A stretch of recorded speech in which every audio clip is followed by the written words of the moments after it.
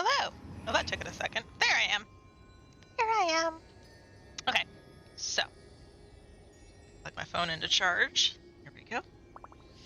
I lost power last night. Yesterday too, actually. So actually, most of the night I had power. I was at a show, and a tree came down and took out power at my house. But by the time I got home, I had power restored. And then, so I was able to like eat food, stuff like that. Get that stuff taken care of. And then by the time I got to, I think it was like 6 p.m. or so, the power had gone out, which doesn't surprise me. We had like 65-mile-an-hour gusts and stuff. And I checked online because our local thing has a PUD you can look at, the public utility district, and you can look at to see what all people are reporting and like what they're looking at. And they hadn't reported that they knew of the outage, and their phone lines didn't say that they knew of the outage on okay, so I need to do 7 more bosses, I need to cook dishes, and I need to forge. That they knew of the outage elsewhere, and so we're like, hey, are you aware that like we don't have power? And they did, they were aware of it, so that's good. But from what I could see is that at least 2 different transformers were hit, 3 separate trees, this is later in the evening, 3 separate trees had gone down, and it was total, not total chaos, but just like there's wind and storms and rain, a lot of rain. Oh, my crystal fly trap is done, I didn't notice that. So we had all that stuff to deal with. And then, wrong way. And then, sir, can you? Thank you. And then we had, I was looking for something, I don't remember what it was.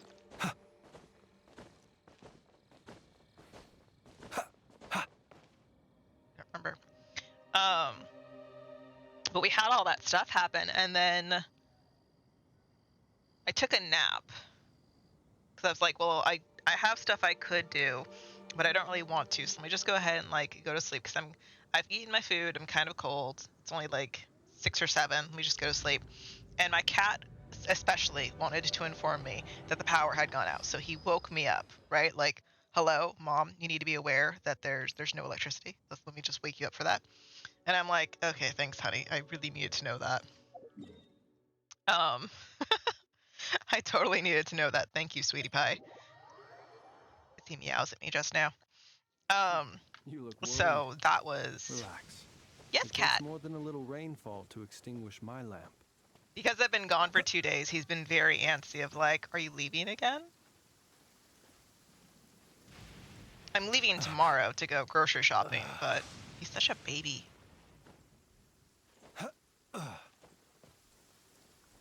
I did decent at the show, by the way. I did about what I expected I would do for this show, which is like 3 transactions.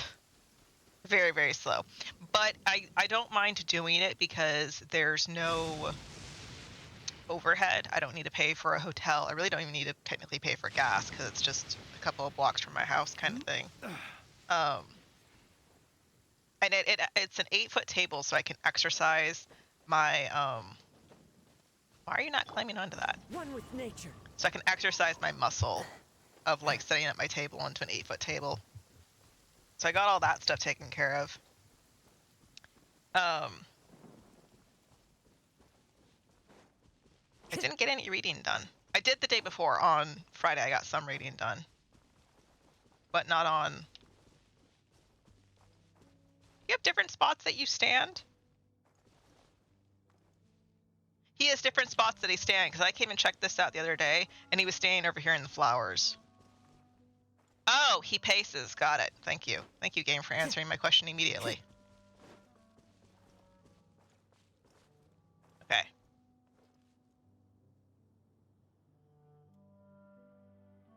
I think... I don't know if this is a PlayStation 4 thing compared to the PC, but I feel like the draw distance or like the placeholder islands are different. Because like that stuff above my head is normal, but like these mountains in the distance, I don't remember them being that tall.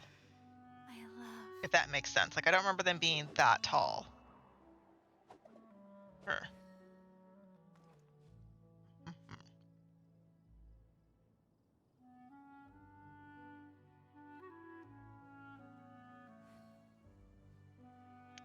But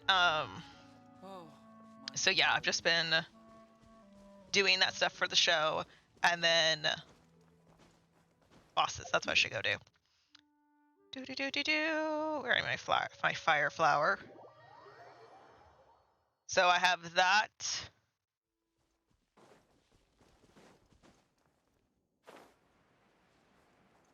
Sorry, my brain is just like mush.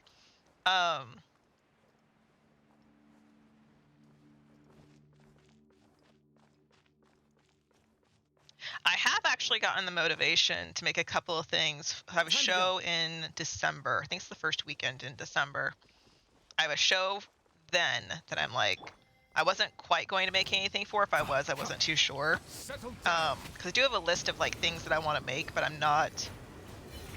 I made the list in like June, so maybe I'm just not in the mood, you know, for that. And if I'm not in the mood for something, then I shouldn't try to force myself to make it because I'm not going to enjoy the process. So, but yesterday and the day before, I was thinking about what stuff I could make that'd be kind of small, kind of easy to make. And I have little mice that I make for Christmas. They're not little, but they're kind of small mice that I make for, they could be for Christmas. And one of the reasons I haven't wanted to make them is because I didn't want to make the pom-poms.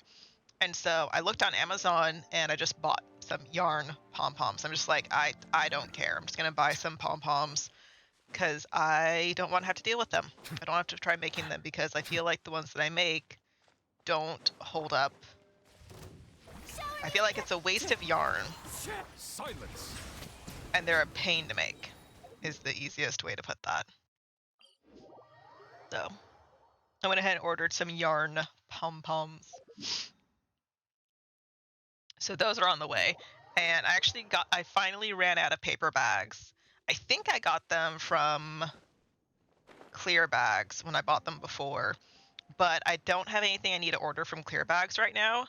And I didn't even check to see like what their price was, what their shipping cost was. I just went on Amazon. I was like, just give me 50. And it was like $15, $16 for 50 of them. I hope they're the right size. I'll double check to see when they get here if they're the right size.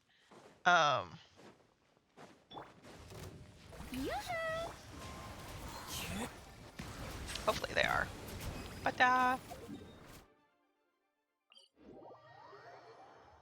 so I have a new baggies coming. Da, da, da, da. And then let me see. I got my bosses done. I just finished that before we started stream. So we have story and we have the new, there's like a wonderland thingy to do. There is a glare of sunshine on my screen.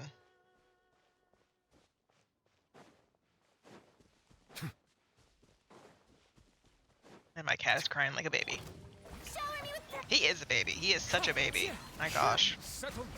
He was like glued to me last night because the power was out for a while. So he woke me up at like 9 or 8 or something.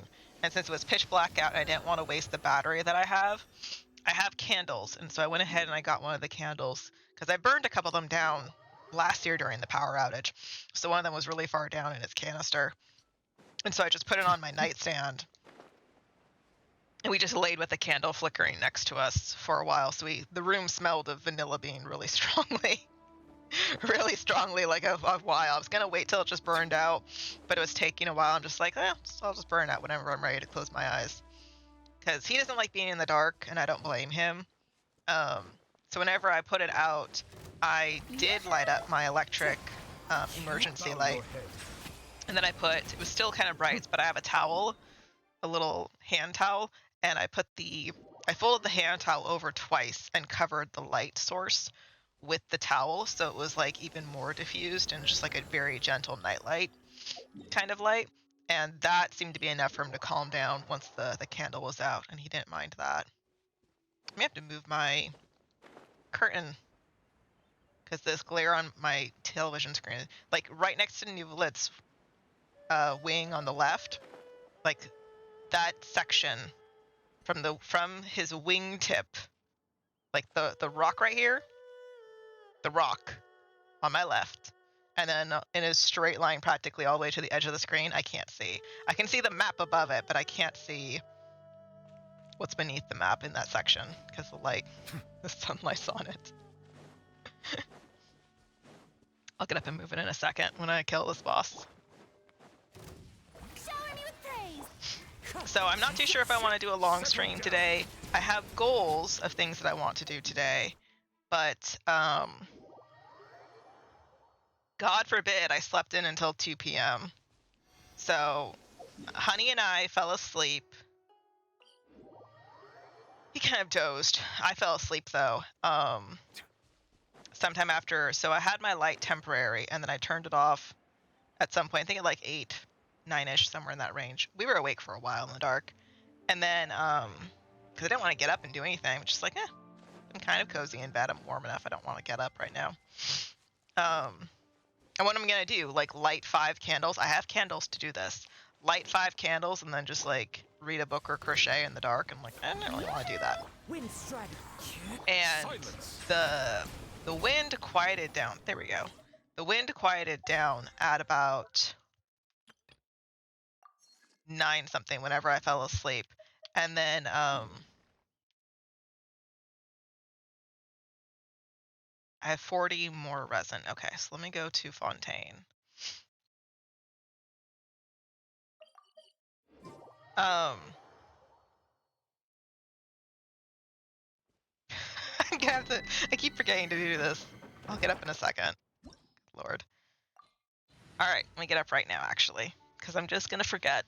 I'm just gonna keep putting it off and then I'm gonna see the light and just be irritated by it. There we go. I really don't need to move it this far. Oh no, just a teeny bit more. There we go. I have a dark, my window that points, what is that? West. I have a dark navy flag over that section, and so the glare is still there, but now it's diffused because it has to fight through a navy flag, and polyester is kind of hard for sunshine to get through.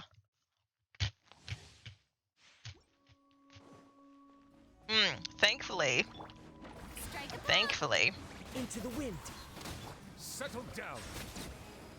I didn't lose any milk. Thankfully. I lost like maybe, One with nature. why is my camera being a butthead? Good lord.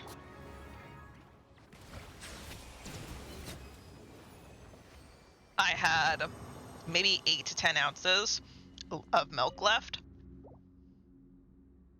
that went bad from the power outage, and like it was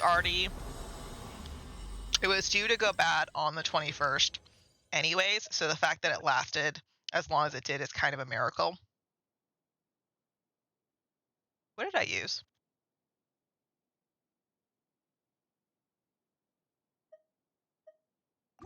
I didn't see what I used. I should have used the resin. Why did I not? The wind knows me. Fallen leaves. Nope, that's not what I wanted. The tides beckon. I always do that. I always get Kazuha's burst instead of Nuvolet's. Can you hold still, please? Thank you. Ow. Oh, it's set to fragile resin. I don't care about fragile resin. It's dumb.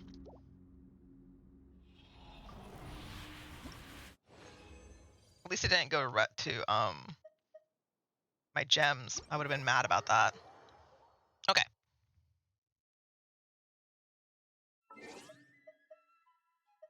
So what I'm trying to do is I'm trying to get these are your artifacts, and as you fill them out, they unlock stories. So like if I click here for description, it has a short little story that goes to it.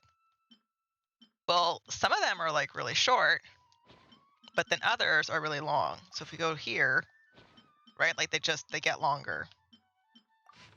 Like look at that. It's a lot longer.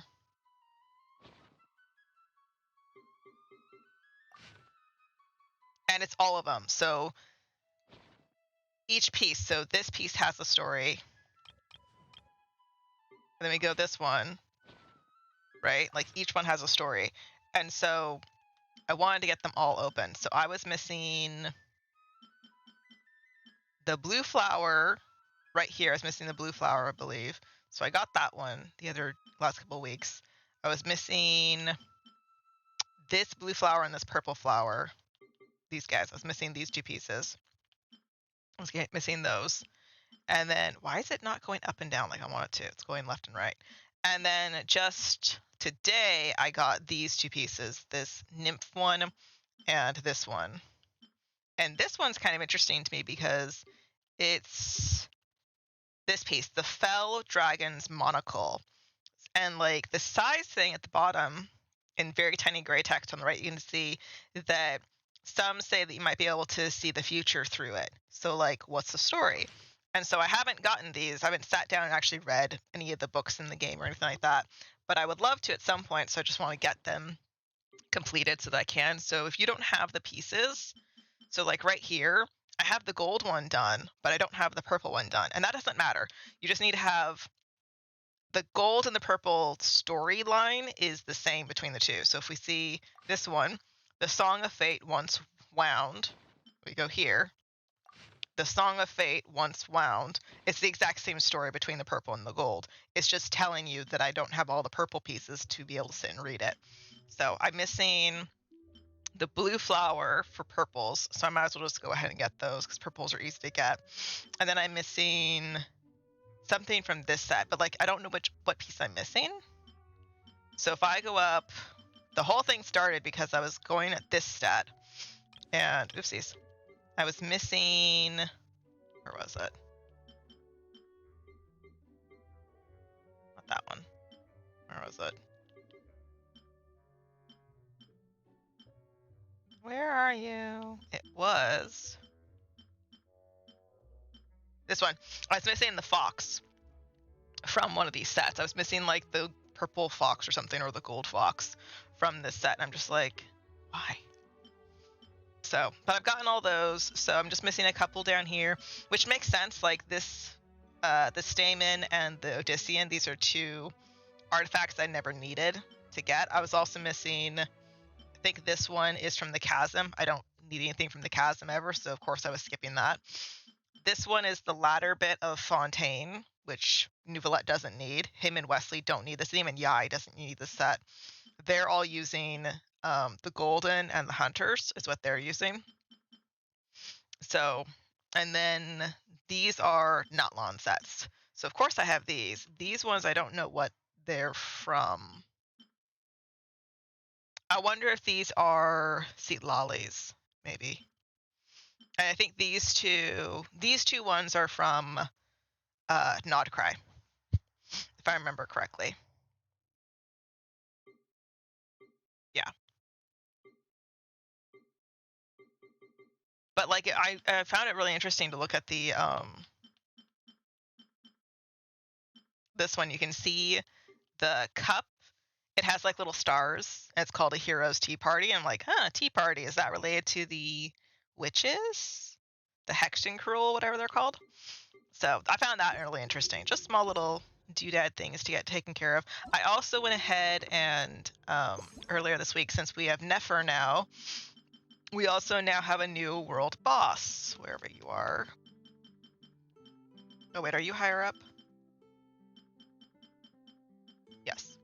So this is the new boss for Nefer to fight, which, like, look at that. It's so cool looking. This is what makes me think the moonlight colors is what makes me think the twins had like moonlight colors, because it seems to be the same kind of white creamy color that they had that we saw at the start of the game. So like maybe it's related to that. I don't know. I found it interesting. So there's that. Like these guys are neat too, but like this moonlight colors, that's super interesting to me. So I'm excited to see how that goes. And then Tuvus and I were talking, and we were wondering if there's a new weekly boss to fight. And I'm like, no, because there's no empty. If there's a thing, there should be an empty square after the chess peoples, and there's not. So maybe there is. I don't know. Oh, but for the milk, since we lost power and I lost milk, thankfully I have 2 things. Now I have 1, but I had 2 things of Swiss Miss. So I woke up and I had Swiss Miss for my morning chocolate milk. And then I have a waffle, a honey waffle thing that I had for a breakfast snack. I'm just like, this is sad. But I do have canned pumpkin, and I made pumpkin bread 2 or 3 days ago. I think I'm just gonna make some more pumpkin bread. So I might make that tonight. I might make it tomorrow, because that'll be a decent breakfast, some pumpkin bread. The pumpkin bread that I make has nutmeg, cinnamon. I did a pinch of ginger, and even I felt like that might have been too much. But it added a nice little small flavor. Okay, that's taken care of. Oh my god, let me show you. Look at my wheel. Look how empty it is. Look how beautiful my wheel is being all empty. This is so nice. I love it. If I need the inventory, I can. If I need the battle pass, I do. If I need the map, I do. I don't hit anything empty now again. I would love, I don't know if you can alter this on the PlayStation 4. I'm on the PC right now. But if you can, that'd be super nice too. Because how many times do I open the friggin' character menu when I'm trying to open the battle pass? Good lord. Okay, so speaking of, cook dishes. Okay, it's the next one. Today's recommendation. Incomplete. Just this one? Okay.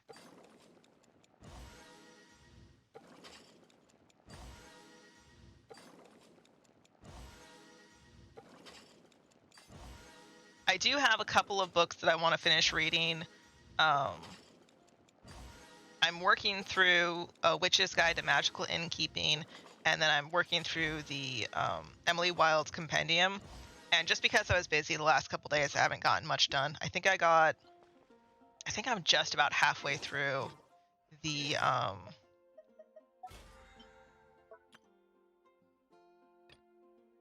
9 out of 20, so 11. I think I'm just about halfway through. I think I'm just about halfway through.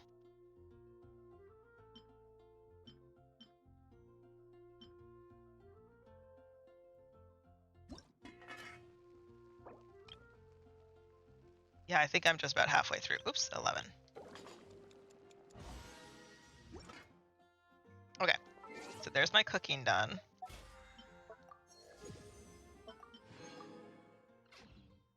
Oopsies. So, what else?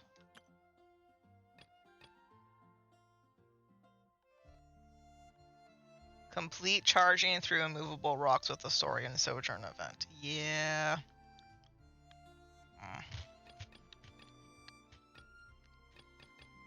Wait, why is it that and it's not story?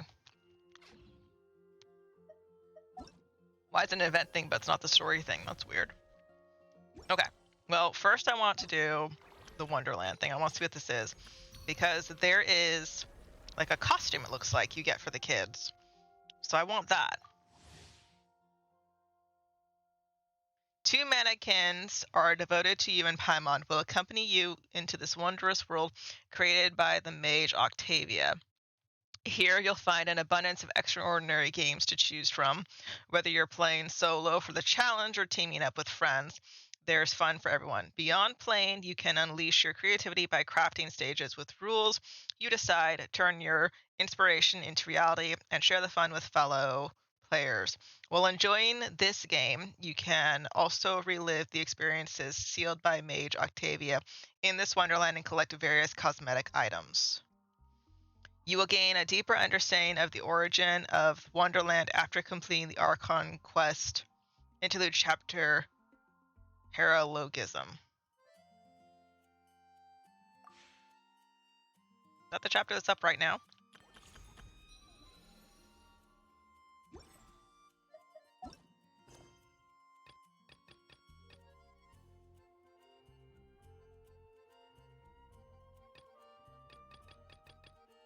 Doesn't say that's what's up right now. Paralogism.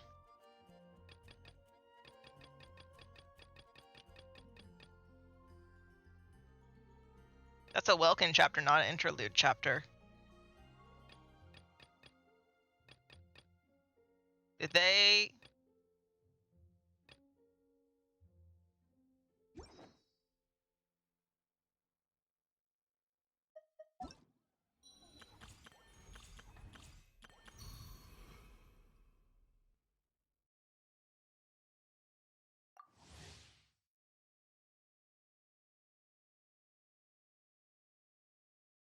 Okay, I'm just gonna start now, because, like, I don't want to do story if you right can now. Believe it. A whole other world within this universe. In that world, people found supreme bliss in what can best be described as lucid dreams. Reality became blurred, or rather, redefined. But outside of their flawless reality, the problems of the material world remained.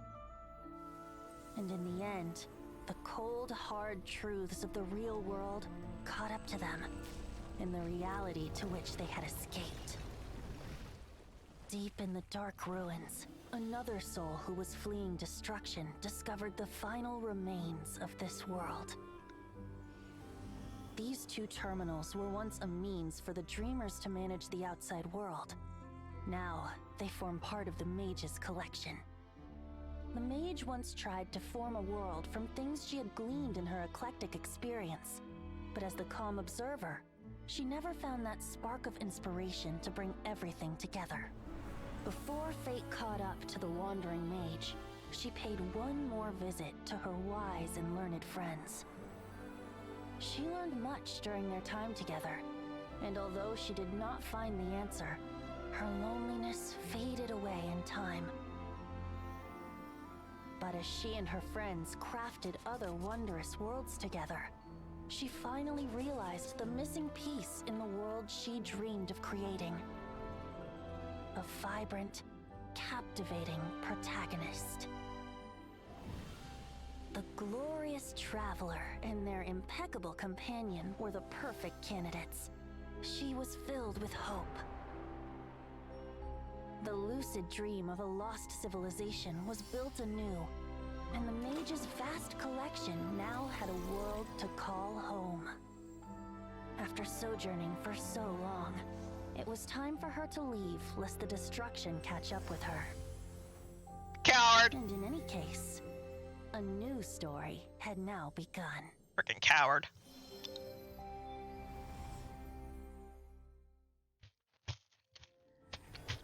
Is that what that gift item is?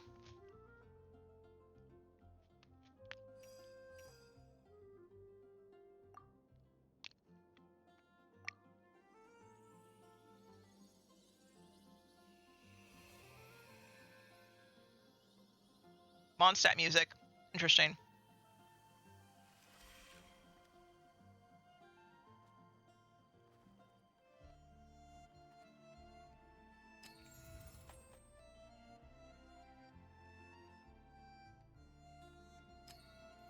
Oh, I can change my look? Okay, well, I like the default.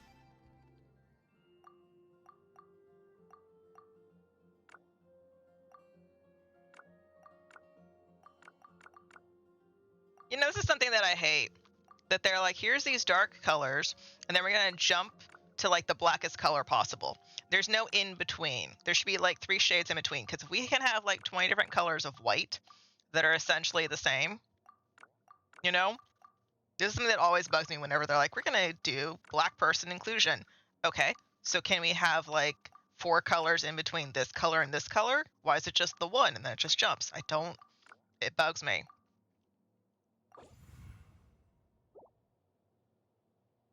Hello?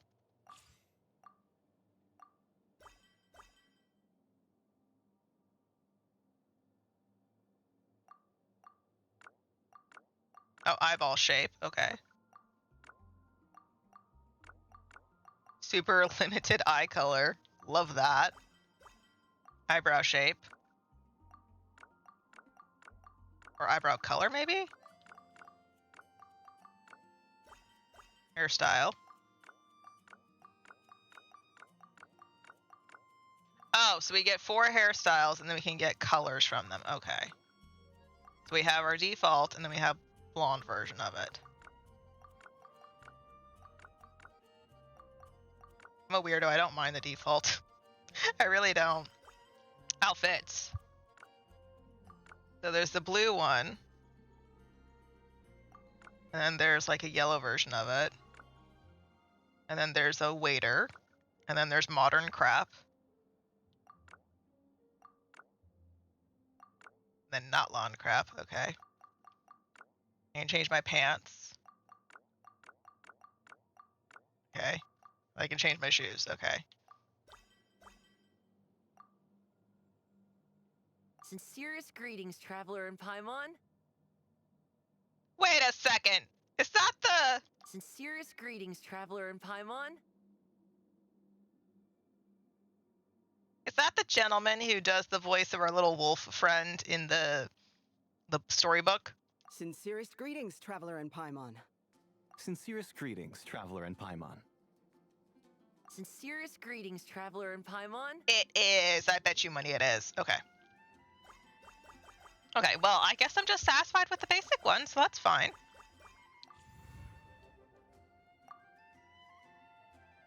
Enter my name for my mannequin. Can't I just have my other name?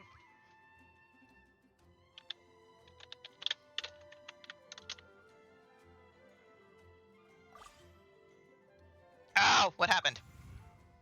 Okay. I was like, if I have to enter that again. I don't want to. I want to be able to sit down and be cozy. So is this little star thing the gift that, like, Alice gave us? Because that's kind of a bit of a letdown, honestly. But it looks like it is. Whenever the cutscene started.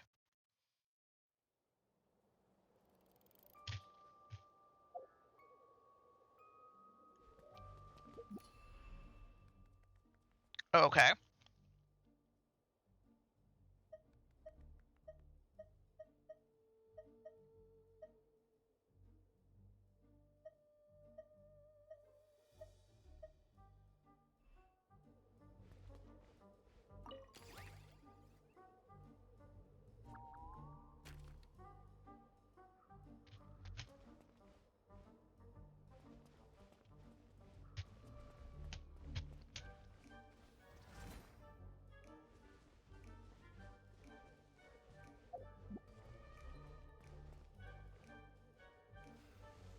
Ah!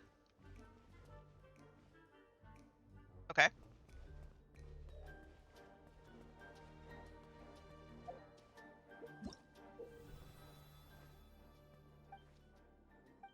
And there's set bonuses. Fun. Okay.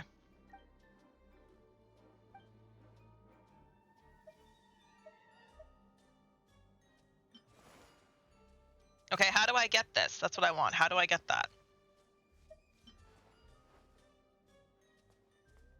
Okay, the Arabian Prince one is neat. Not line crap. Steampunk, okay. Ninja. So they're basically doing like Final Fantasy 14 stuff. Okay, that's cute. I dislike the Natlan type looking thing. I want stuff to exist within Teyvat. Does that make sense?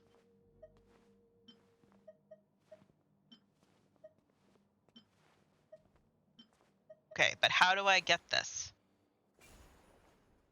That's what I want. How do I get it? Okay, so you can change your hair.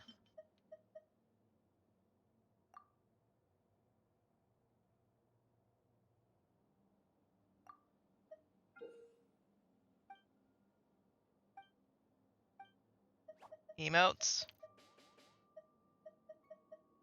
Yeah, emotes.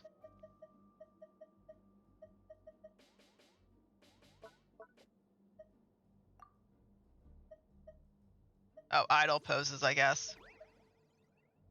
Yeah. Okay. You can change your teleport?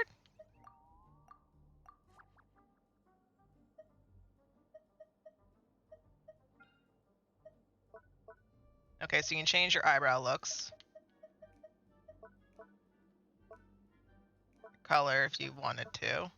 Your skin tone even if you wanted to. That's nice. Okay, but how do I get that? I want that. How do I get this? That's what I want.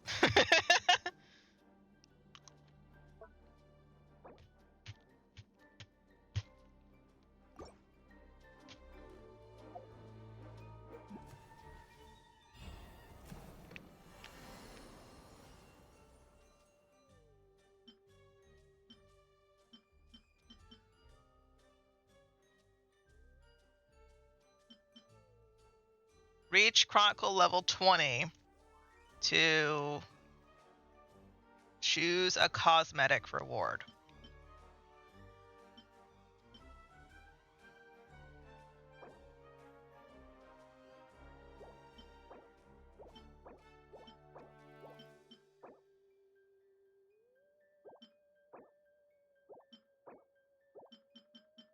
Okay, but I don't want that one. I want the purple one.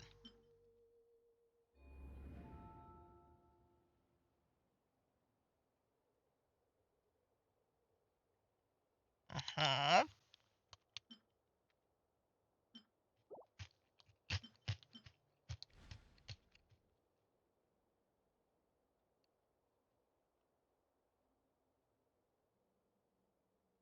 $35 days. Okay.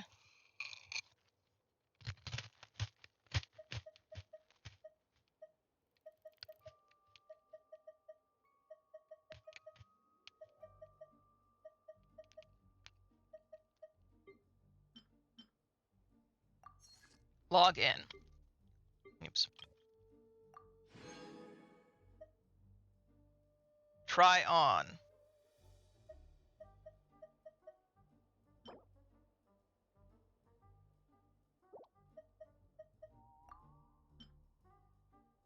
Complete 5 matches. Unlock any 5-stage achievements.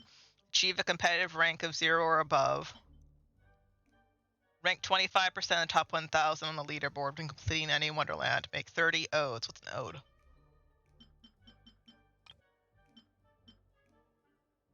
From this week's missions.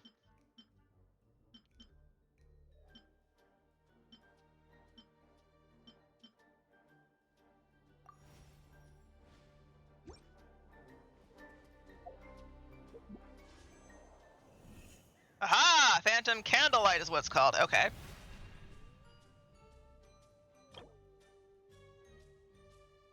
You make an ode. Okay, so it's a gotcha. Use a token to get a discount.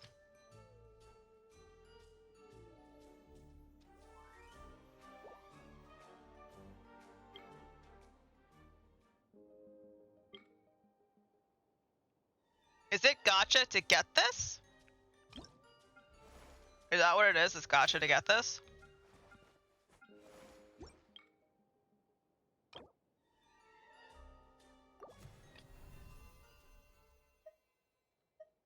It still say it's gotcha, doesn't it?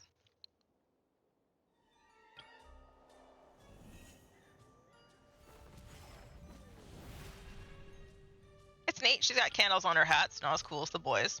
Oh, he has candles on his hat too. Okay.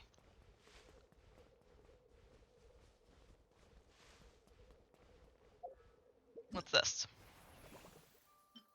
Complete the following to get these things. Okay. To get an Animo slime hat.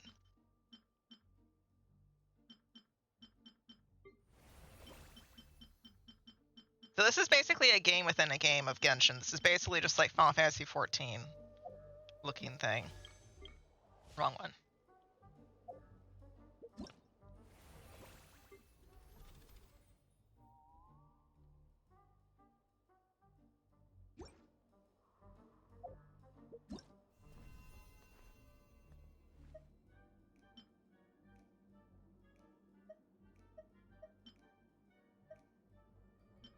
I don't know what it is. Let me see what it is, you freaking game.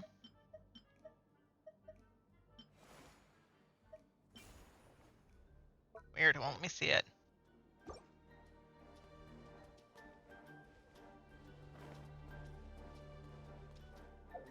Can you click go away? I don't know what the red dot's for. Go away.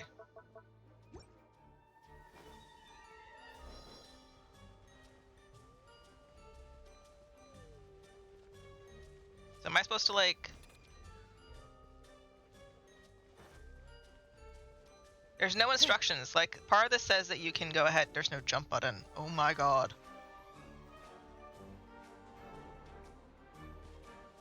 Oh my god, wait, is jump? Okay, hold on. Why is jump X instead of O? Where's the settings? Who did that? No, jump is O. How dare you? Game. Did that nonsense. There we go.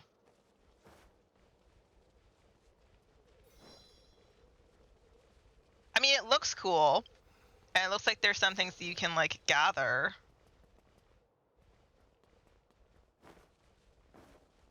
But, like...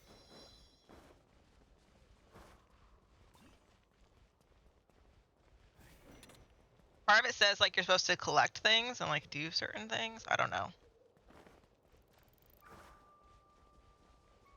I guess I have questions. Of, like, how this is supposed to work. Because, like, I thought you're supposed to customize stuff. I can't even sit down in the chair. Well, that's stupid. Oh, I can. Okay. I just need to be in the right area. Weird. Oh, where's the...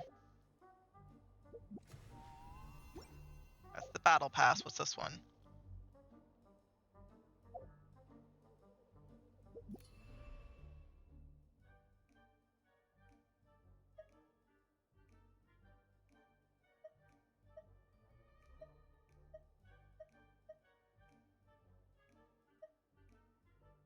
Mining simulator? What does that mean?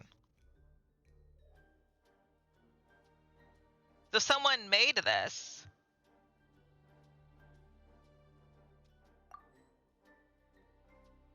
Hello? Why'd that say matchmaking cancel when I hit square? That was weird.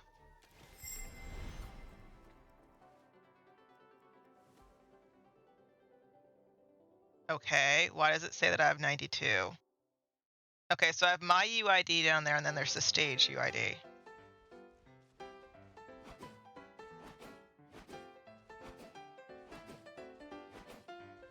I guess I'm supposed to, like...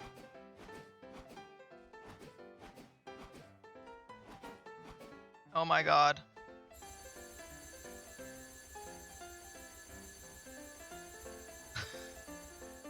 It's one of the app game bullshit things.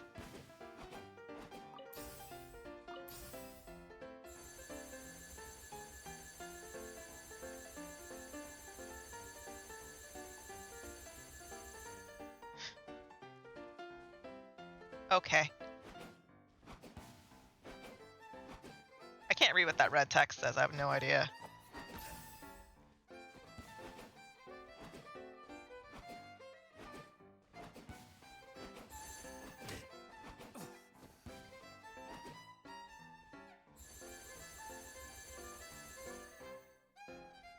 Am I supposed to collect it?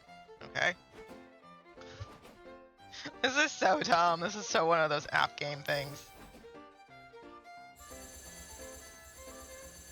Okay.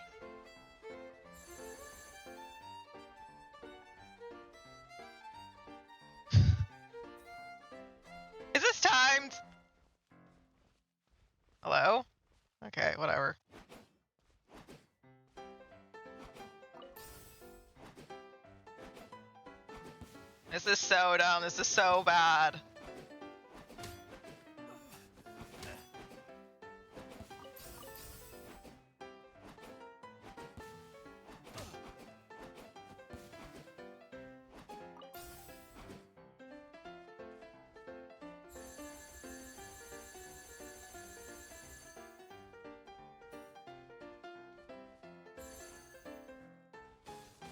Okay.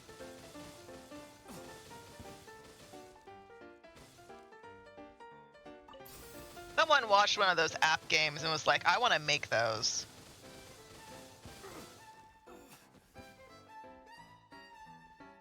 Storage full? What do you mean storage full? How dare you? I have to stand here and wait for all of it? Oh, that's stupid.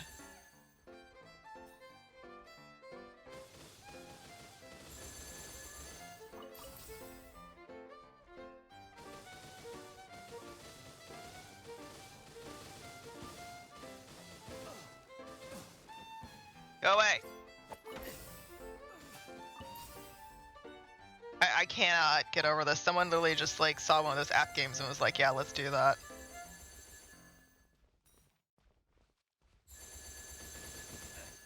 Ah, I'm stuck. What am I stuck with this camera bullshit?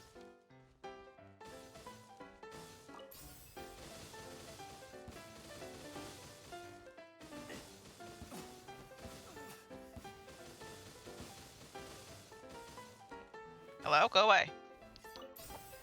Die. How long is this supposed to take? I'm so bored. I don't find the... Okay, let me backtrack my statement here.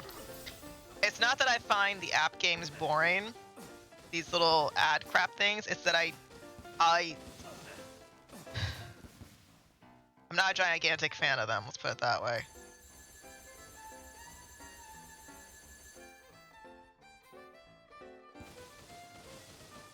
Go away. Thank you.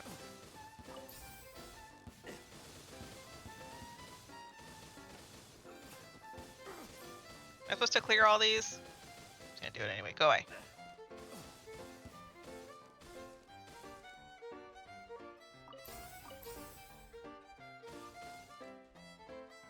Can my storage like stop being full, please?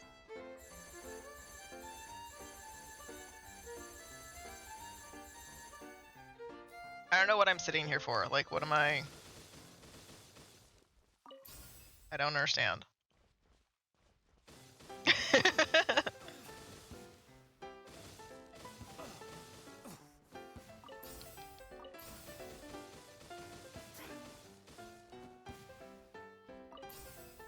Like, am I supposed to go somewhere else? I don't know. Okay. My guides of like where to go are not intuitive.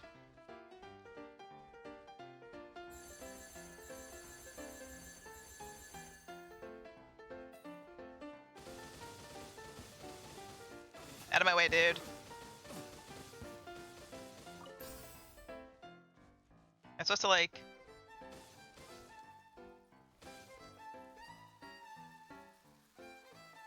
I don't know.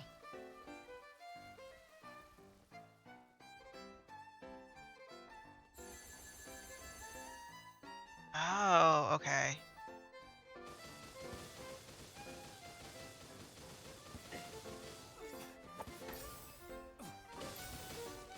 I'm supposed to like...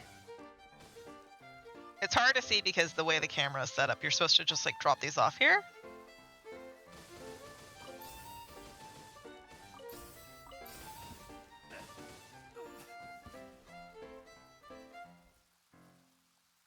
Okay.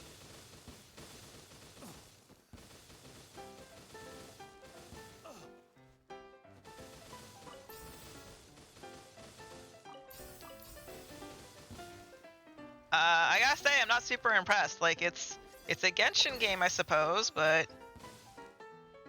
it just feels like one of those app games. Like, you know when Pokemon released their thing? It feels like that.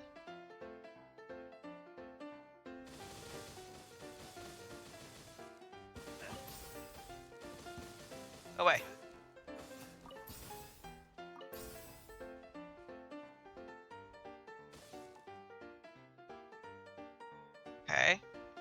Then I guess I grab that, and then I come over here to sell? Yes. Okay, so now I need to come over here. I guess. And then this goes over here? Yes. Okay. I mean, they're using some assets from the game, which is nice.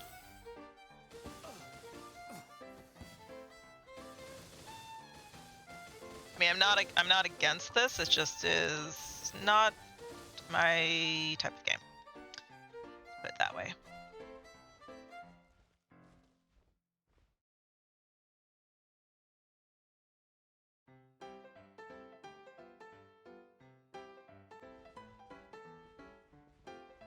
Okay.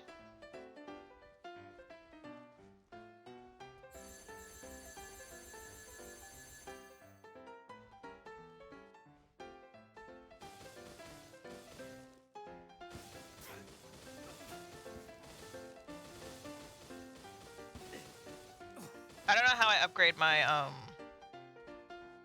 my thingy.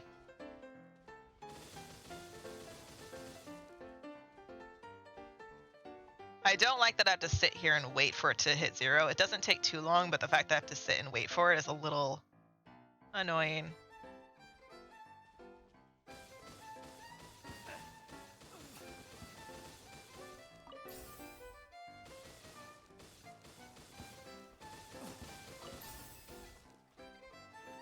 Can you go away, please? Oh my god, hit him. Thank you.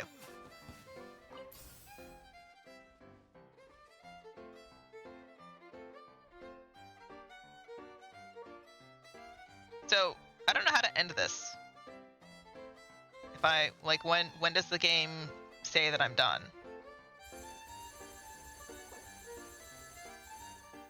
Congratulations, you completed game objectives. You can now leave. Okay. How? Abandon challenge.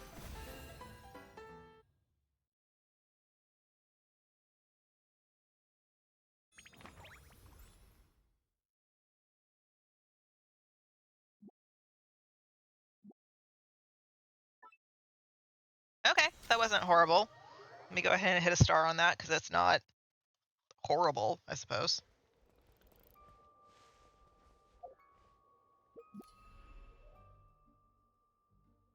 Okay, so I've added to flavor, so it's there. Then I come here.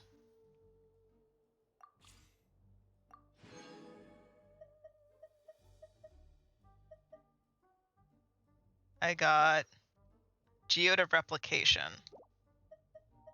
Okay.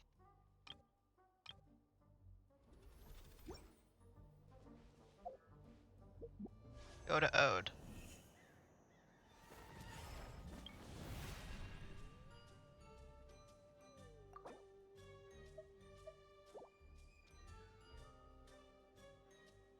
Why did it tell me to come to Ode?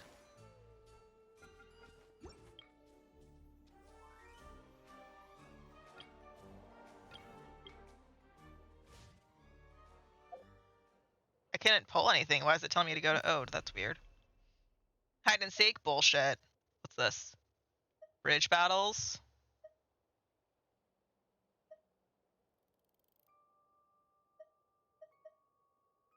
What's a bridge battle? Okay, it's co-op apparently. Oh, so that's what the teleport icon is. Okay, interesting.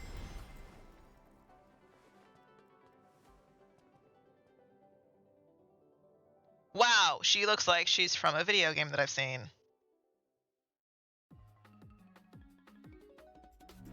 Okay.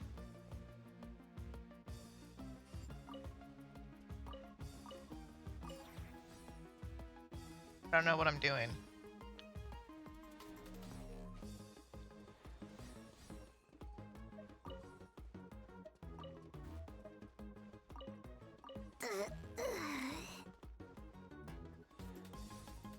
I'm confused.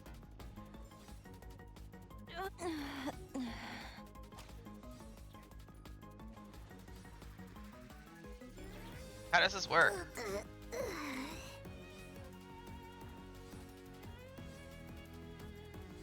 We're supposed to like, I don't understand.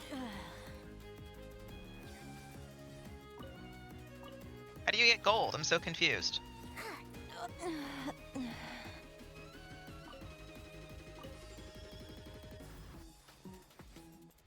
How do we... How do we get gold? I'm so confused, guys. I don't even know what killed me. I have no idea. There are no instructions! Am I supposed to like...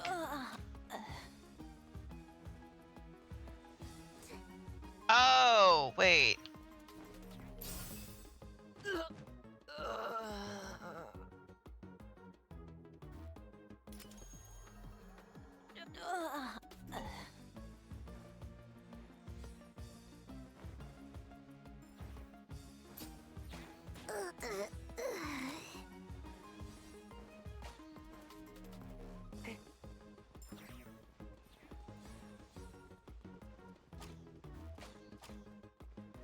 I don't know if I understand this. Ah!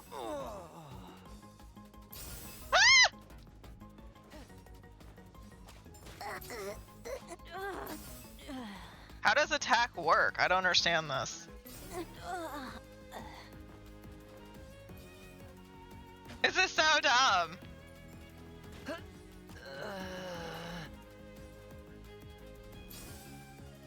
I don't understand how this works, and I'm not a fan of it. This is like a bad Fall Guys game. Because there's no instructions.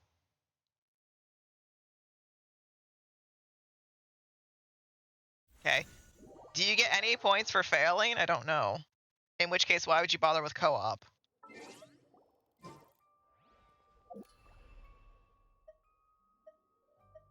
Life and Death Duel, Blade Soccer, Bridge Battle, Combat Challenge, Wonderful RPG. What's that?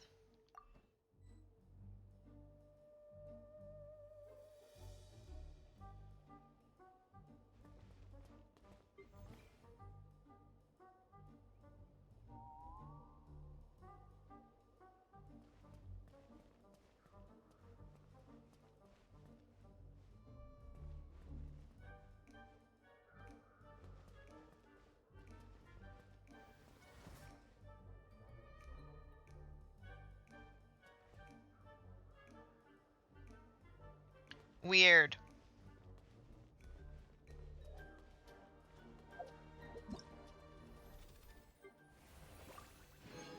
Complete 2 different ones. Change and save a mannequin cosmic once. Okay.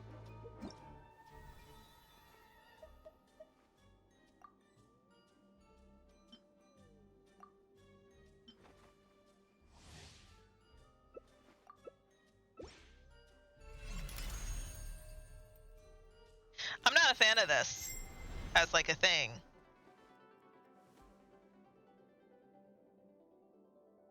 Because a lot of the games have no instructions to them. And if I'm going to do this, I'm just going to do that mining crap thing, honestly. Shop, skill shop.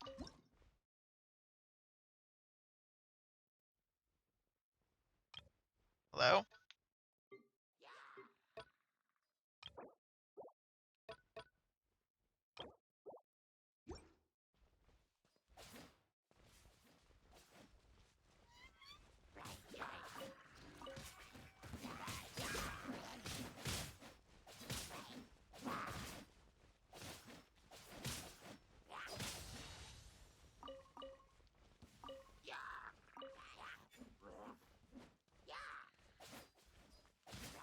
Wow, your thing is horrible. Okay. How much more do I have now?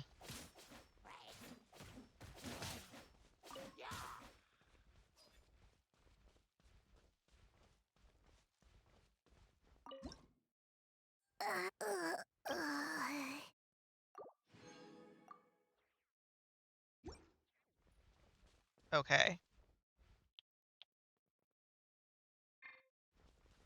How do I use the fire scroll that I bought?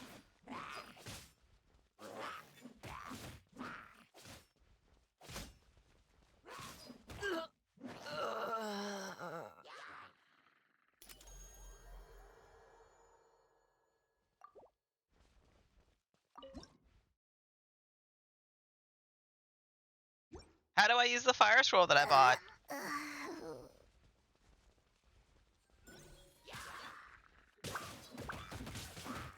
Like, let me...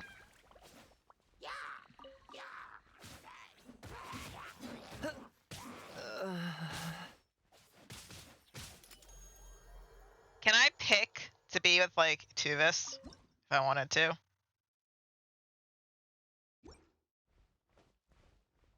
I'm serious, how do I, like...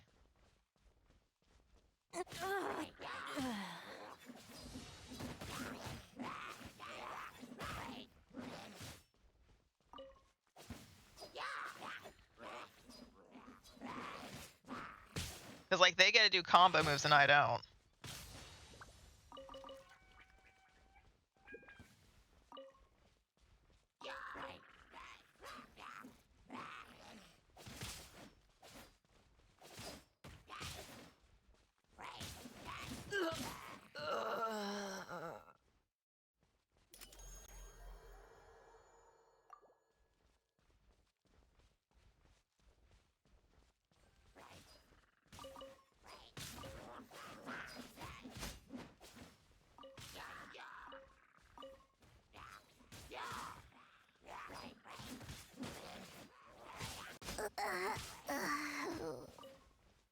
This is so...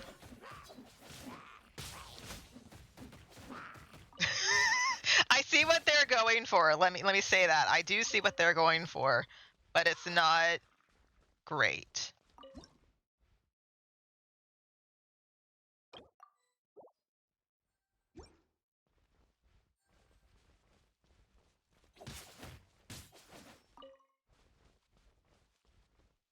I don't know.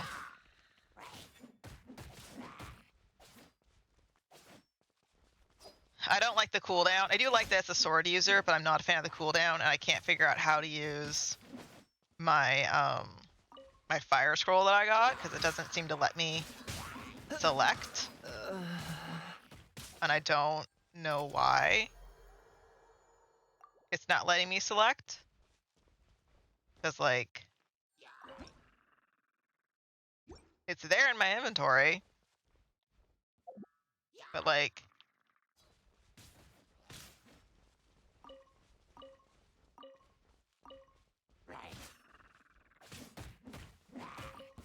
it's like a weird dot hack, I guess is what I should say. Final Fantasy 11, that's what this makes me think of. When I think of Final Fantasy 11, I think of this.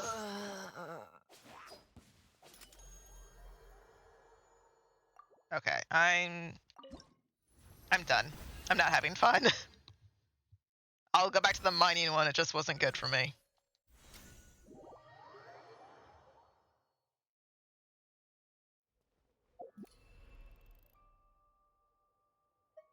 Okay, so soccer, life and death combat challenge, wonderful RPG, feast frenzy. Okay, let's see what feast frenzy is.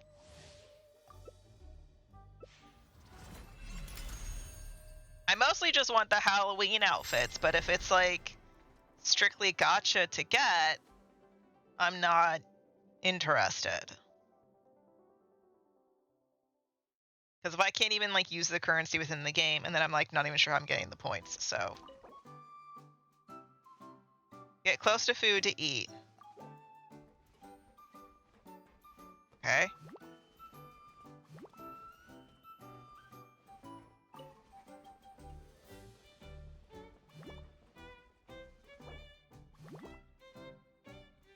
What?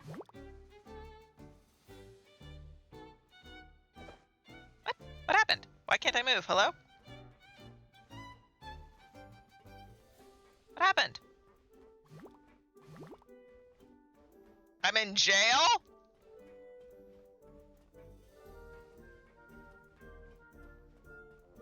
Is this stupid?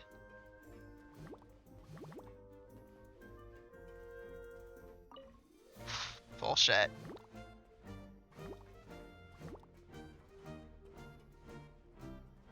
You're supposed to avoid jail. That's so dumb.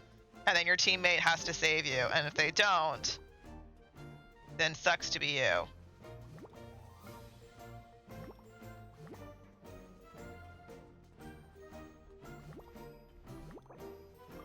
Are you serious? Let me out. Oh my god. So how is your teammate supposed to save you?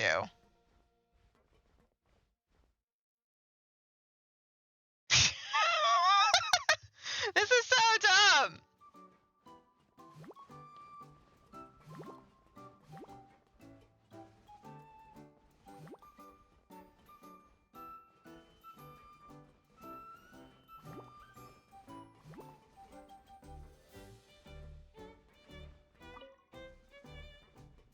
What?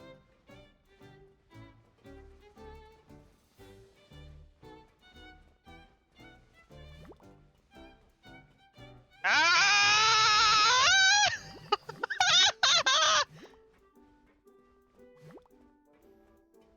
What do I hit? I don't know. I don't need buttons to hit.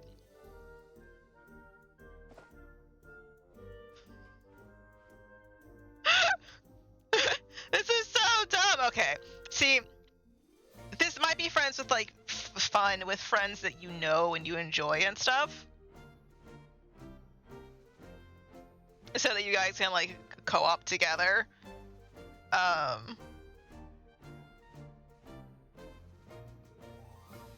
But like standing alone by yourself, it's not a lot of fun.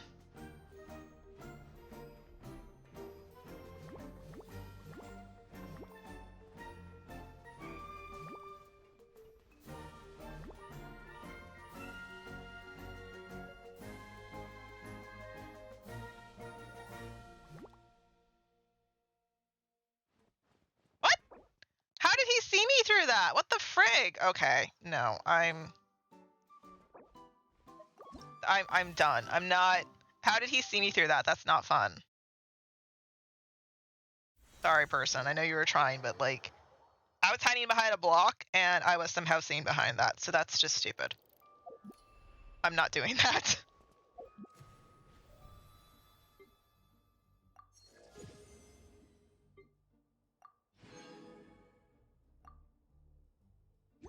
I have better things to do with my time than something that doesn't make sense.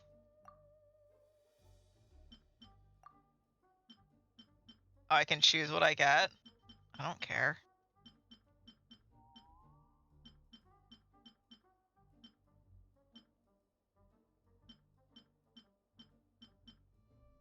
I don't like any of these.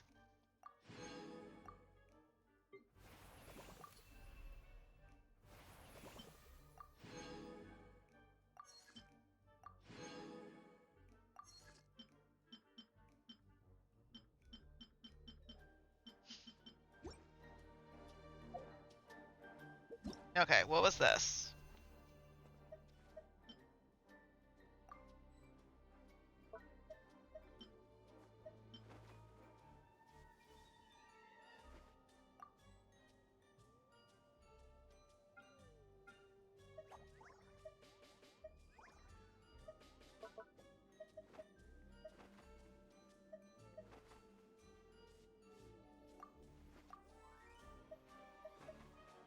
I don't get it. I mean, it's fine, but I'm not.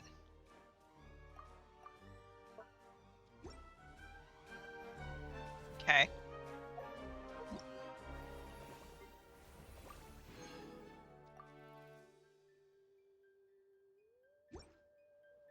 I mean, add one new cosmetic plan.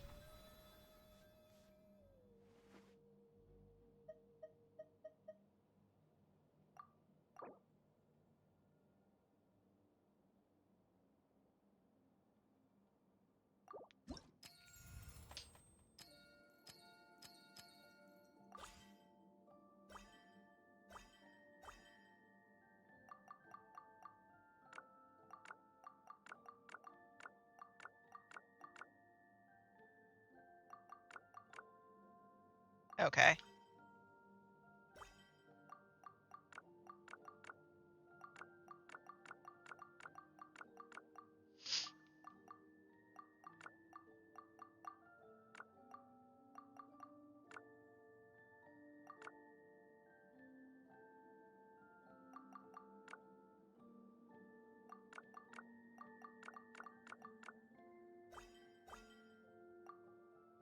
Sincerest greetings. Nope. Sincerest greetings, traveler in Paimon.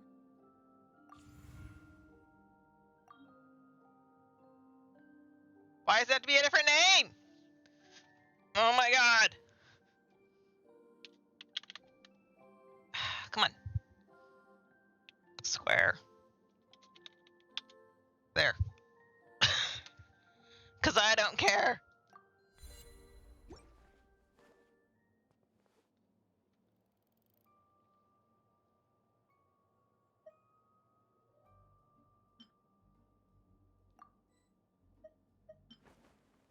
Okay, so the girl cat one is pink. That's, I guess, cute. Okay, see, that one's kind of cute, but it's just Navia. That's all it is. It's just another version of Navia.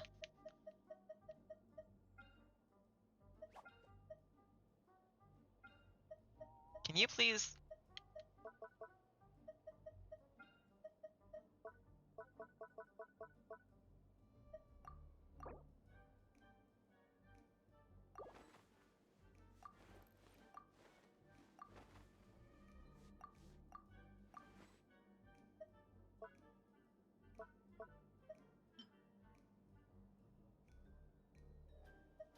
I can get a jack-o'-lantern on my face. That's kind of cool.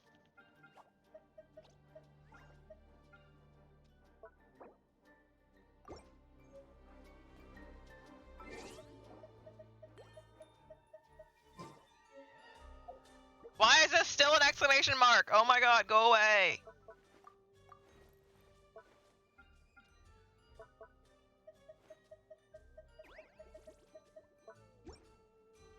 Ah! I don't want to be the girl. I want to be the... There, Jesus Christ. Okay.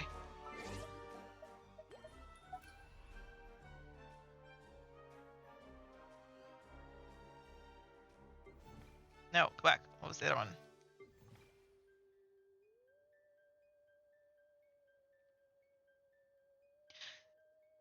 All of these are made by, like, Asian people. I haven't run into a single one that's made by an English person. It seems like.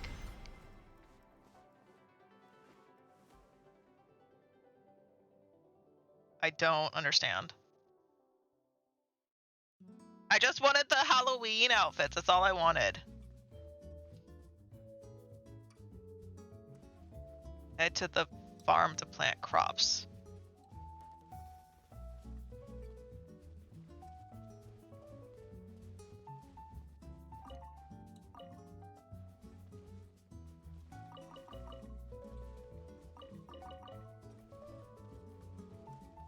Okay. Now what?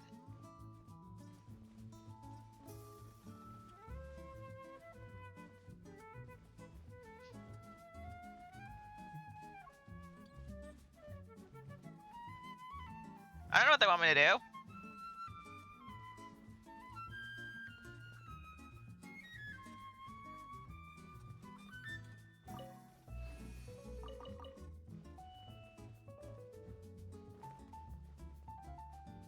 Okay.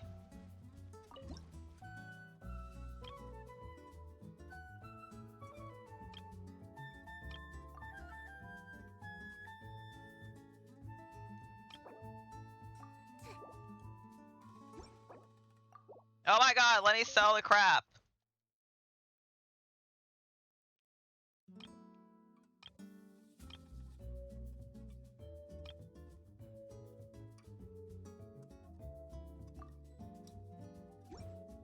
So confused.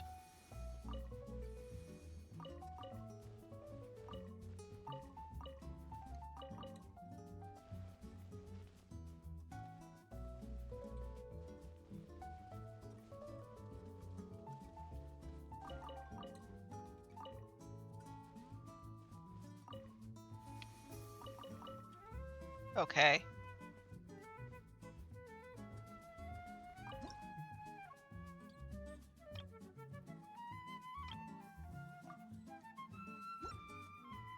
I am so... Okay, this is not a bad thing. Let me make it that clear. This is not a bad thing. I'm just not a fan, I guess is the way we should say this.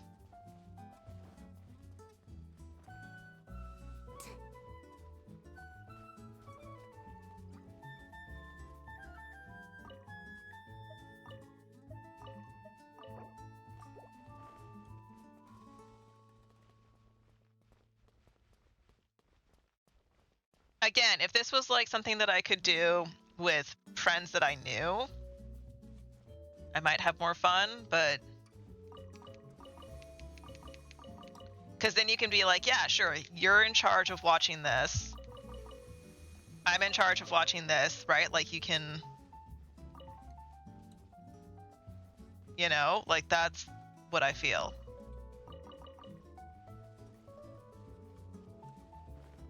And like maybe I'm just crazy that way, but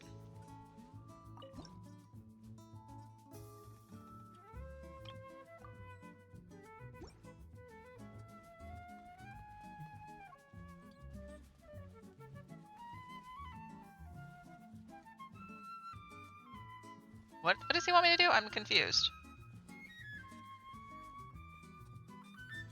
I don't understand what you guys want.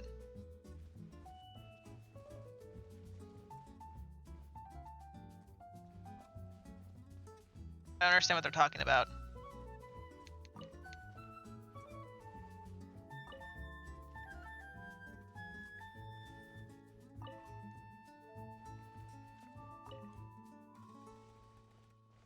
Okay.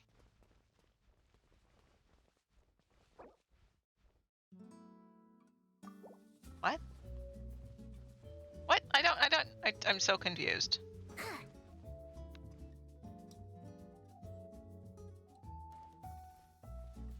We haven't made any sunflowers. Did we?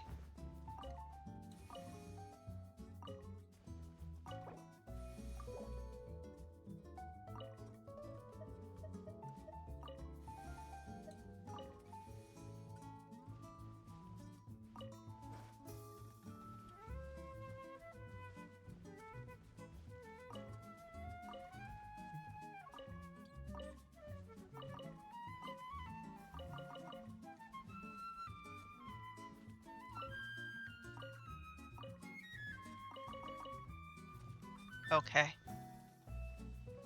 I feel like the person that I'm with knows what they're doing and I have no clue. So I'm just here.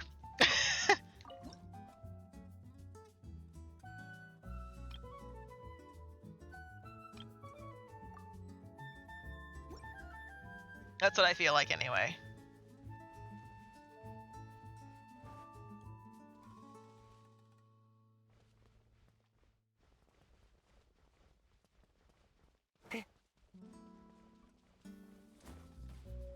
What's going on over here? Who's fighting?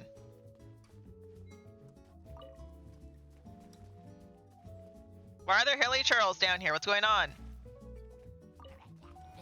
Hello? Stop it. Stop it. Are you guys okay? Okay. I have to protect my stuff from hilly churls?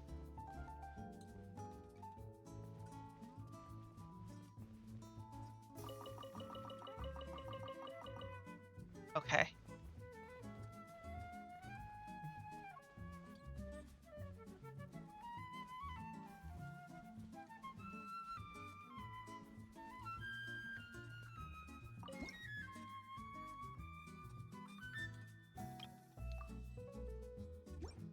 Okay.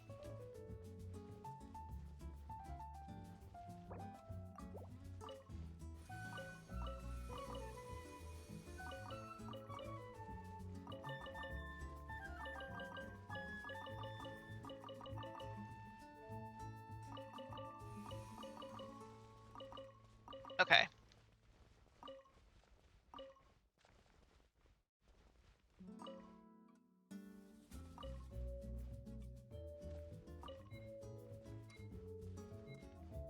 What is that?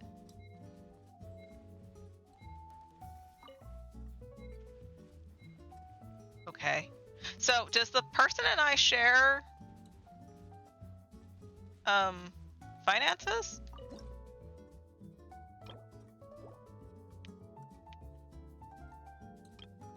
I don't know. Cause like I don't even see a thing that like sees how much money we have between the two of us.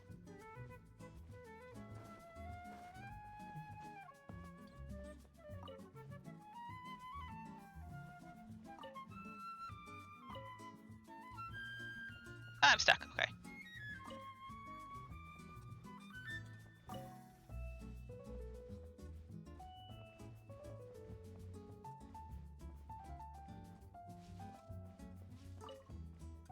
Okay.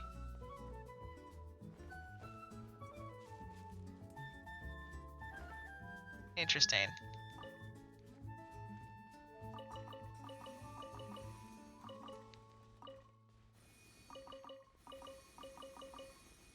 So I don't need to seem to buy seeds, which is interesting.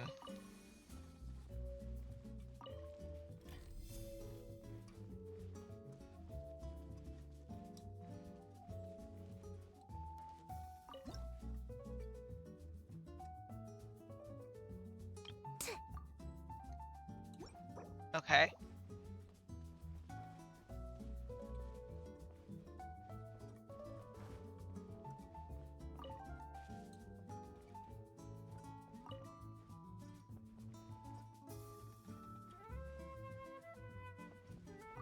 It's a small little like interesting game. Like I'm not mad at it. I don't know how I feel. I guess is how I should put that.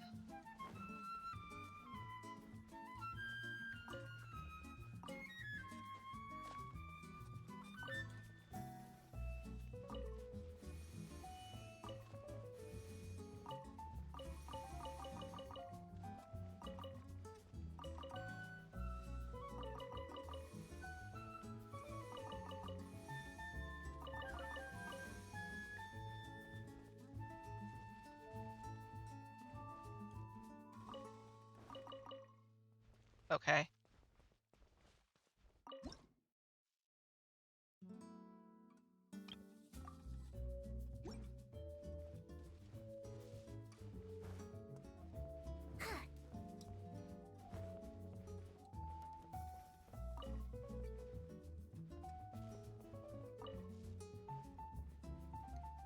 What is this for?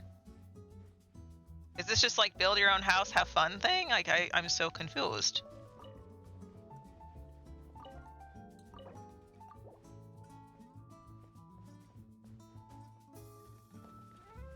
But also like, okay, so here's my other question.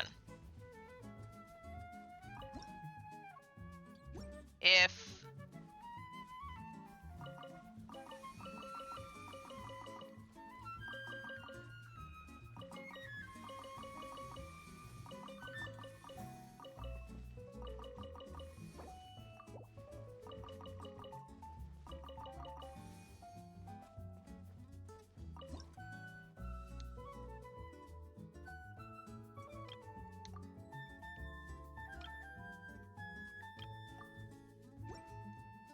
I don't know. I don't know what I'm trying to ask. So like if I'm done with this game, and I want to come back to it, how do I come back to it? Can I not come back to it?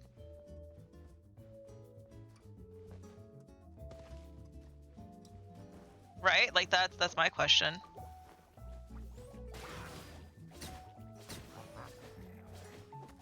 Cuz like if I'm playing with say one of my best friends and we sit here, you know, for a while together having fun,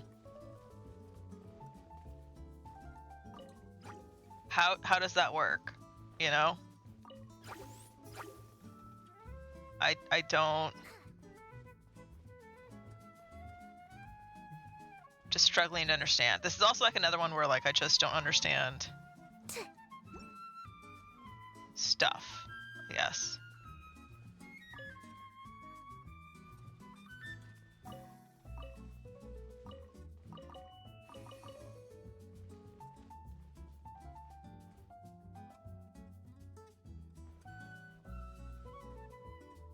So so far this is the most interesting of the ones, but I also don't really understand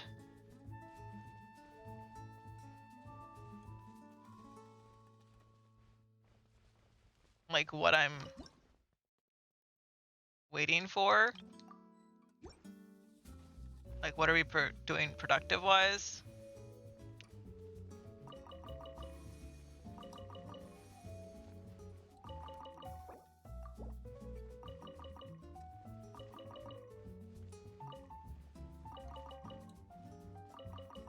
It's like we seem to just want to grow the most recent thing.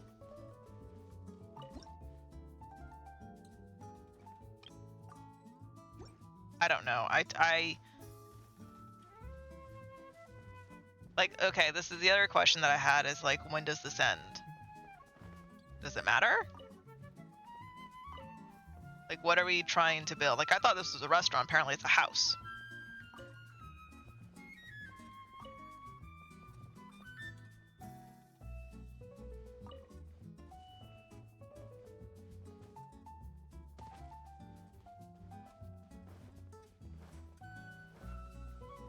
I don't know.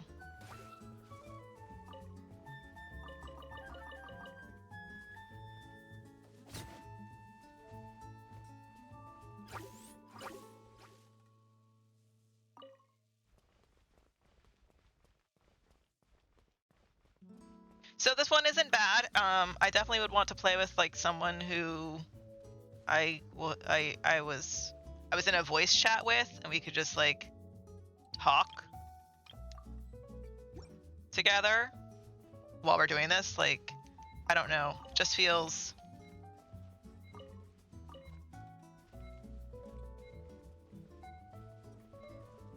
I'm not against it. I just I don't know.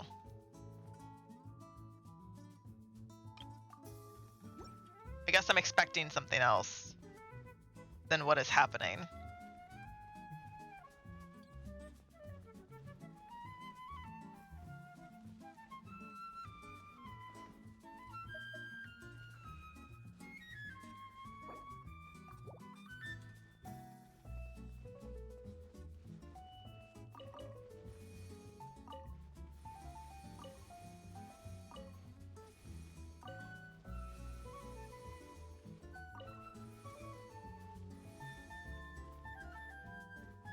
Okay, I'll let her plant because I've been doing a lot of planting.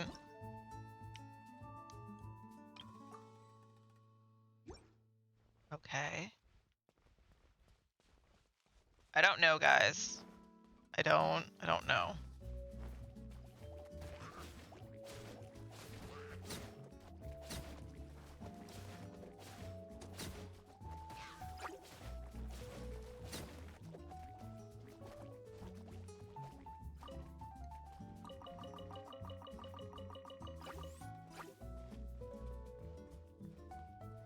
I don't dislike this one.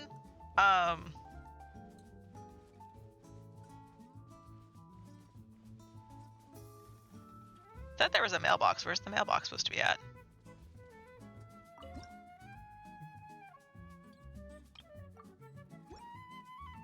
Cause like I'm not.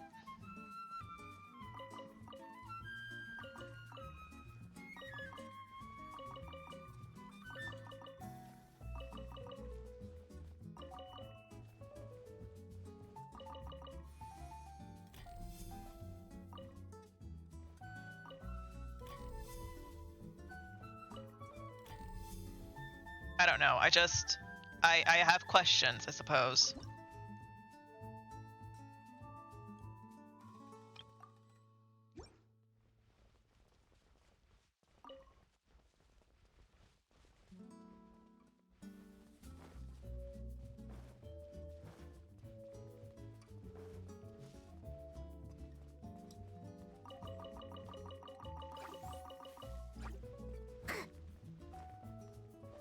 I don't know.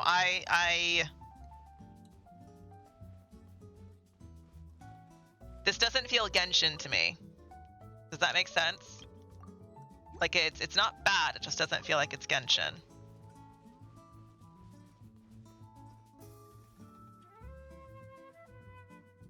So, yeah, that's.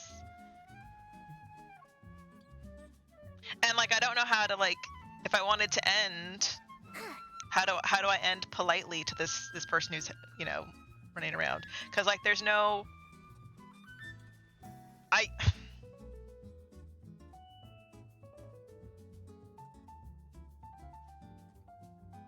Why is there Chinese on my on my screen now? You know, like I don't know.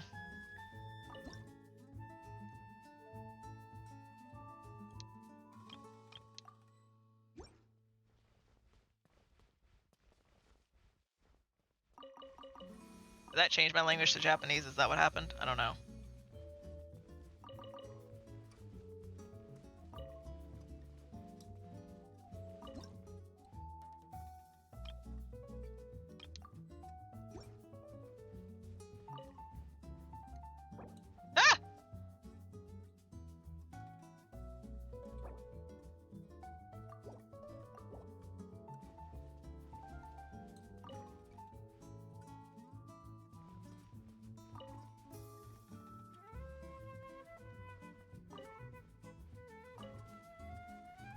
Okay. So this is kind of interesting, but like, how do I save my progress is my question.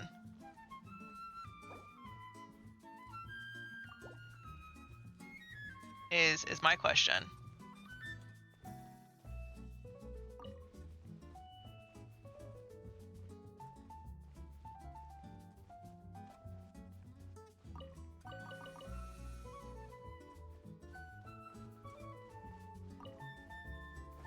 Like, that's something that I want to make sure I do.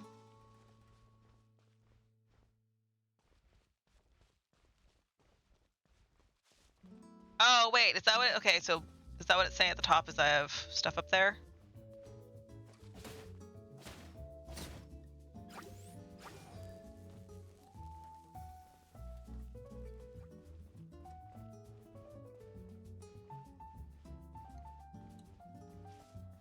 So, like, we have had 13,000 coins? Or we have? Ah! Okay. Like, do we share a backpack? I'm confused.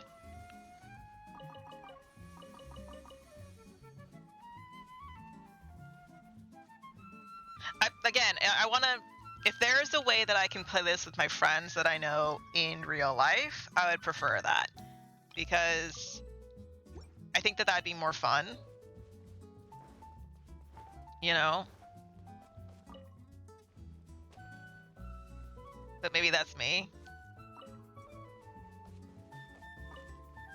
Let me out of here! Oh my god, I can't get over the stairs.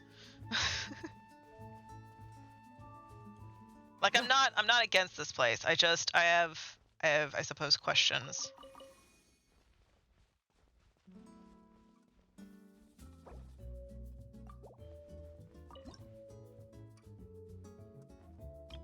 And like, why is my stuff showing up as like I could rebuy it back? Am I not selling it appropriately?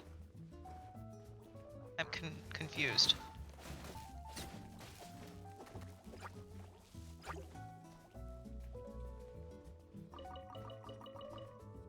Because, like, I'm under the impression that I'm selling it the way I'm supposed to sell it. I do like how small this area is. I feel like it's a small little cozy spot, which I think does work for itself. You know. I thought the robot's supposed to harvest stuff, but it doesn't seem to be doing the job.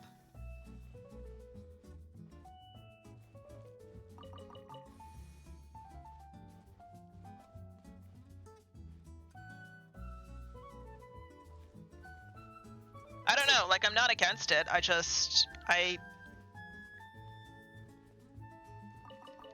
want to know how we can end and save our progress, I guess is my question here. Because there doesn't seem to be a way to do that.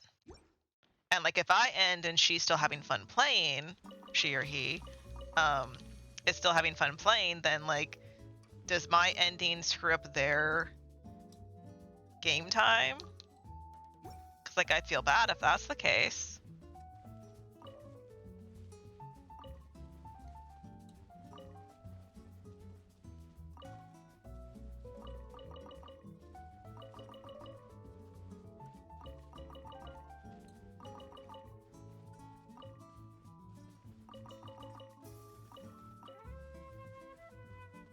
Okay, so we get a second garden. Ah! She already there? She's already there. Ah! Oh, so you run out of time at some point. Okay.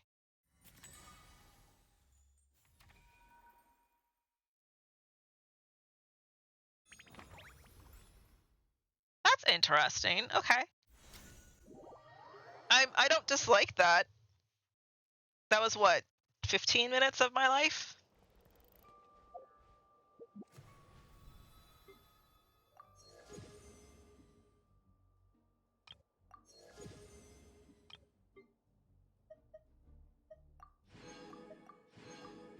I don't dislike it, I just don't know how I feel.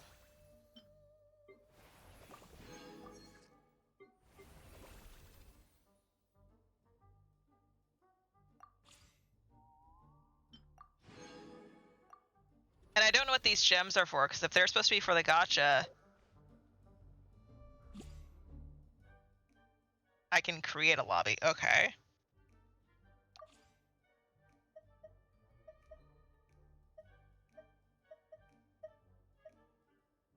So there's a candlelit one that you can do, that you can somehow obtain.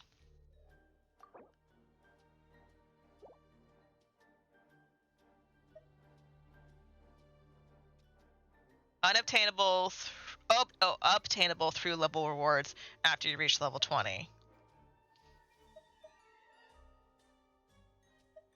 So there's a witch's ballad for the fairy tale, and then there's that.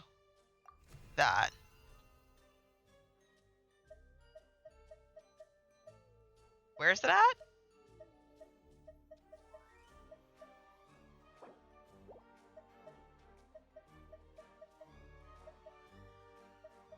I don't understand how it says it's like available, because I don't see it.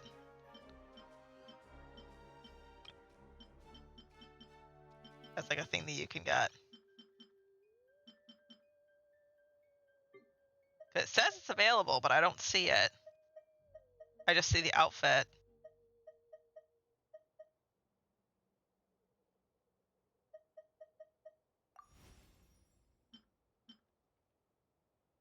It shows that, but it's not showing like where it's at. Unless they're both at...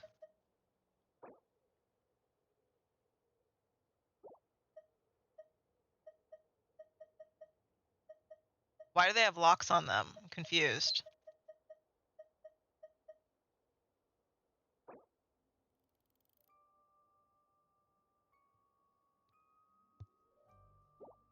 I am so confused how this works.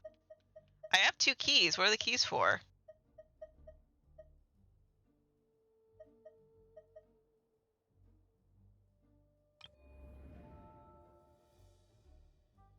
Yeah.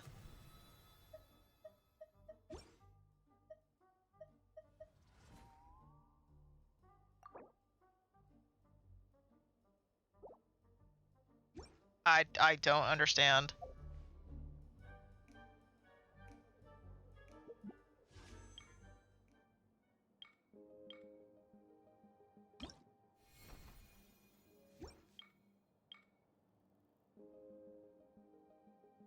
So, is there 2 different kinds of gacha? Because I have 800 coins here.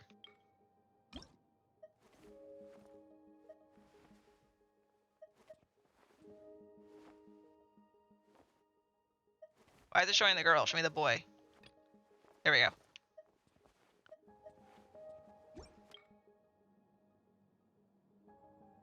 So there's a standard, which gives you 800 coins for free. And then there's a paid, it looks like. It's paid gacha to get the witch boy that I want. That's asking me to spend 16,000 of a currency, and the currency is that rainbow thing up here. One of these. You can gift it to somebody? Okay, that's... I don't hate that, but like...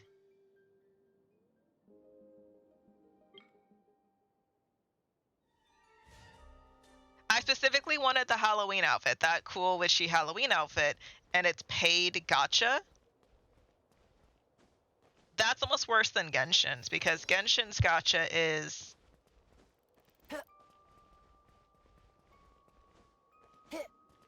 Genshin's gacha is set up to be...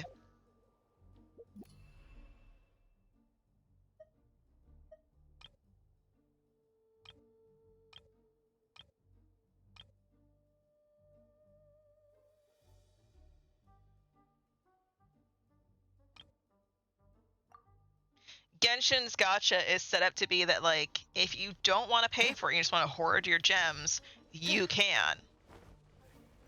And that doesn't seem to be the case here. And that's a little disgusting.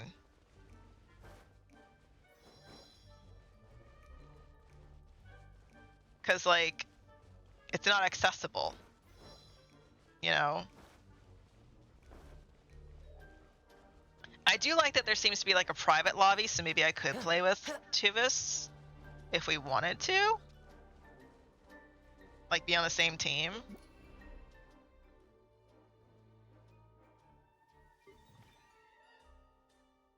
See, this is another one made by a Chinese person. Like, I don't understand.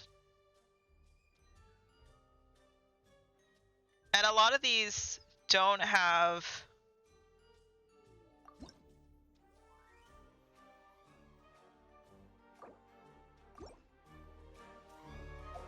A lot of these don't have,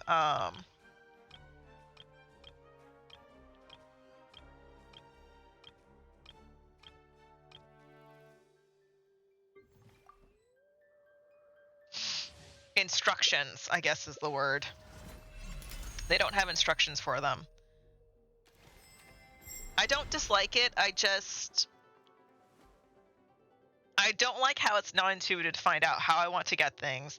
Like, if I want that witch outfit, it's not intuitive of how to get it. Does that make sense?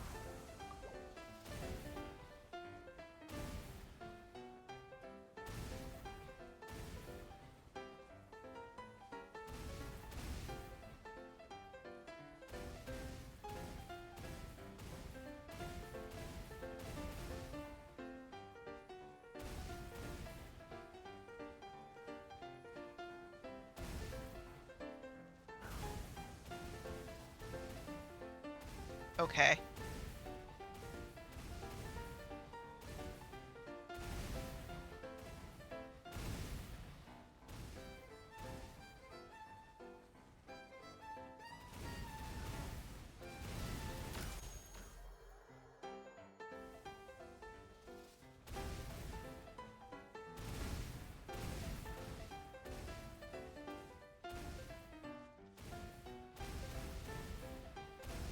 So what, we can't run into each other?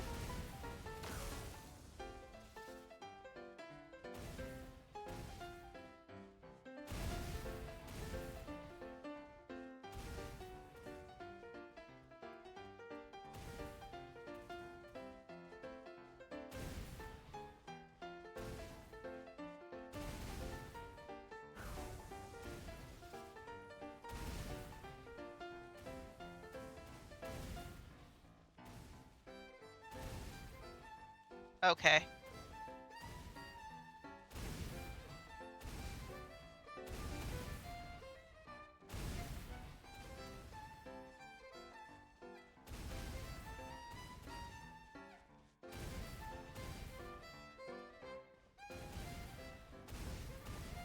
Okay. I don't hate this, it's a little boring.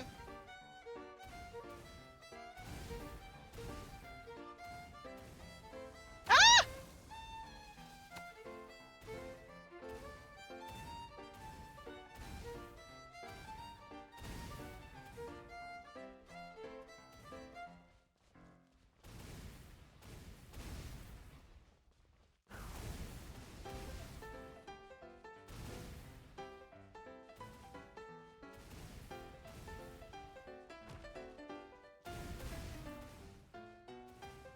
Okay.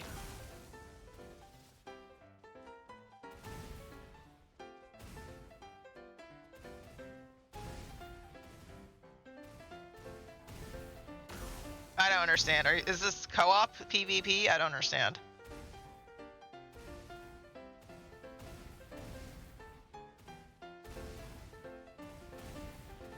Why can I not pick up the ball?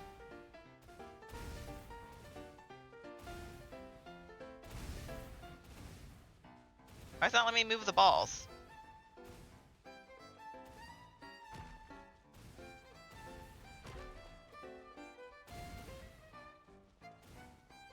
I'm so confused why it lets me move some things but not others. Like, it seems to be tied to the levels, but also not. Like, I was able to destroy trees before and now I can't?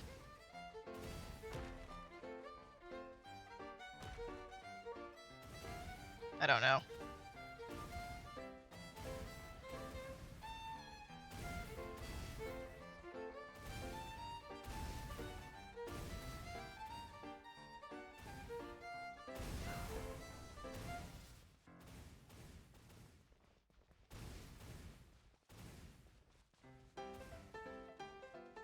Like I'm level 5. Why is it not letting me destroy these? It says level 3.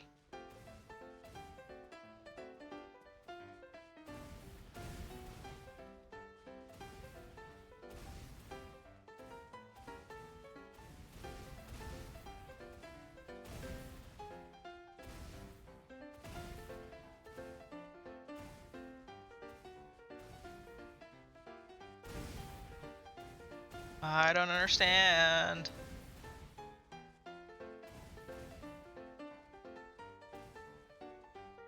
Like, it seems to have trouble picking up the things that I'm supposed to be able to pick up.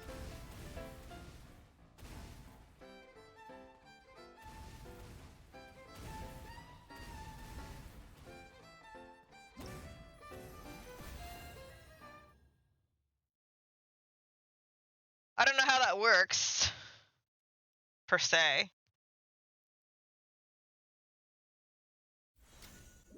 Does that add anything to my experience points?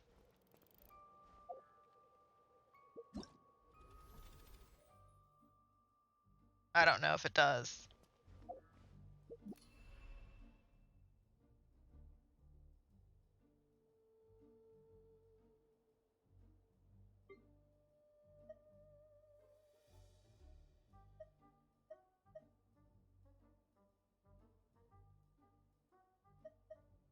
This looks like a tower defense game to me. Oh, thank God somebody understands this.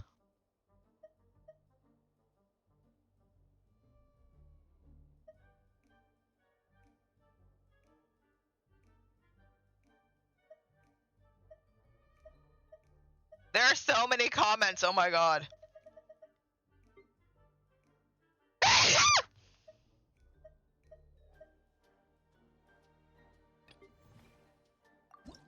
Okay, what's rebuild Fairy Town? I don't know. I don't.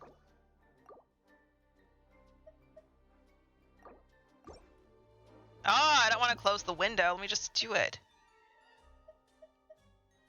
Freaking annoying. Oh my God, I hit the wrong button again. Good God. Where are you? Rebuild Fairy Town. Where'd it go? There it is. Where? God.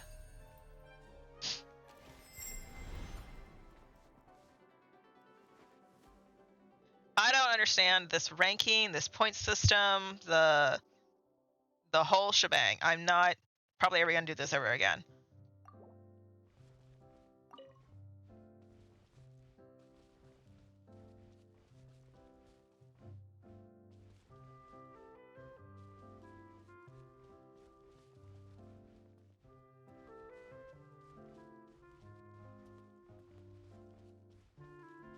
Come on, what happened? Did the person leave?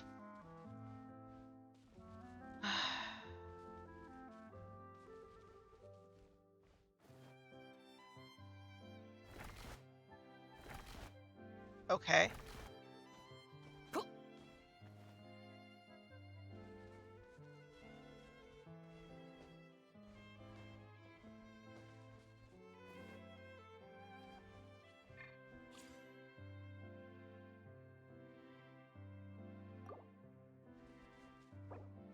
The person left. That's annoying.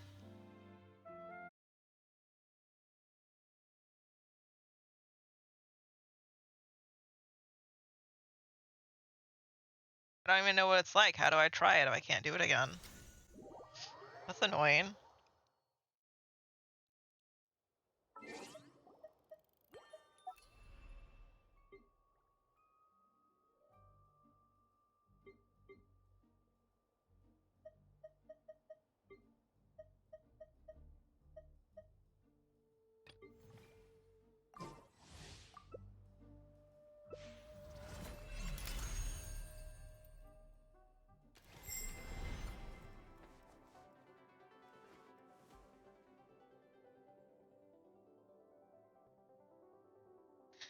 I might do that iron ore one again, but like...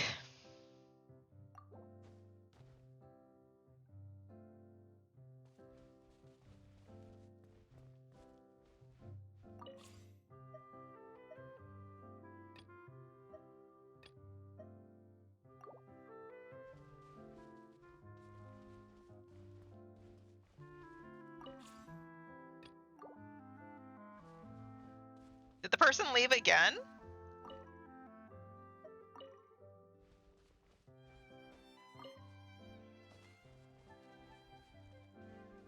Why is this one so zoomed out?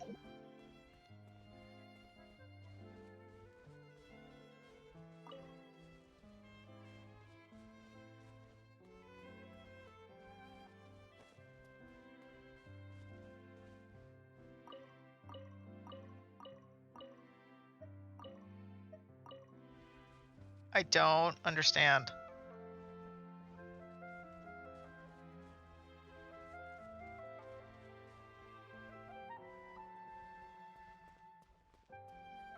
Why is this so zoomed out? Good God.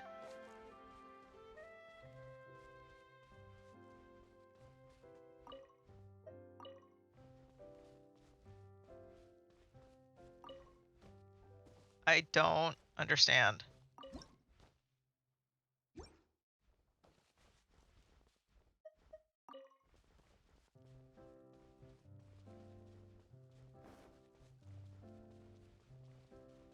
Am I supposed to like break things? I don't know where the other person went either. They just vanished. I'm not a fan of this one. At least the other one I got to see the person because they didn't go anywhere.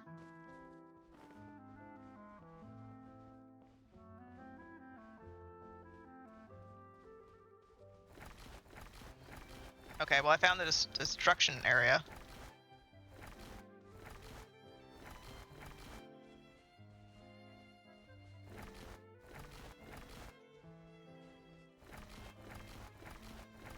Turn around, please.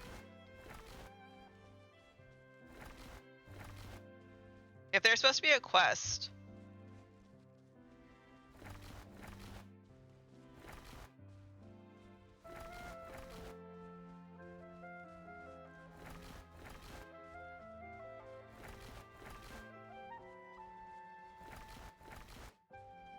I don't know.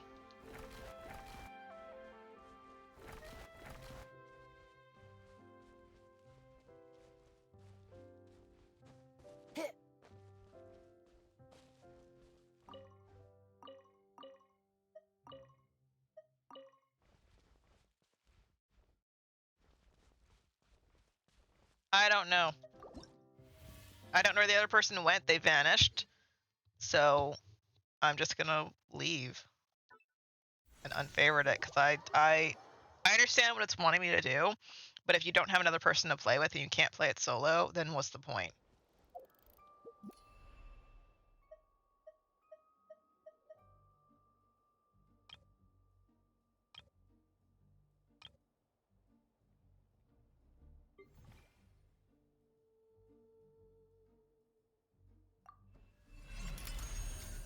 Okay, now that I understand this one.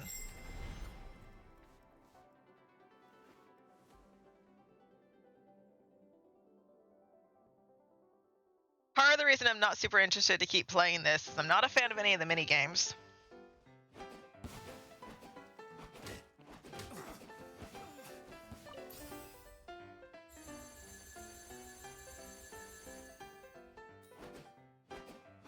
So that doesn't help.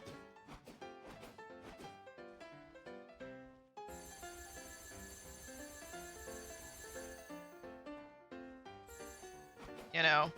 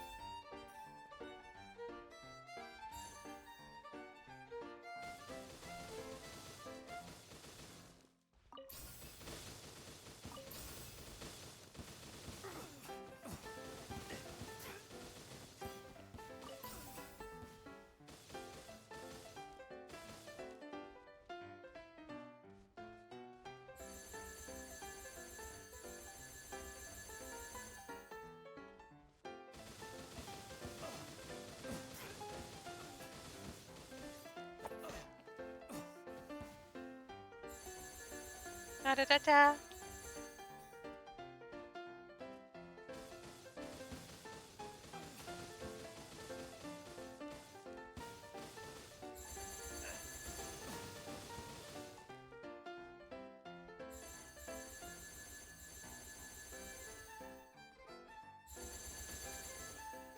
I can't move! Oh gosh!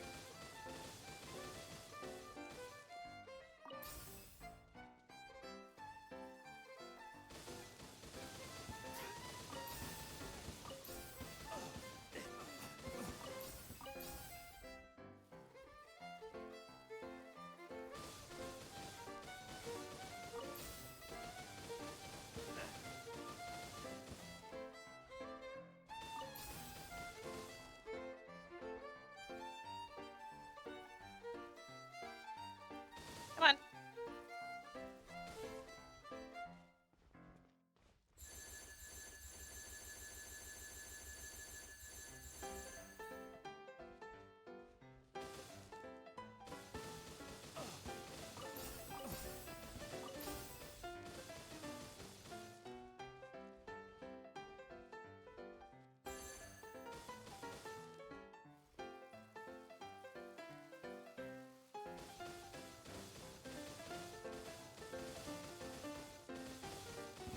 Yeah, I don't think I'm ever gonna do these again. They're not super fun to me.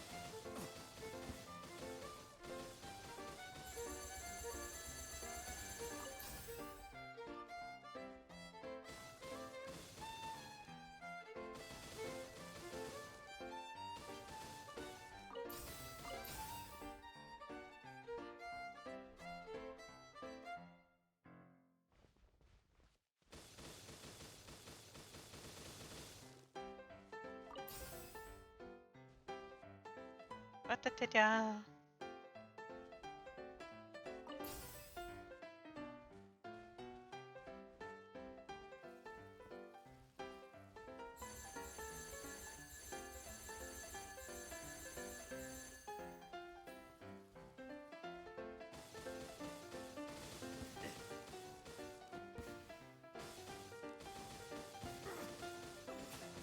At least it has good music, I will say that much. This thing does have decent music.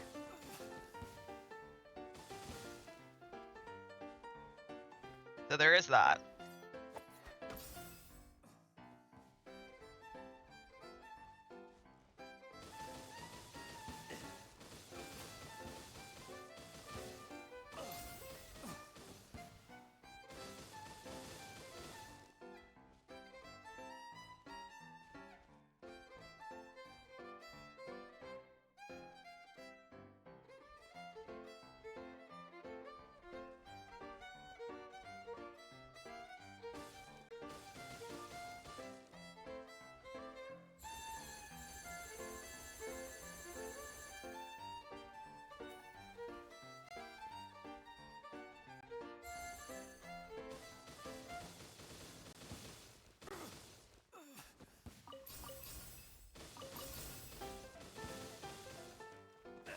Get out of here.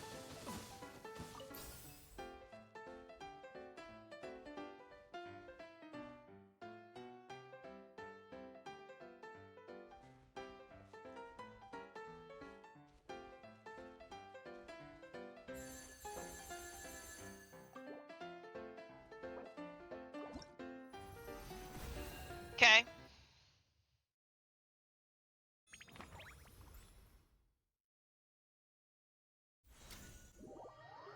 Okay.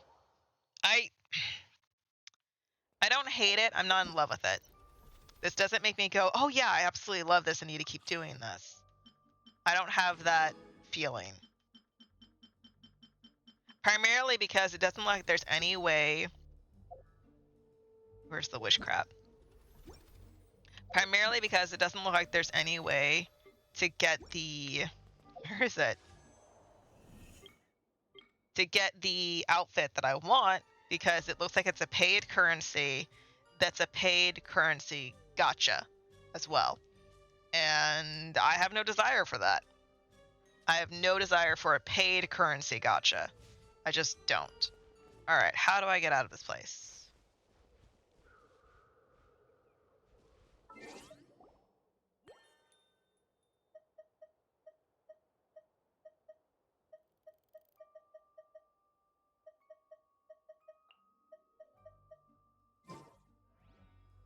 Nope, how do I get out?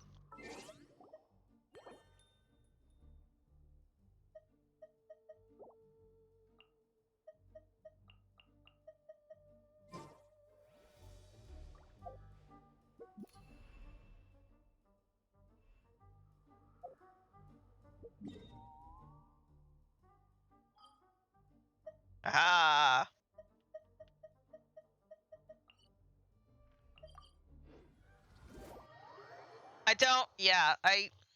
With the one of the two games, I would want to play specifically with my friends. Otherwise, I'm just not a fan. I don't know those before. Yeah, otherwise I'm just not a fan.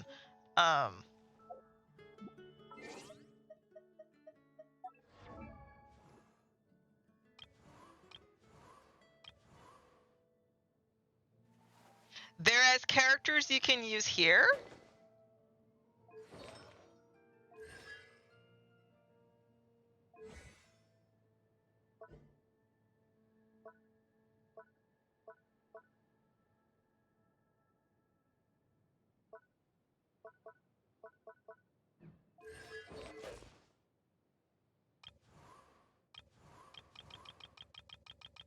Isn't that icon the same?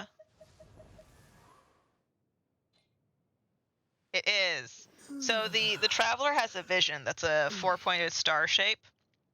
And it's the same as what the kids get. See? They're also both Animo. But they have no constellations.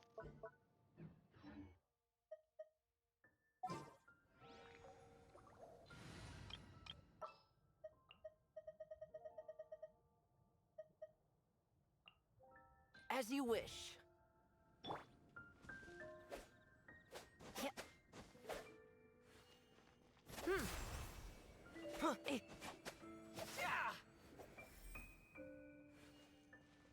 Did you hear what happened with the sky in The sky in Natland.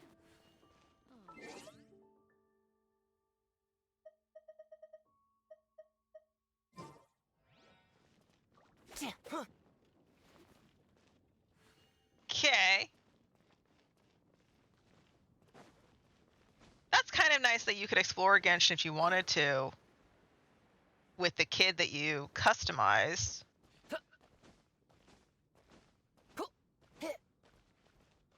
I don't dislike that idea. They're not just locked to the Wonderland. So that's an interesting thing.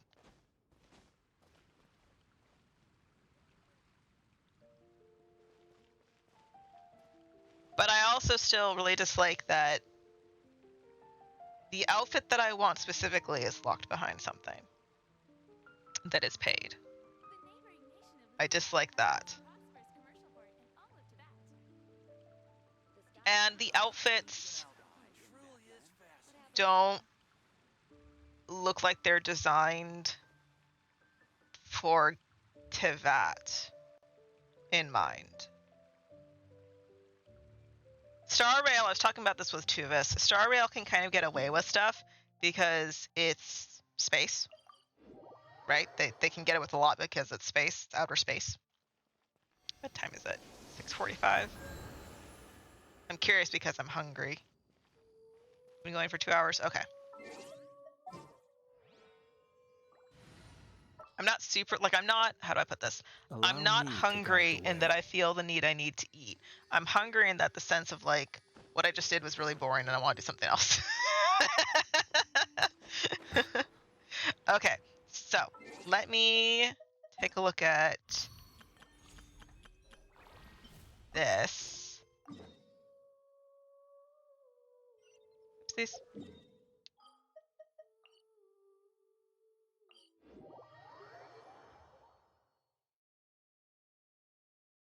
I'm really bummed, honestly, that, like, one, the outfit that I want is gotcha,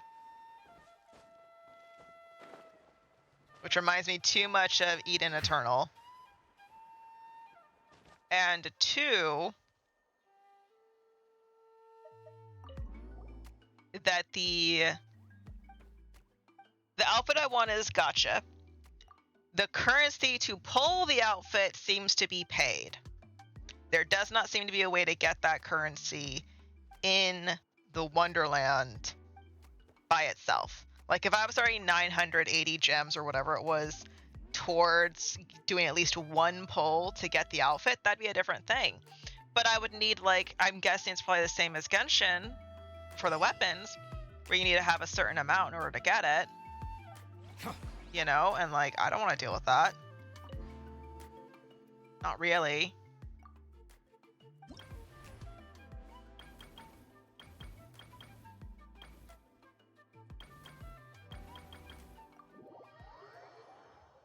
So I'm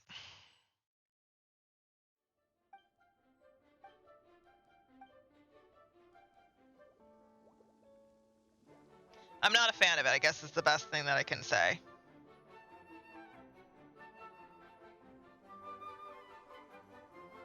Come on.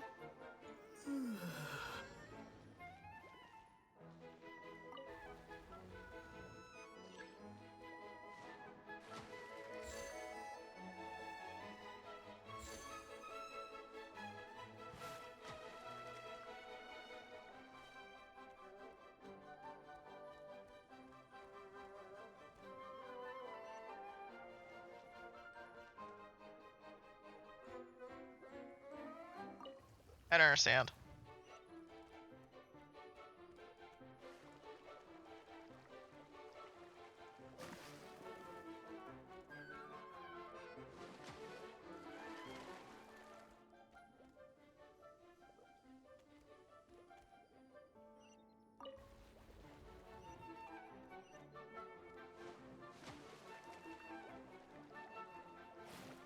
How do I go down?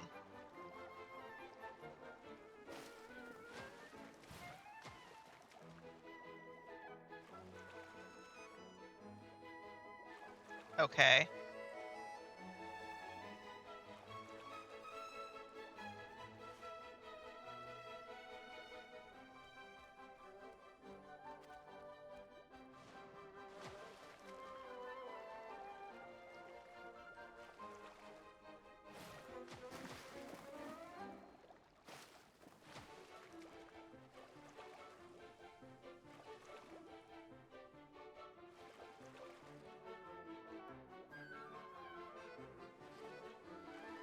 I don't understand. Am I supposed to just, like, let my character die? Oh, there we go. Okay.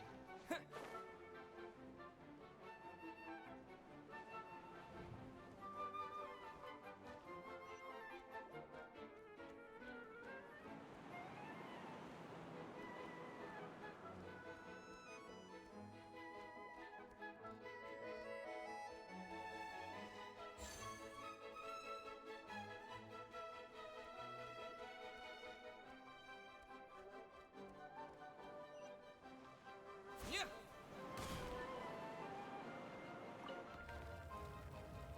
Okay.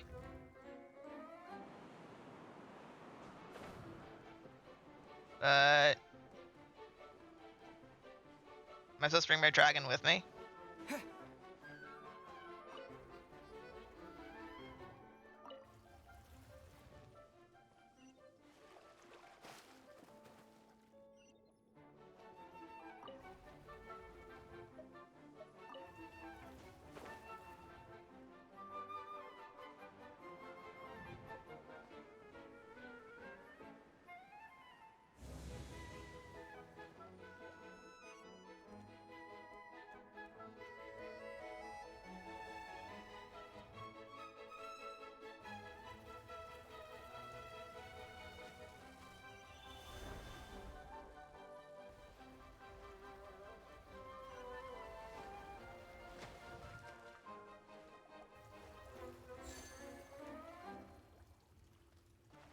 Okay, so the water level's gonna go up and down.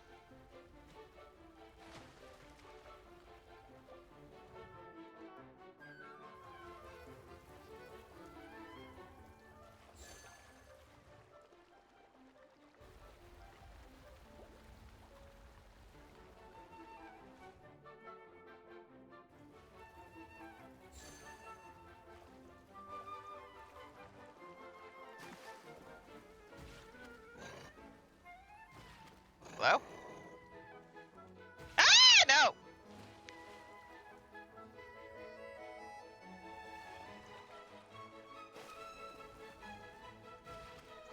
Hello? There we go. Good lord.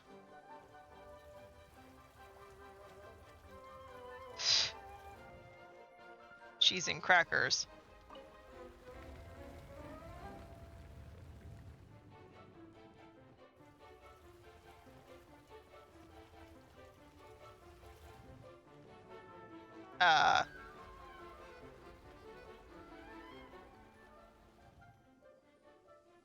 Okay. I was gonna say, I bet that hot water will kill me, so...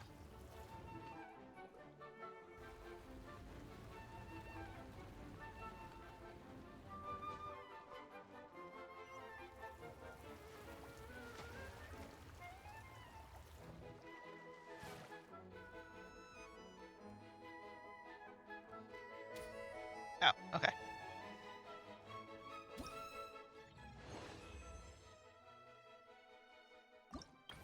Okay.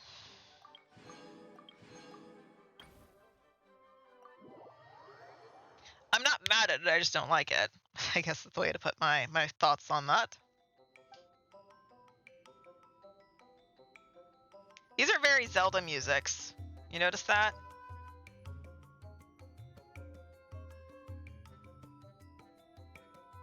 Come on, let me move my character.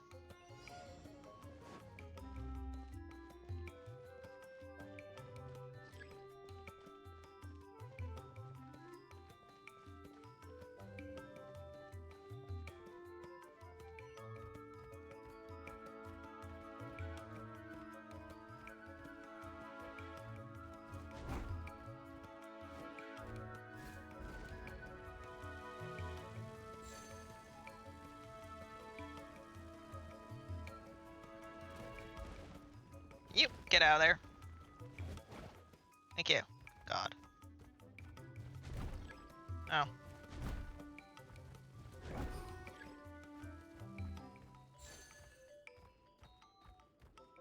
Oh, don't do that.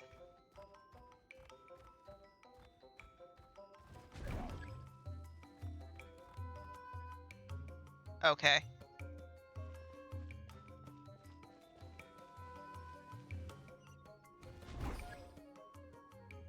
Come on, switch to my human, thank you.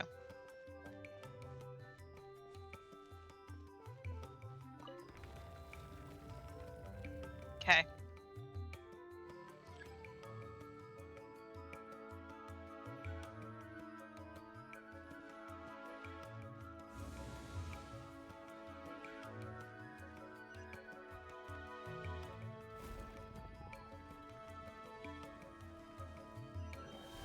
What?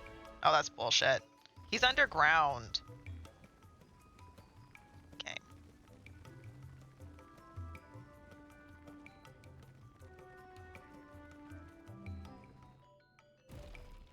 Hello?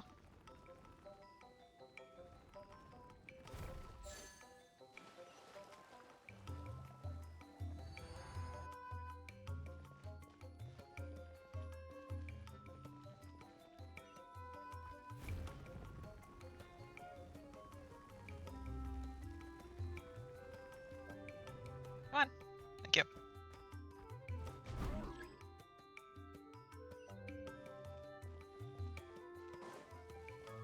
Oh, for Pete's sake.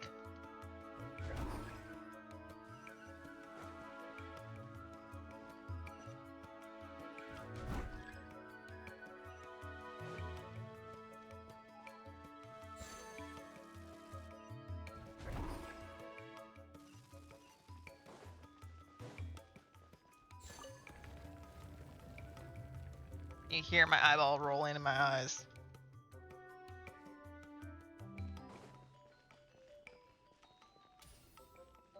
on, switch.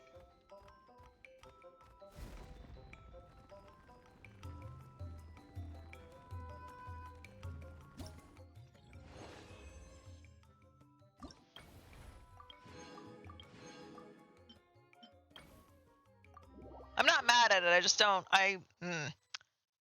The developers seem to think that they have done a fantastic job with their dragon controls. They have not. They are extremely wonky. The only thing is now I am used to the wonkiness. That's all it is. It is still crap. It has not changed.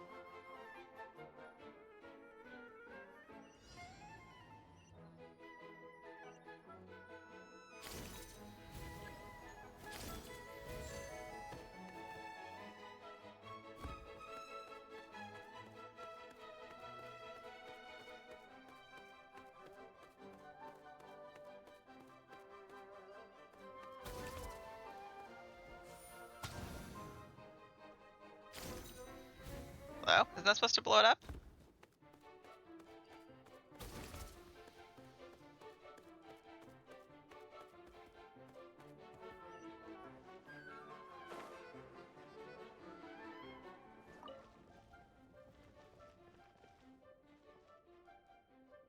I don't know.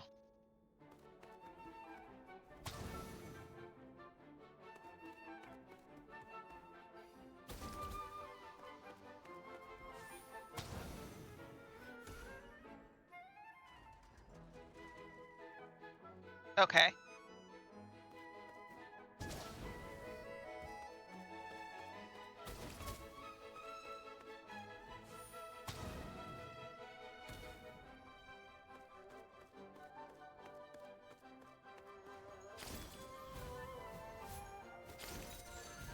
Okay.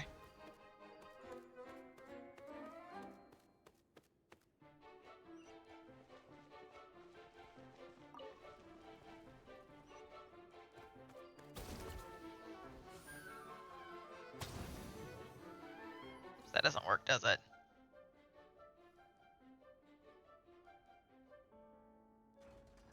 Oh, it did. Okay.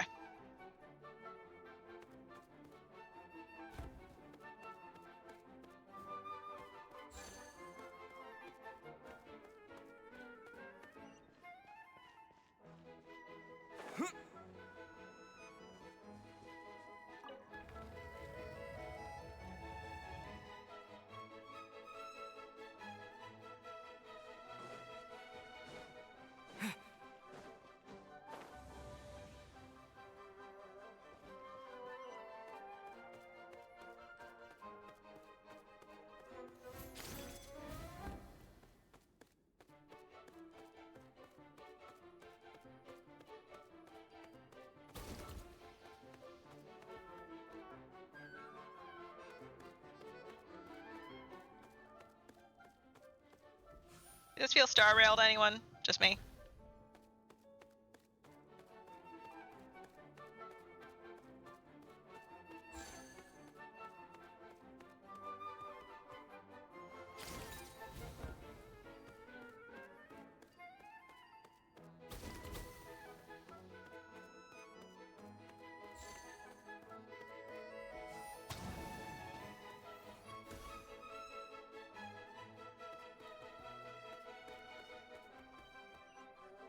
Okay.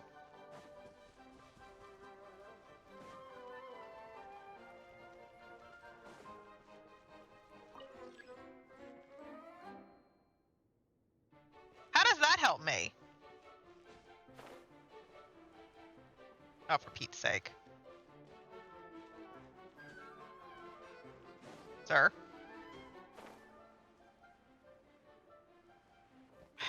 Why is...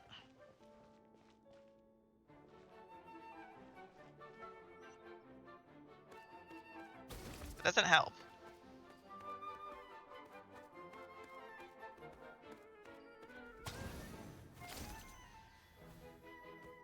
Oh my god, do they want me to... Oh my god, they do. That's so dumb.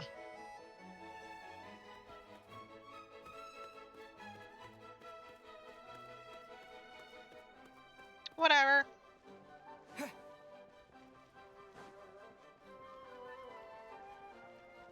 I didn't think that the player could walk on that board, but okay. No! Oh, for Pete's sake. Come here.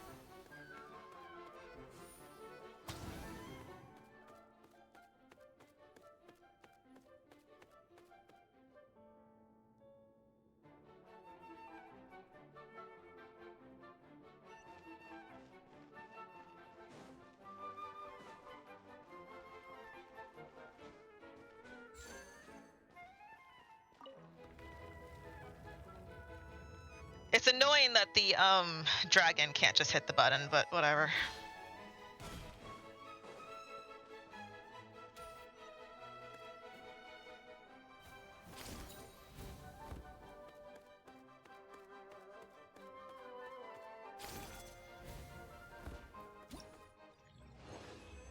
And give me my stuff.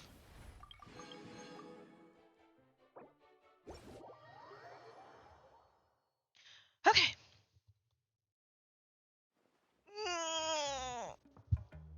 Short. I'm gonna call it sweet, but it's short, which is a plus.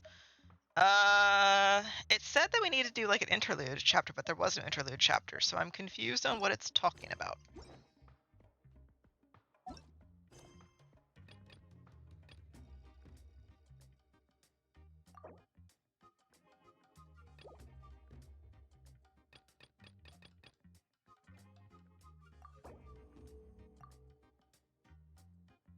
Your character is being occupied. No, they're not.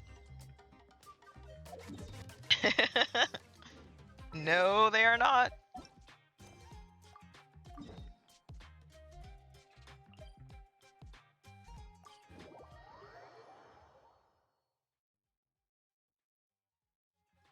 Where's the Azo antidote? Anecdote. South of where I'm standing.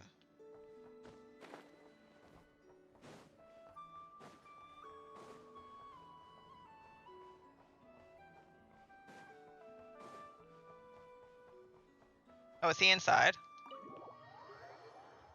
Someone else was inside and I was very confused. Excuse me. Hey, Zo.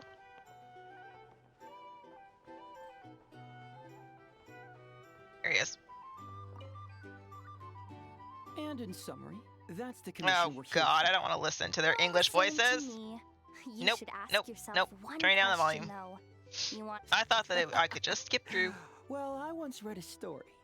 It told me that if I don't mind found a Hazel, deer I mind with Yehoda. teeth- And what do you know? And I Deer happens dislike to that be I'm one of forced the to interact with easy it. characters in That's my me. name. Because I'm just on the mood right now. Traveler. Ugh. What a coincidence. What are you? No, what are So, you doing in a few Nodcry? months ago, I think they called themselves Ugh. the Sea Hook Gang or something. After that, I knocked on the doors. of See, the her Chinook Aquarium of eyeballs, Secrets. like her design But bugs that's me, right. but her eyeballs is the Judging by weirdest your one because it's expression, literally just the I'm guessing developers I can tell. being, here's a middle My finger intuition tell- to everyone who thinks that eyeball design is important when it is, in terms of identifying the Conrians and the bishops slash dragons. It is an important thing. But then they're like, oh no, we're just gonna give you like random ass weirdo eyeballs for no good reason, with no story excuse tied to it. In any case, If there's you've been actually a most story helpful. excuse that And so sounds I'd have to legit admit- Well, for why Yehoda has the stupidest star eyeballs, but Kokomi being You're blind kind- doesn't now, get any I sort suppose of that's that. merit, As for me? that's just added to the annoyance. Okay.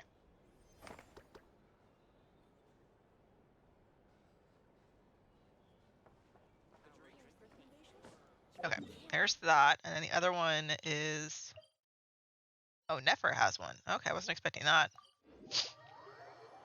Ugh, my nose. Why am I sneezing so much? Oh, crud. Make it so I have to interact with something. Final Fantasy XIV has it correct. A few days and still no news. If only he was gone. Hello, you must be the traveler in Paimon? Mr. Flint has been looking for you. Unfortunately, there's been a serious wild hunt attack over at the quarry. He thinks it's time to regroup and figure out a plan. The wild hunt? Oh, Shut up! let's go. Shut up, Paimon. You're so freaking annoying. God.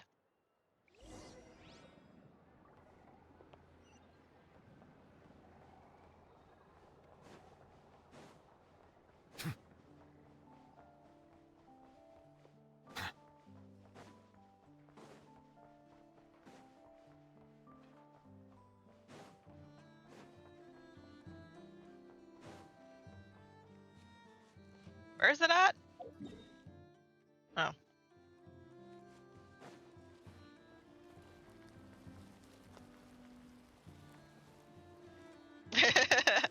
Slide. Be airy?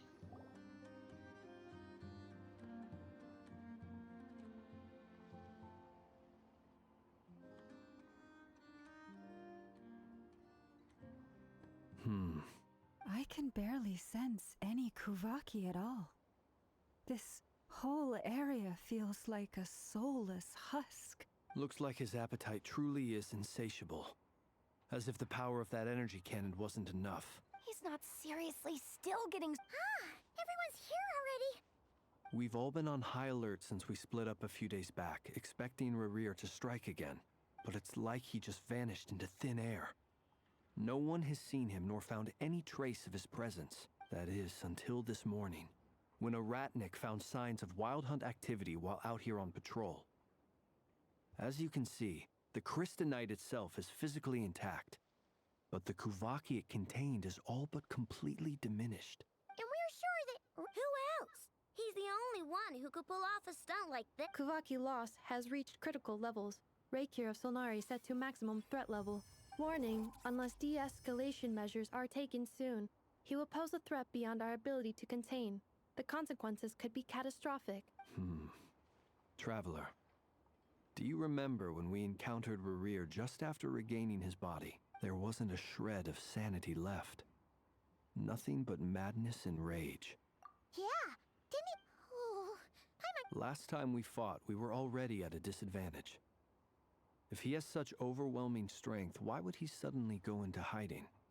Sorry if anyone is ever annoyed that I skip Paimon's chat. It's just, if I could mod the game to put Japanese Paimon voice in English, I would, because Japanese Paimon sounds adorable. Also annoying, but way more adorable than English. Yeah, if I were him and I wanted more Kuvaki, I'd just take it by force. No point staying in the shadows. Of that note, Yehoda and Iono voices both bug me. Which, to be fair, most girl English voice actors bug me because it's like they're directed to sound more cartoony than they actually would in real life. Unless something went wrong. His whole resurrection thing didn't exactly go smoothly. The other thing is, how does someone who's completely lost their mind still have the wherewithal to cover their tracks so perfectly? Beats me. According to certain medical studies, insanity does not always entail a complete loss of rationality. It may be that he is simply living in a world of his own. That actually sounds about right. There are many unanswered questions here. He could be right under our noses, and we'd still be in the dark. Besides his name and title, we know little about him. Certainly nothing about his past, or what he might be hoping to achieve. Exactly. I'd be willing to bet that even if we gathered together every scrap of intel in Nodcry... Oh my god, shut up! So, if we do... Last time we had Marionette... Well, I do have a little hunch about his next move. Given that he attacked the quarry, I'd say it's likely he'll target other places rich in Kuvaki, somewhere like the Eye of Krati, or the Pillar of Embla. One thing's for sure. If we just sit back and let him keep absorbing Kuvaki, we really won't stand a chance against him. A perfectly reasonable hypothesis. However, it is worth noting that these two locations are quite far apart. To investigate them both, we'll need to split up. I agree, we should split up. Right now, Rerir's goal seems to be gathering Kuvaki, not fighting us directly. Once we're done, let's regroup on Hisi Island. Wait, why Hisi Island? If I recall correctly, your largest goddess statue was carved from Kuvaki-rich ore, was it not? That's right. Yes, it could well be a potential target of his. I should head back and start evacuating the pilgrims.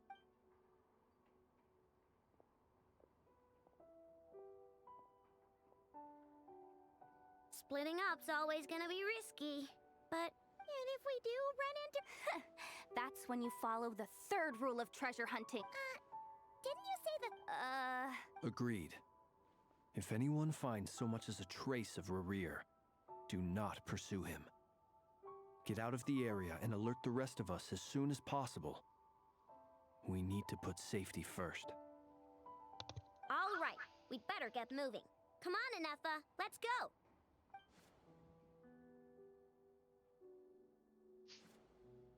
My stomach has informed me that I am hungry. So I need to get up and put pizza in the oven.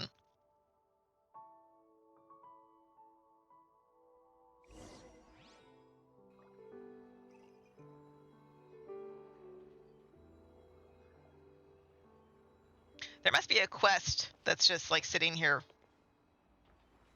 for that conversation to happen.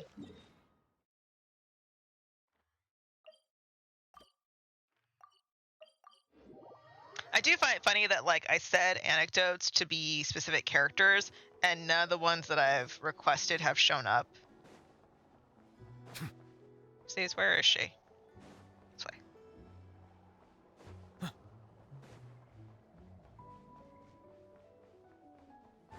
Is she up the... Yeah, she's up the way. Right? Where's the way to our building? Oh, it's here. Okay.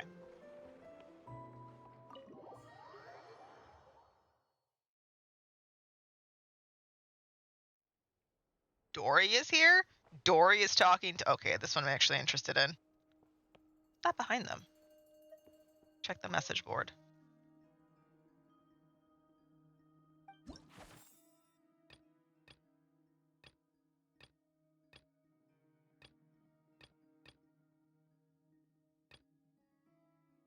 Okay.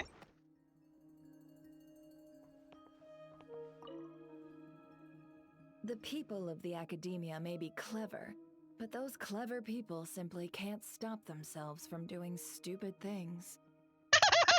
Thank you, most eminent Lord Sangama Bey, for improving my mood for the whole morning once more. Ah, and this bottle of wine from Sumeru. Its exquisite flavor is well worth the price. So they do get along. As long as you like it. Next month, I'll be sure to have my subordinates deliver more. Please don't like it. Please don't like it. This bottle is so wallet-smashingly expensive. I wouldn't have bought it if I didn't absolutely have to pave the way for our future collaborations. I'm not a fan of them doing like super expressive in my head thoughts thing, because if it had existed since Mondstadt 1.0, I could warm up to the idea of it. The fact that it didn't exist until we held hands with Lolly in Natlan, and it only existed with Farina when we were on a stage play experiencing her life, there's such a gigantic disconnect in the way the storytelling is that I don't like it. I don't like it because I haven't been able to have years of warm-up to it, you know? One jug of wine's enough for today. Just put this round on my tab and we'll settle it at the end of the month. Oh, and don't include Yehoda's secret snack order. She's footing that bill herself. I know Dory spent a lot of money trying to get a deal from me. I shan't say no to free drinks, but perhaps it'd be best to leave her some room to wiggle. No problem. Am I going crazy? Why is Never being so straightforward this time? Don't dwell on it, Dory. Just focus on getting... Why so hasty? Please, after all the trust I've placed in you, surely it's unbecoming to fleece a fellow countrywoman over a simple drink? Dory, oh Dory, the deal is yours, but the money? Oh, come now. Even sisters need to settle accounts clearly. Let's put the Mora on the table first, so we don't run into trouble down the line. I don't like that look she's giving me. Just some hometown gossip. You're welcome to join us if you'd like. However, nothing we've discussed prior has been particularly interesting. Mostly more of the same. But really, I must know, Miss Dory, why did you want to get involved in that fiasco at the Academia? Is there a new fiasco going on that I'm not aware of? It's a simple feat to lift a sleeping serpent from its nest. But what happens when it wakes up? Had you no fear of getting bitten? She just won't stop. Why is she bringing this up? Wait, now that the Traveler's here... Oh, well, the Traveler... Why, business, of course. Sometimes you just need to learn how to wrangle snakes. That fiasco gave me one of the biggest orders of my entire career. Oh, fascinating. So, did you profit from it all? I heard that after Azar fell, a certain group of cowards fled Sumeru. That must have played havoc on your trade routes, with no small amount of goods lost in the process. Right, and a sizable sum of Mora, too.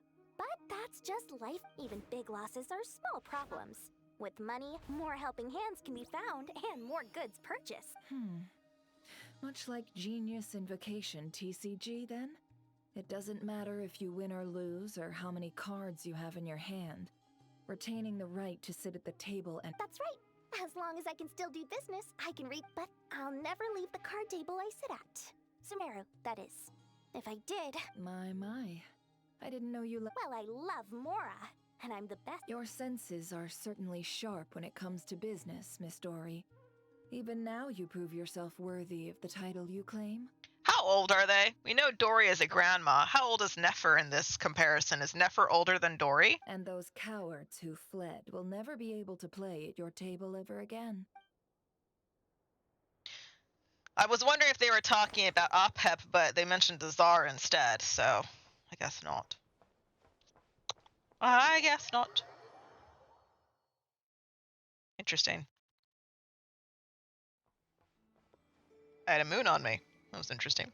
Okay, I'm gonna go and put a pizza in the oven.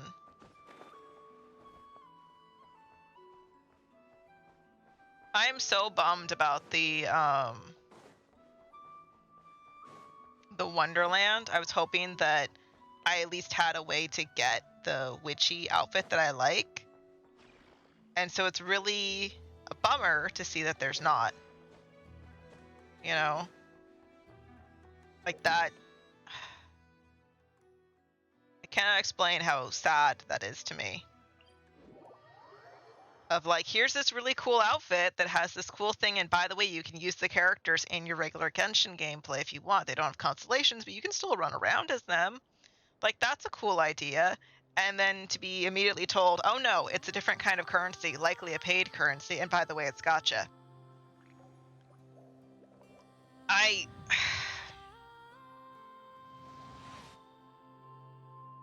I do not like it because I feel like Genshin already has been making a fair bit of money. It's made less here and there due to choices that they've made and lack of QOL, which instead they've given to Star Rail. And it feels like it's obvious that the devs are mad that Genshin is as popular as it is versus Star Rail and Impact the Third, and that they are actively trying to kill the game, is what it feels like. Anyway, I'm gonna get up and I'm going to put a pizza in the oven. I'll be back in a moment.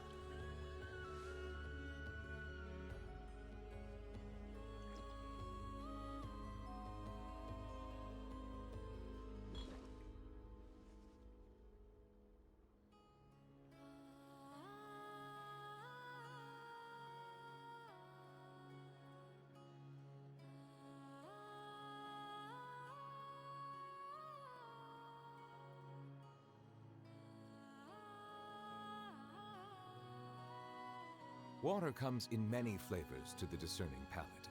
Mondstadt's water is crisp and pure, while water from Liyue has an enduring aftertaste. In Inazuma, the water possesses a depth of flavor unlike any other.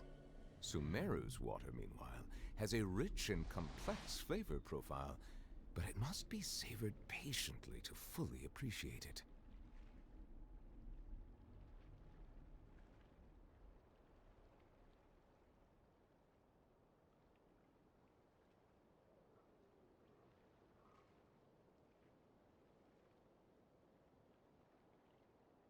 Melusines are beautiful creatures. They are the pride of Fontaine. Be sure to befriend them and cause them no harm.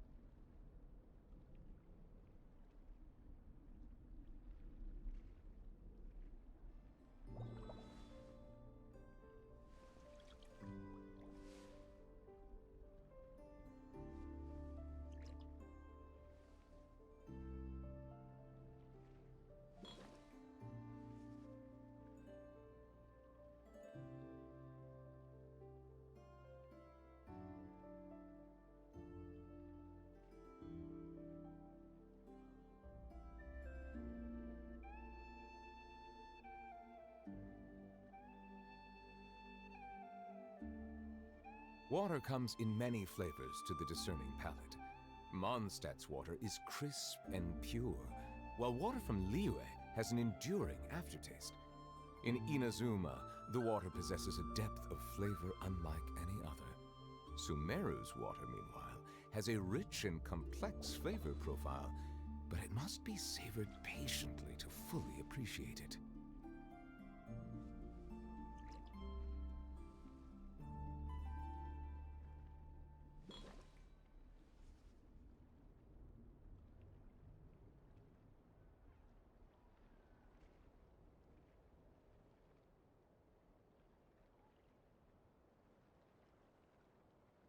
I see the value in my own work, but I also see the meaning in all the endeavors of the people of Fontaine.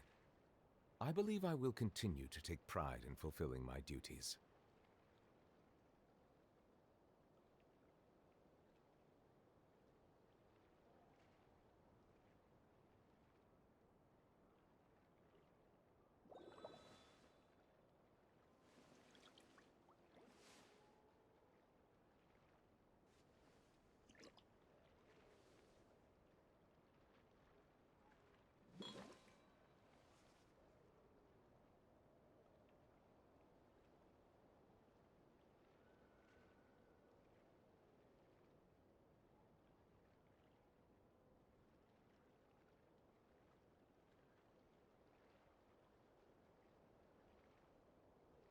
Water comes in many flavors to the discerning palate.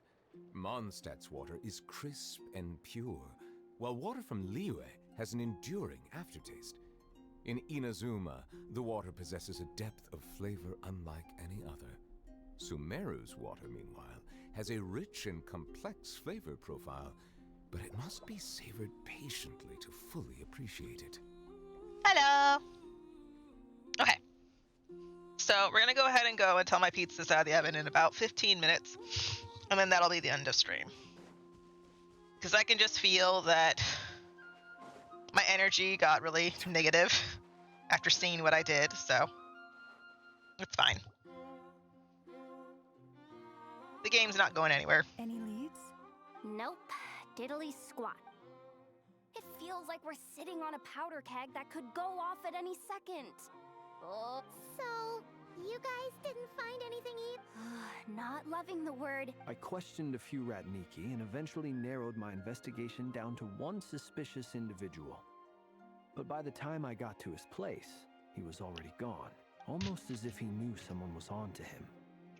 Either that, or he's just extremely cautious and doesn't stay in one place for long. He's been biding his time for a while now. The question is, where or what is his next target? No idea. Since regaining his body, he seems to have lost all interest in the fragment in my possession. If he did still want it, he's had plenty of chances to take it. All we can do now is hope that I know when. Wait, he's actually here? I didn't mean. No, it's coming from Silver Moon Hall. The Lady Kutar might be in danger. Let's get over there, quick! Okay.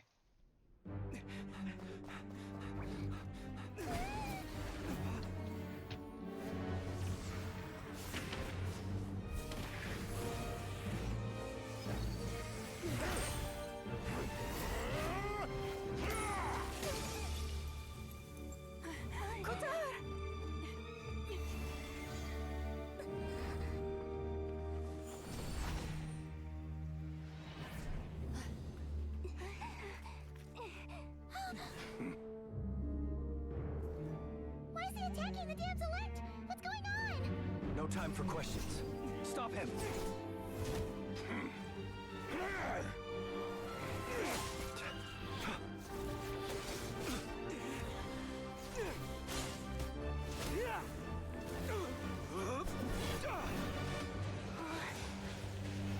This is insane. Do something! Yehuda, get Kutar out of here! On it.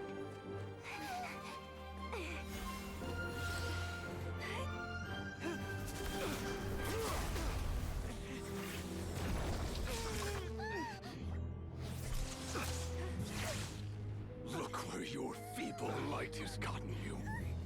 Now you shall plunge into darkness.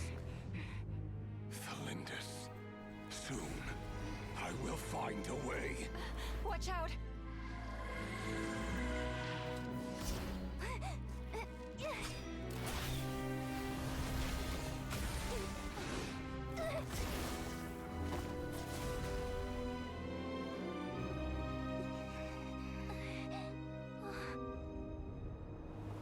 He got her shoulder.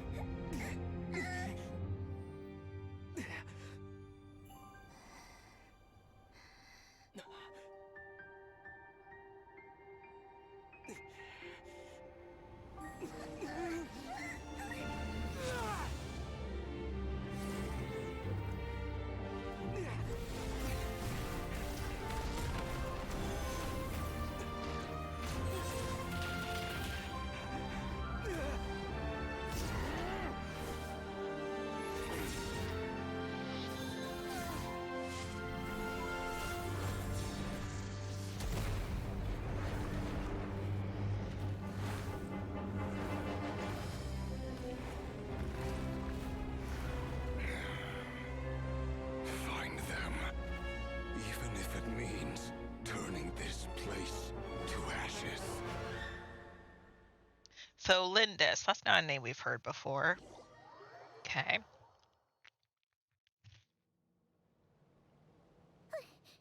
That was too close. We barely made it out of there alive. What's that guy's deal? How'd he get so crazy strong? He's one of the 5 sinners, and that wasn't his full strength. He's a threat to this entire nation. I doubt his strength could even be measured by conventional standards. I have a question. When me and Anefa showed up, we saw him chasing after this lady like he wanted her dead. What was that all about? We weren't there for the whole thing either. Yeah, we didn't see how it all started. Kutar, can you shed any light on the situation? Kutar. Cross-checking database. I see. So you're the one that the Frost Moon Scions refer to as the Moon Goddess? Wait, she's the moon goddess? There are many reasons why people might worship the moon, and just as many why they might despise it. I've never met that person before, but there was no mistaking his deep-seated hostility towards me. Why he holds me in such contempt, I cannot say. But since he hunts the power of the moon, it's no surprise that I am a target. Kutar. There are many potential motives. For instance, you help the traveler escape his grasp. This could be his way of taking revenge. It is also possible that he covets the Kuvaki inside you and seeks to take it for his own. The list goes on. But right now, devising a counter strategy should be our #1 priority. The likelihood of this location being discovered is close to 100%. A counter strategy? But we don't stand a chance against an enemy. Surely our only option is to run. No, I can't say that. Running is our only option. Huh? You seem surprised. But what other choice do we have? We are facing an enemy we cannot possibly defeat in battle. Well, I mean... It's not too late. I can distract him, so you have plenty of time to make your escape. Wait, what? You're gonna act as bait? Doesn't that make sense? I'm the one he's after. There's no need for you to risk your necks on my behalf. A coyote doesn't stop for bypassers while it's howling at the moon. What is it, Loma? The Frost Moon Scions have already grown accustomed to life without their goddess. My presence here is no longer essential, and this is not my home, so you needn't ask me to stay. We can't just roll over and let him get away with it. Yeah, we can't just call it quit. Besides, she pretty much saved my life back there. If I just ditched her now, I'd never forgive myself. We can't overlook that you have saved our lives multiple times now. To talk of returning the favor would be a little crass for my liking. But suffice to say that we are friends, and friends look out for one another. Rivers' true objective remains unclear. Even if we were to sacrifice Muskutar, there's no guarantee he would stop. But... Kutar, I know why you left the Frost Moon Scion so long ago. It was because people started treating prayer as a form of trade. They would make self-centered wishes, force you to accept meaningless offerings in return, and then expect you to perform miracles for them, as if that were their entitlement. If it were me, I might have walked away too. But I believe that time can change everything, and that sometimes it takes losing something precious to appreciate its true worth. After much reflection, I've realized that this was never about whether the Frost Moon Scions need you. Any relationship based on need is purely transactional. What I truly hope is that you'll choose to stay, not out of obligation, but as part of our family. You were born here, and now you've returned. Who knows? Perhaps it was the moonlight that guided you home. Thank you, Lauma. But my power is on the wane. I'm afraid I will be of little use to you now. Very well then. I'll do as you say. Both times you saved us, we were transported across great distances in an instant. Is that one of your powers as the moon goddess? It is, but I find it very draining. I barely managed to pull it off just now, and it will be some time before I'm strong enough to do so again. Rejected by the world, my power is dwindling. Like a lake cut off from its source, slowly shrinking away. Now, it has almost run dry. Rejected by the world, my power is dwindling. Because they're worshipping the fake moon? What do you mean, rejected by the world? Thank you, Llama! The 3 moons belonged to the ancient bygone era in which they came into being.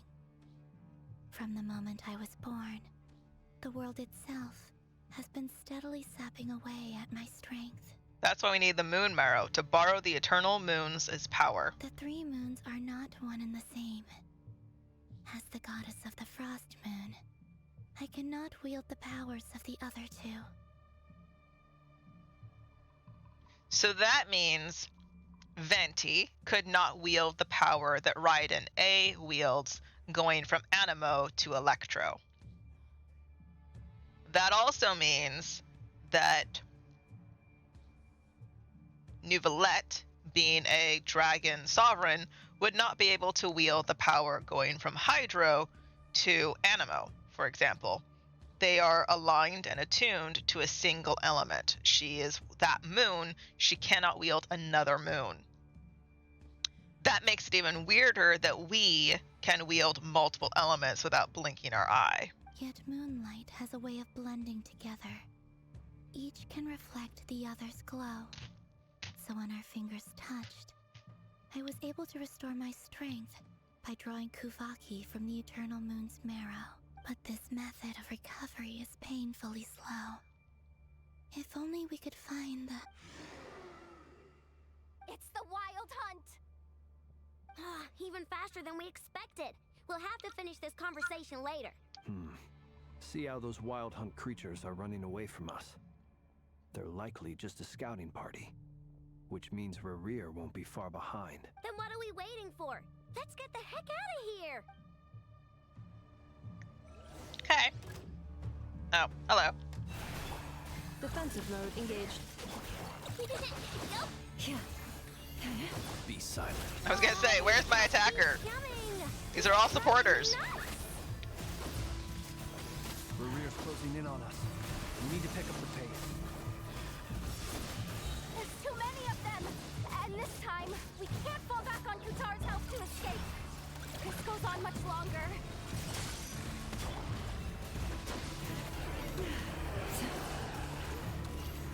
By the frost moon of old. Be silent. Observe. Night falls.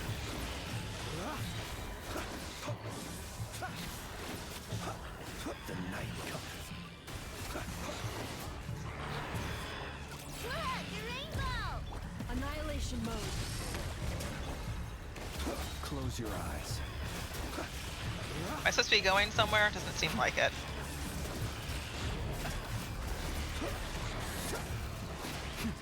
The long sleep beckons.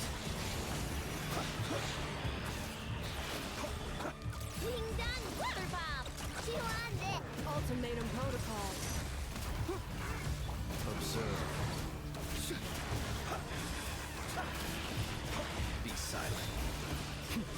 To dust. Look, your rainbow! Preparing for dust up. Am I supposed to be going somewhere? Doesn't feel like it. Creatures of the night.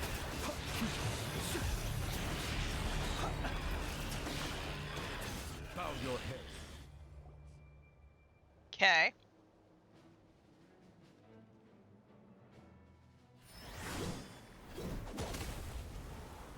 Wait a second.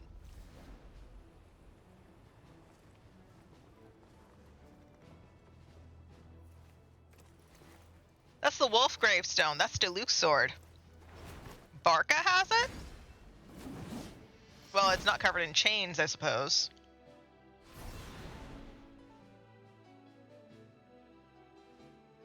What's the matter? Bit off more than you could chew? Hold up! Who are you? Uncle Varka! You're back from Amsvartnir? Whoa! You're Varka? Grand Master of the Knights of Favonius? We could save the intros for later. Right now, let's get you all out of this hellhole. Follow me. I know somewhere you'll be safe. Oh, is that... That's the one. Come on, move! Okay, I don't dislike him. Interesting introduction.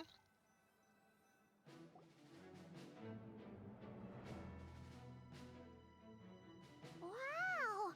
Where are we? This is Excuse me. so well... Well, that goes without saying. This is the Knights of Favonius' meeting place in Nodcry, and a contact hub for the Northern Intelligence Network. The Northern Intelligence Network. AKA, the black market of intel. No matter what faction you're with, it's the place to buy and sell information. Their headquarters are in Nodcry, but they've got contacts in every nation. As an expeditionary force on foreign soil, working with them has offered us the most effective way of getting our hands on reliable local intel. This is where we meet, so naturally, it's secure. Anyway, where were we? Folks from Nodcry should be pretty familiar with me by now. But I believe this is the first time we've met. Allow me to introduce myself. I am Varka, Knight of Boreas, and Grand Master of the Knights of Favonius. We've heard all about you. You look way younger than Paimon expected. Yeah. Well, I'm no spring chicken. Just not showing my age yet.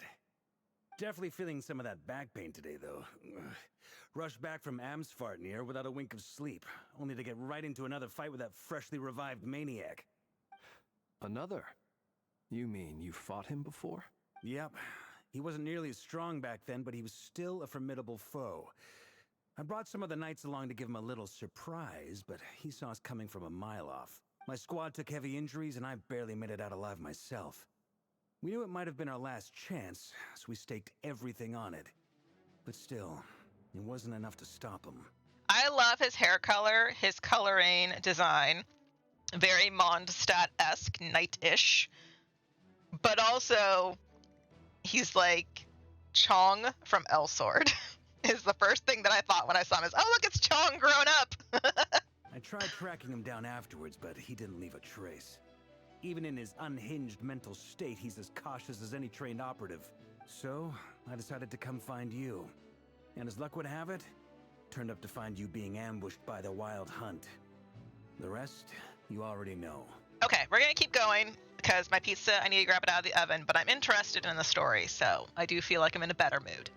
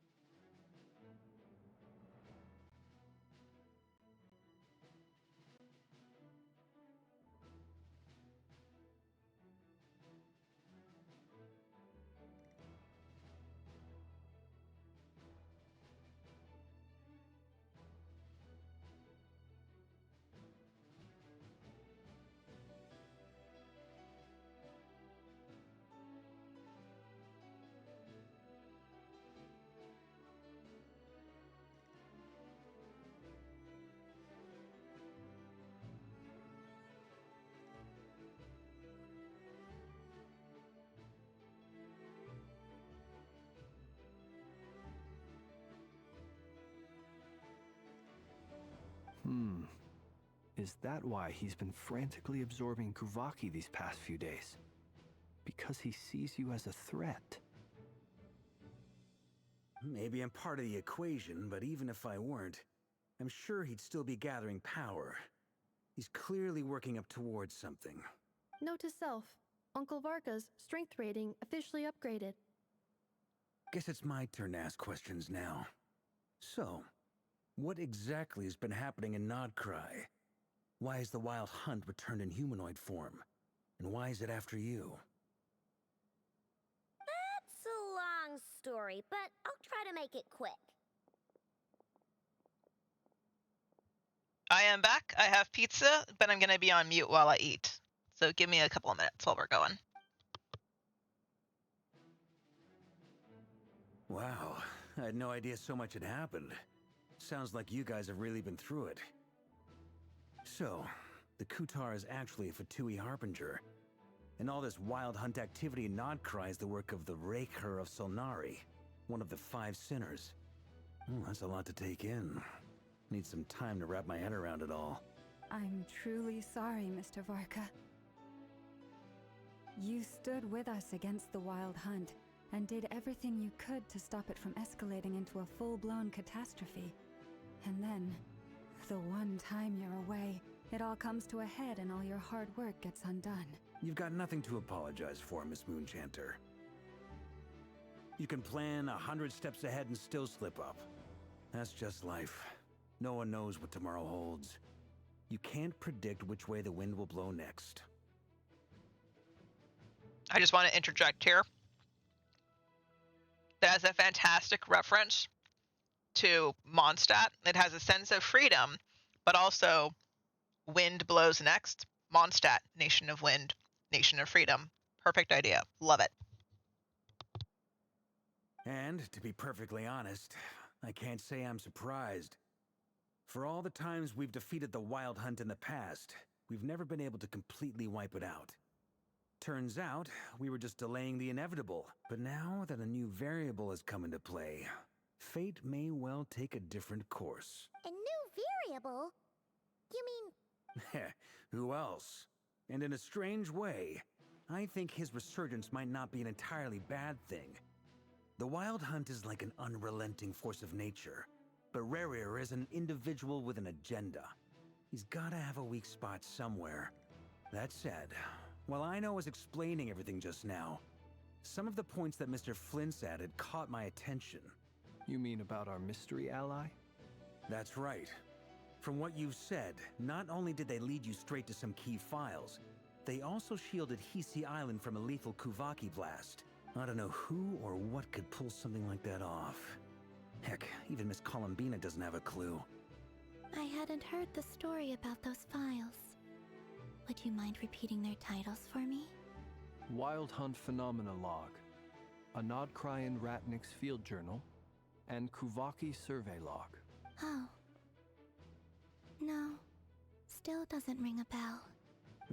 Another dead end. Guess all we can do now is hope that our mystery ally keeps showing up when we most need them. Still, it's safest to assume they won't be intervening again. From here on out, we'll have to resolve this crisis by ourselves. So, I know from the leaks that Durin is a playable character coming up. We also know that Durin has been given a body by Albedo through alchemy. And we know that before that, Durin as a dragon was fantastic at hiding. Child, good Durin from the storybook, was fantastic at hiding and observing the world without being noticed or perceived. Is our ally Durin? Your intel also explains something else I've been wondering about. The reason I led my team to Amsfarnir was because we'd had reports about a possible source of the Wild Hunt showing up there. But once we looked into it, it turned out to be a red herring. I don't know who was behind it, but clearly, it served its purpose. I doubt it's by chance that he happened to make his comeback while my attention was diverted. And from everything you told me, it sounds like his scheming began well before his return.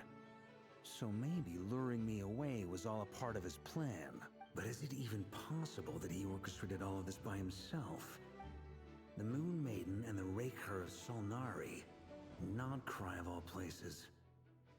The way everything is unfolding, it can't be a coincidence. So, what do we do now? Right now, we've got at least 3 things to consider. Let's go through them one by one. First, we need to figure out how to take down Rerir. If we can't beat him in a straight-up fight, the rest won't even matter.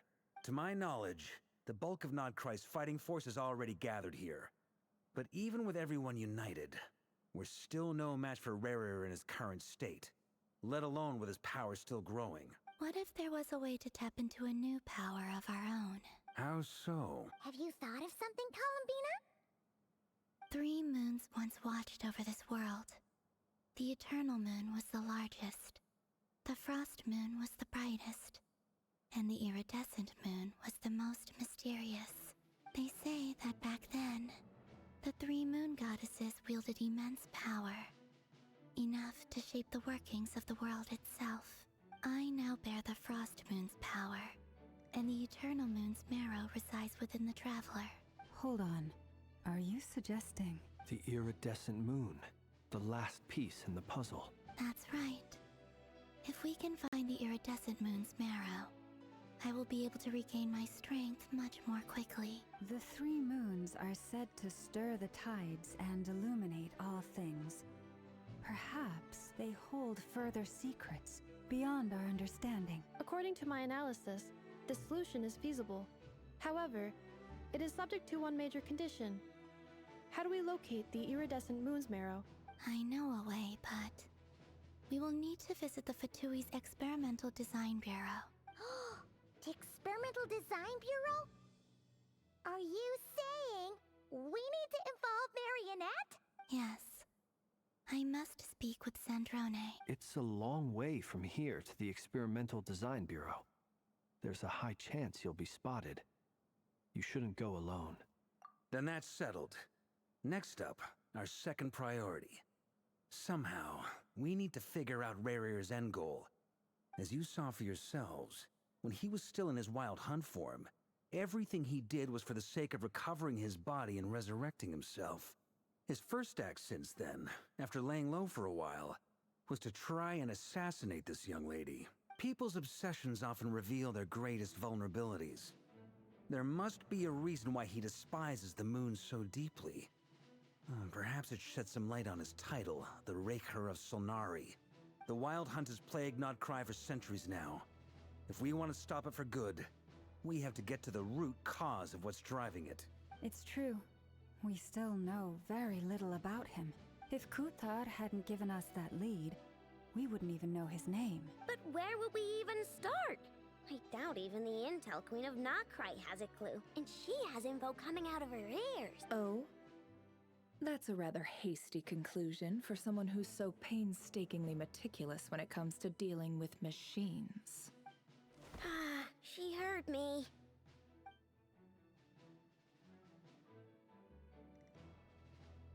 Boss! What are you doing here? I'm now asking myself the same question. I received a letter from a humble knight of Favonius, requesting a meeting to discuss a major business deal. But it looks like this humble knight had something else in mind. Details, details. Miss Neffer, the important thing is that you've arrived at the perfect time. Since his failed ambush, I've been racking my brains trying to come up with a plan to fight Rarear. Given the severity of the situation, I think it's fair to say that our only chance lies in uniting as one. And I'm talking all the factions in Notcry. We can't do this without the Curatorium. But I knew it'd be a tough job to win you over. So, I took the liberty of reaching out for a little chat. Wait a sec. How did you even hear about this place, Neffer? Didn't you say this is meant to be the Knights of Favonius' meeting spot? And a contact hub for the Northern Intelligence Network? And isn't it supposed to be super hidden? You really think he could have gotten settled in Nodcry without my help? Besides, I'm the one running this gig.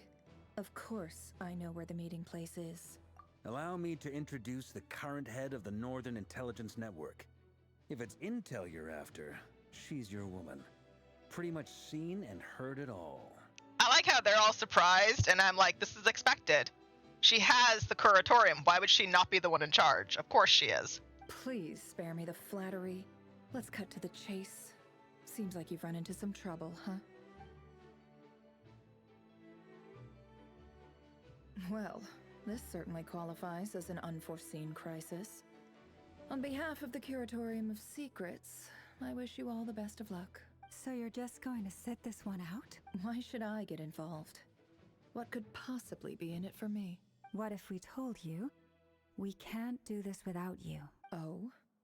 Then I'd say you'd better make it worth my while. I don't work for free. I can't put a price on something like this. It's just not in my nature. But then again, you and I have always been polar opposites in this regard. So I can't exactly say I didn't see this coming. If you insist on compensation, I will pay you. Consider this a formal commission. Sound fair? You just don't give up, do you? Too bad. I know you well enough to know you can't afford my prices. The riskier the job, the more it'll cost. And a Moonchanter's stipend isn't exactly generous. Unless you're planning to start passing the donation box around among the faithful. Boss, just a thought. If they come up short, maybe you can take the difference out of my next few paychecks. Things got really dangerous during the fight with Rarear. If this girl hadn't saved me, I'd be ley line fodder by now. If there's any way we can make this work, I'd... This is why I'm always telling you never accept favors. They are the hardest debts to repay. You have to be careful who you get involved with, or you invite all kinds of misfortune. Very well. Yehoda, I will help. But just this once. Don't count on this happening again. Flynn's. That fragment that Rerir was after. Do you still have it on you? Of course. Let me borrow it. I need it to follow up on some leads. Wait, you actually have some leads? Shh. This is top secret information. I get it. We all have things we'd rather keep to ourselves. Plus, I know we can count on you. So we'll leave the intel gathering in your hands. And that brings me to the third and final item. We need to find a way to distract him. We need time to make our move, so someone will have to stall him. I'm in for this part, no matter what. Anyone coming with? Count me in too. Come off it, you two. Quit playing heroes. I'm way ahead of you here. Nefa did a scan of the Moon Goddess's Kuvaki signature, and we're gonna use it to make some decoys over at the Kramkake craft shop. Anyone who's in, follow me. Once they're ready, we'll deploy the decoys across Nogcry. So as long as the rest of you keep moving, he won't catch on to your scent and won't be able to track you down. I like it. Genius idea. No biggie. All right then, we'll split into 3 teams. Once your team has finished their mission, return here and wait for the others. Dismissed!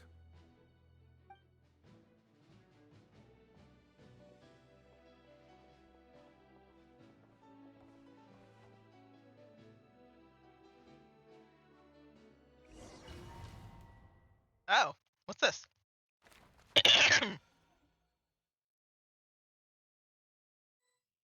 Okay. Excuse me. Lady Damselette. Wait, and you two? What are you doing at the Kuvaki Experimental Design Bureau? We've been doing our best to mind our own business lately. But if you're just gonna waltz up here like this, you're seriously pressing your luck. Don't blame us for doing what we have to. Huh. You really think that's gonna scare us off? We're not looking for any trouble.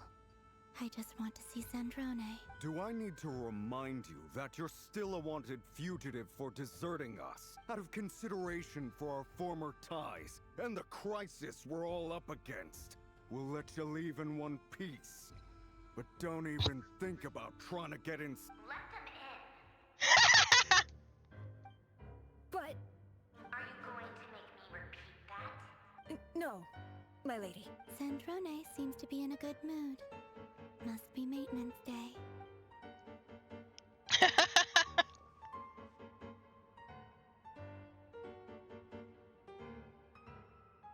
Where are they walking us to? There's no door or stairway there. Good God. If you're gonna have us walk forward, at least don't make it look obviously stupid.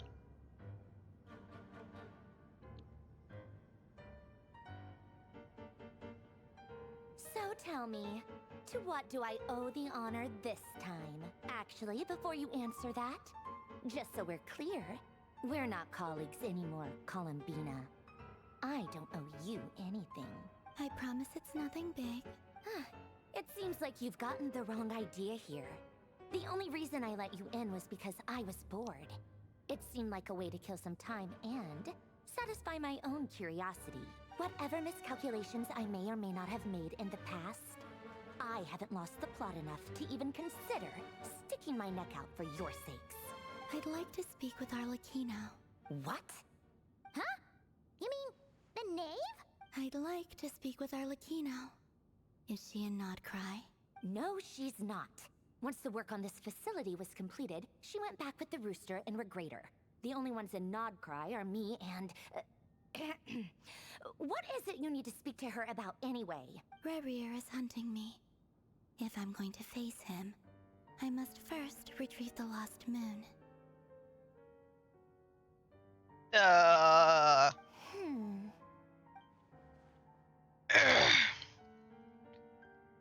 Marionette seems lost in thought, but she doesn't look surprised. She must know more than she was letting on.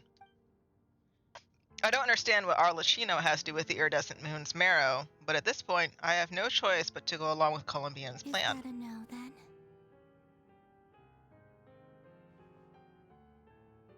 We're only doing this to stop Rear. As if I need reminding. I was this close to settling things with him before someone decided to whisk me away to their weird little garden. Have you held any tea parties lately? Tea parties? Yeah, obviously. You don't seriously think we'd pack it all in just because you aren't here. If anything, they've been more eventful than ever. Just me, Arlecchino, and a bunch of insolent, insensitive guests who won't stop asking where you've gone. Oh, they've been a real joy. I bet you served them the worst tea you have. Just like you used to do to me when I upset you. Who cares about how good the tea is when there's no one around to drink it? I keep losing people. First Rosaline, now you. I'm running out of people who can make me laugh. Honestly, what could be more ridiculous than the multi-centenarian goddess, who's only ever had the plain herbal tea she received as offerings? You'd always brew a different type of tea for me each time. Was it really just to see how I'd react?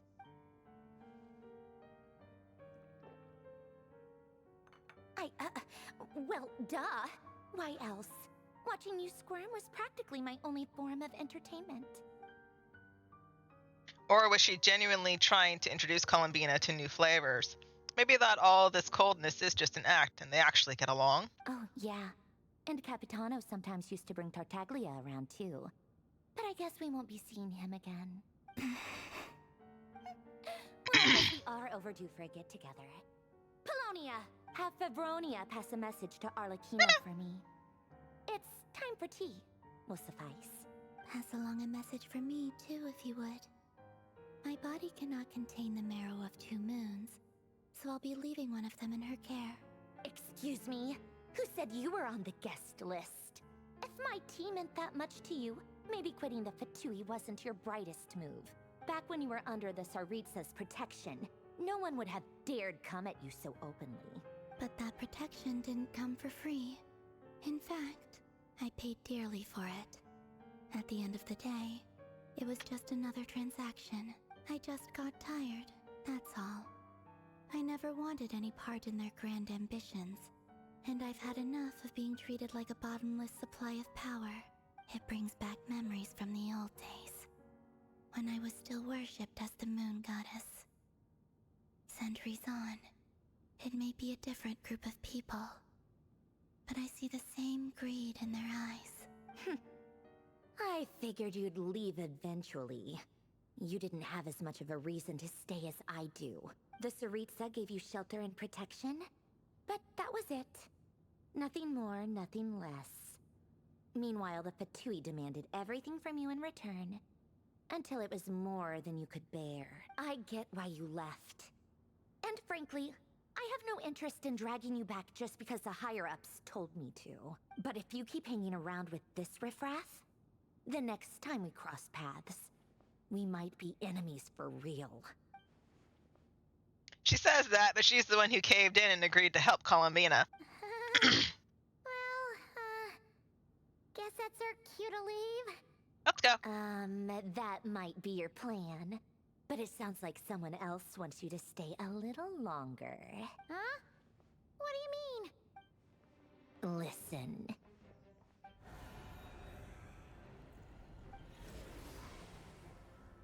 My lady, it's the Wild Hunt. A horde of monsters is headed straight for the facility. Another uninvited guest trying to crash my tea party. Clear the area. I'll handle this. Wait, what? You want us to leave you here by yourself? Huh. You'll be lucky to make it out of this alive. You really think you can afford to worry about me? Go on, get out of here. You may have stopped Polonia from crushing him last time, but I've made sure that won't happen again. The entire Experimental Design Bureau is rigged for war. Okay. Okay, then. Stay and watch if you want, but it'll be at your own risk. You're not flagged as friendlies in the weapon system. Just be careful. Don't tell me what to do. Look, if you're leaving, make it quick, or you'll just get in my way. There's a secret passage on the second floor. It'll take you right to the plains out back. Stare all you want, Columbina. You're not getting another invitation to my tea party. I know. But thank you anyway, Sandrone. This is exactly why you shouldn't hang around with those people. All their melodrama and sentimental nonsense is rubbing off on you. She's such a brat.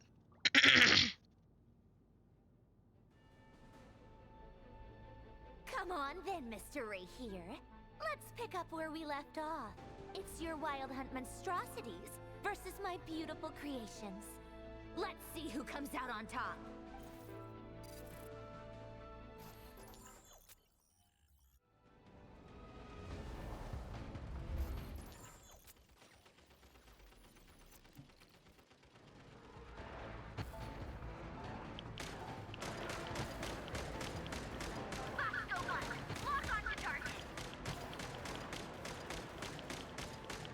I have gameplay here. That's interesting.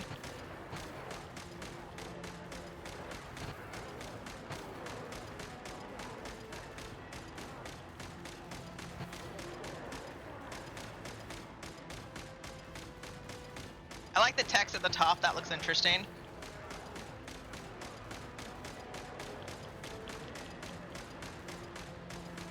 I dislike that this is an R2 button because I don't like that feeling on my hand. Like, why can't it be the X button?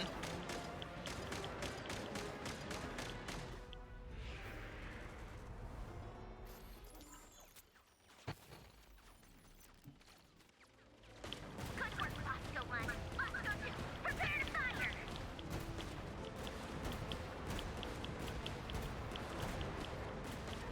This is a very weird gameplay thing.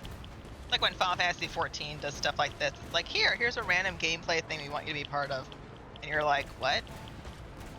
How does this fit?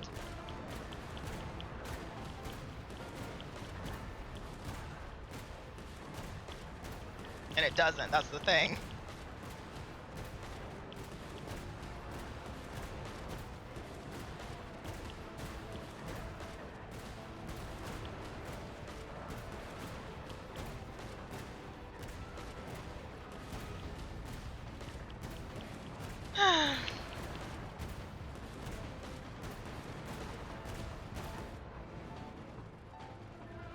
It's not bad gameplay, I just wish that it wasn't R2, I wish it was X. That's it. Keep them pinned down. Don't let them get near.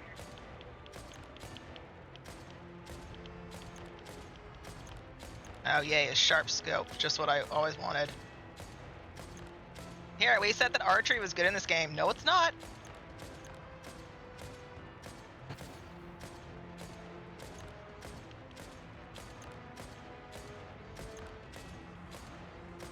Hi, cat.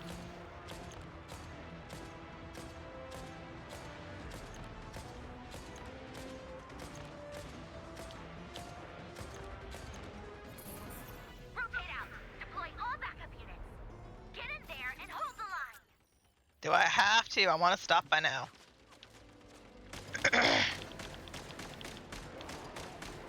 Sorry, I have a cat that's trying to get my pizza and I don't want him to have it. Ah! Whatever. Honey, This is where the real fun begins. move. Honey, please lay down. Lay down. Lay down. Lay down.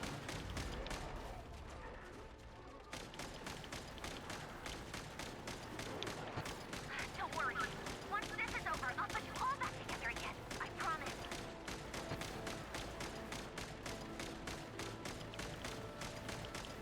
It's like he picks the most perfect moments to be annoying.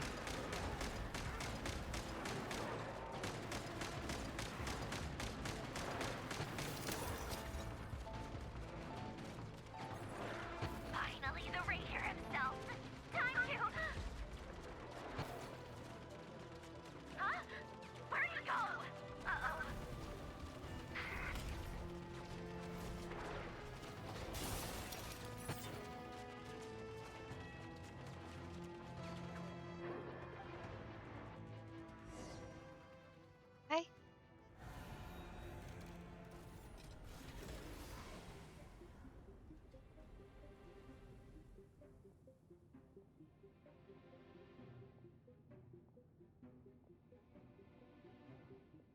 interesting how he has like the Abyss Herald type cloak. Polonia, get him! I've upgraded Polonia again since our last encounter, and uploaded every last scrap of your data.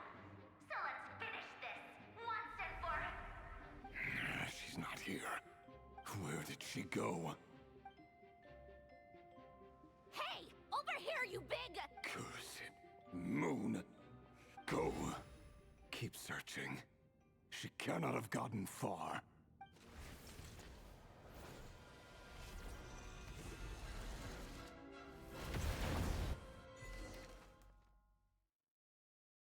Okay, not a bad way of like storytelling. Interesting method. Very traditional JRPG-ish.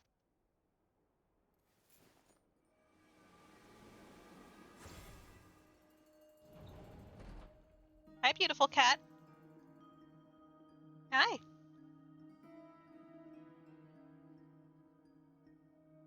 So this is your method for investigating Rarir's past. It almost looks like some kind of ceremony. Good deduction. But it's quite a different affair from what you're used to with the Frost Moon Scions. Whoa! First time I've ever been in... Oh, I guess it... I'm not sure exactly what you've got planned, but it looks like you're all set. When do we begin? Whenever we wish. But for some reason, I've got a feeling this isn't going to end well. I've never faced Rarir myself, but from what you've told me, his power is beyond anything I could imagine. I, on the other hand, am just an ordinary businesswoman. Our paths should never have crossed, yet here I am, forced to make an enemy of him. If you ask me, you're about as far from ordinary as it gets. So what are you saying? You're getting cold feet? Once I take a job, there's no backing out. Still, I have to ask myself if the power I'm relying on will even work on an opponent of this caliber. And also how to make sure I come out of this alive if things spiral out of control. Death is the one thing we can take for granted. It's a great equalizer, however fortunate or unfortunate we may otherwise be. So it's important to consider how to spend what lifespan we have left. Come on, boss. Lighten up. Quit talking about death. Shut up. For once, I agree with you. When you're up against a foe like Rarir, there's no such thing as being too prepared. Okay. My statement to Yehoda to shut up is made all the more truthful when Lauma completely ignores what she said. As if Yehoda isn't supposed to be in this scene. And she's just here to add brevity to the scene. I don't like it when they write like that, because it's like, okay, why are they even here? Because they're not adding anything to the characters to make them behave differently. These two girls are not going to behave differently just because Yehoda's here. They're not going to say anything differently just because Yehoda is here. Is there anything I can do to help? That won't be necessary. I've already made up my mind. Time to cash in a precious favor I've been saving for a rainy day. Yehoda, I need you to find someone for me. The sooner the better. Eh? Find who? That shady merchant who sold you an overpriced treasure compass the other day. Come on, boss. You're pulling my leg again. In what way is she shady? She showed up when I was completely lost and sold me a neat little gadget that was exactly what I needed. Anyway, I know who you're talking about. Don't go anywhere. I'll be right back. Dory?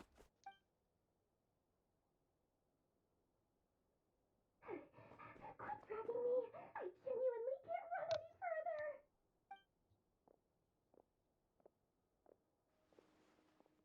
Hey, aren't you? What is it? What's the big rush? You dragged me out of a dream where I was literally swimming in Mora. I'm charging double my usual attendance fee. See, look how easygoing she is. After that... Dory Sangama Bay? I never would have pictured you two doing business together. If you want to make it big and not cry, it's all about connections. Lady Nefer just so happens to have a lot of intel that interests me. And she also did me a big favor in the past. It was back when I first arrived in Notcry. My trusty assistant, the genie in my lamp, had an adverse reaction to the Kuvaki and fainted. And wouldn't you know it, that's when I suddenly find myself in a life-or-death situation. Good thing my compatriot was there to swoop in and save the day. I've been giving her a 30% discount off all of my goods ever since. Now, so that no one here feels left out, I'm willing to extend a 20% discount to fellow friends of Boss Nefer. Plus, any other friends you send my way will enjoy 10% off. What can I say? The great Lord Sangama Bay is nothing if not generous. So, Yeah, sure. let me guess. You've run into some trouble? I've got everything you could possibly need. And the more you buy, the more you'll save. You guessed correctly. What have you got in the way of survival gear? The one type of gear I've never been short on. What are you looking for? A jetpack fresh from the Academia's labs? An ancient suit of armor dredged up from the bottom of the sea? At the very least, I need to know what kind of opponent you're dealing with here. If even you're worried about staying alive, it must be pretty serious. What if I told you it's someone with the power to bring a nation to its knees? Is that so? Then we really are talking top-shelf treasures. I don't have anything like that in stock right now. I'll have to ask my supplier. Your supplier? A powerful woman, make no mistake. I can't reveal her identity, but luckily for you, I hear she's planning to visit Notcry in the near future. If you're willing to wait, I can ask her when she's here. Can't say exactly how long that'll be, though. Then let me put it another way. What would you do if you encountered an enemy like that? Roll over and serve yourself up on a silver platter? Course not. I have a handy little trinket from one of my generous suppliers, which... Hold on. What exactly are you getting at? No, no! This is for my personal use only! Let's just say I'm borrowing it, all right? Just for insurance purposes. You'll get it back later. Favors are the worst kind of debt to owe, and now you've got a chance to repay one. A win-win situation, don't you think? Fine. You can borrow it for 5 days. No, make that 3. And for every extra hour after that, I'm charging you 1,000,000 more. Deal? Deal.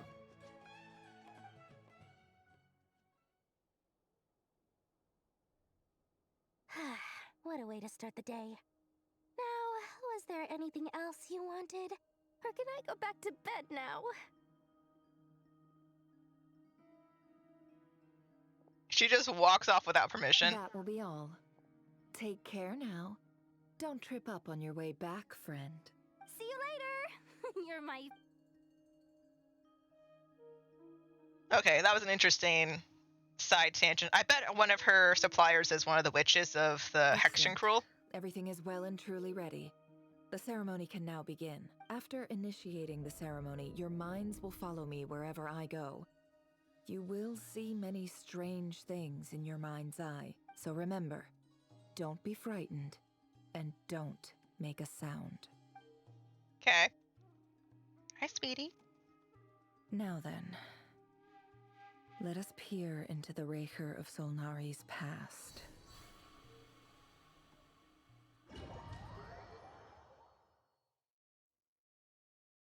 Solnari. Is that like sun? I made it. I don't recognize this style of architecture. Must be Conrian.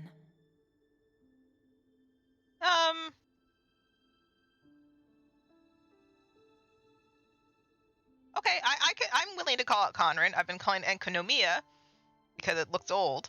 Simple furnishings, table and chairs. It's a more ordinary house than I might have expected. Looks like the fearsome Raker of Solnari came from surprisingly humble beginnings. Unless this passed for luxury in Conria. Unlikely. It was said to be a very prosperous nation in its heyday.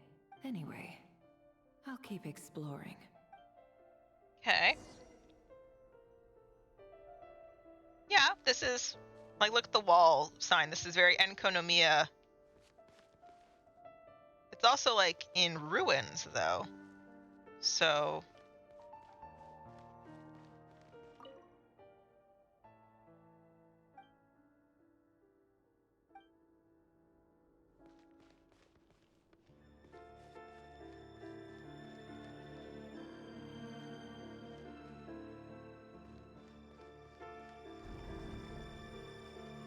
oh. Okay.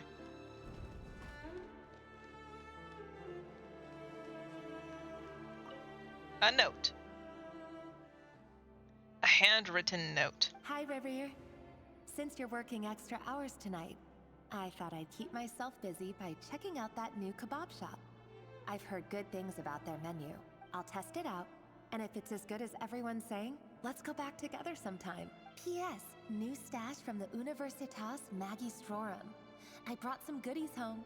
A few teacups and a pin rack. Hope you like them. They didn't sign their name.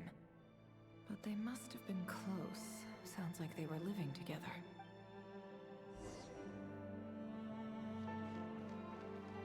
Journal on the table. Okay, but oh, there's a mirror here.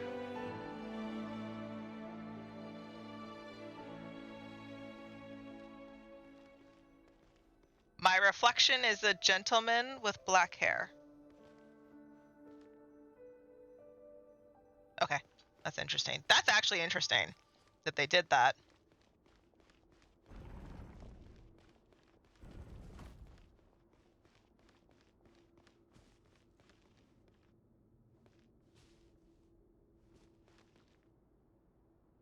Okay, we haven't seen a window open before. That's neat. And we haven't seen this flower before. That's also neat.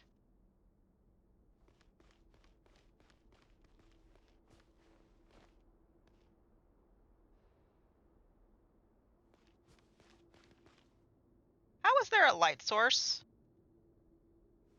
Condria is underground.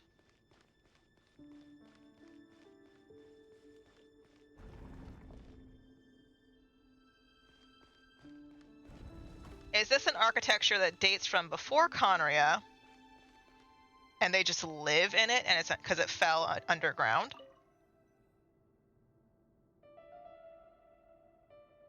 I went over to Joseph's for drinks today. They have a fine collection, but I went alone. Felindis was tied up with something and couldn't make it. Joseph asked why I came alone, but I didn't really have an answer. He then went on to ask about other things. If you ask me, someone who asks that many personal questions is too nosy for their own good. But if he invites me again, chances are I'd still go. Felindis. That's the same name Ririr mentioned. Was just thinking Crime that. reports keep falling. If things don't pick up, we'll soon be back to meat and mushrooms only. Honestly, I'm not a huge fan of that new type of mushroom everyone's been into lately. Didn't it start out as a lab-grown variety? I heard it's even mildly corrosive. Seriously, why would you even eat something like that? I don't care if it's an impressive feat of alchemy. That just isn't the kind of thing I like to eat. Grain has to be imported, and they're eating a diet of mostly meat and mushrooms. Could it be because Conria is underground, so it doesn't get much sunlight? That would explain why they use so much stone in their buildings. Okay, I like that Nefer is connecting the dots that I, as the player, have already connected, but I'm not obsessed with the story because I haven't read all the side books and the artifact and weapons and stuff like that. But I do have the blessing of a pretty decent memory in terms of remembering things for the quests and stuff that I have done. So I do like that for people that may have not or haven't connected these dots, she is bringing that information to the player. They even use alchemically modified strains for food. Seems like the people of Conria don't have many options when it comes to dining. I've just about saved up enough now. Time to buy it and keep it somewhere safe. Making a big purchase. I wonder what it is. Most of what is written in the diary are the mundane details of everyday life. It's clear that the author was an ordinary Conrian, or at least that they were passing themselves off as one. The author's handwriting doesn't reveal anything. It's neither showy nor stiff. In fact, it doesn't really leave any particular impression. He really is a professional. No wonder he's so good at covering his tracks. Despite what he's become, it seems like he's retained certain habits, at least in this regard. Near the end of the diary, you noticed a page with a shallow indentation along the bottom. The previous page has been torn out. For now, its contents remain a mystery. Did Rary rip it out himself?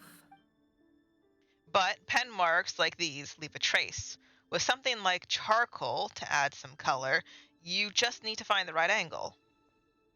When Nefer looks around, she does find charcoal pencil on the desk. Before long, she has restored the missing words. Compared with the forgettable writing from before, these lines have been scrawled in a rougher, more haphazard way, as if the person who wrote them was in an emotional state. Before I met you, I was convinced that my heart was nothing more than a stagnant pool, the burial place of a fallen moon, a withered, windless grove where the waters rested forever unrippled. It was you who helped me see that my heart hadn't entirely withered away, that it could still beat to the rhythm of love. This is just trivial sentimentality from the looks of it. Why would he go to the trouble of hiding that? The burial place of a fallen moon.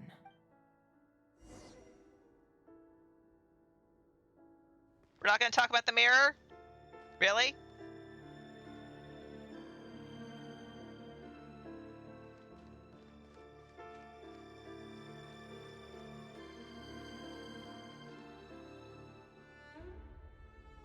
Revere, over here. Dainslip! Dane! Oh, and, Vedaflin here? What a surprise to see you here, sir. Vedaflnir. Hello there, Revere. You need not address me so formally outside of court. He doesn't get that much free time, so I invited him over for a drink. Even the court prophet deserves a break every now and then, right? I'm sorry, why is Dainsleif's voice different? Did they recast my beloved baby Dainsleif? I'm actually shook and heartbroken and mad. Where is my Dainsleif? Where is my Dane? Well, I'm flattered. So, what are we discussing today? Hey, don't look at me. As far as I see it, we don't need an excuse to have a few drinks. Come on, don't give us that. Didn't you say you were about to pop the big question? How's that coming along? I'm sorry, every time it's Dainsleif talking, I have to read the title of the name Dainsleif to realize that it's Dainsleif talking because it doesn't sound like Dainsleif!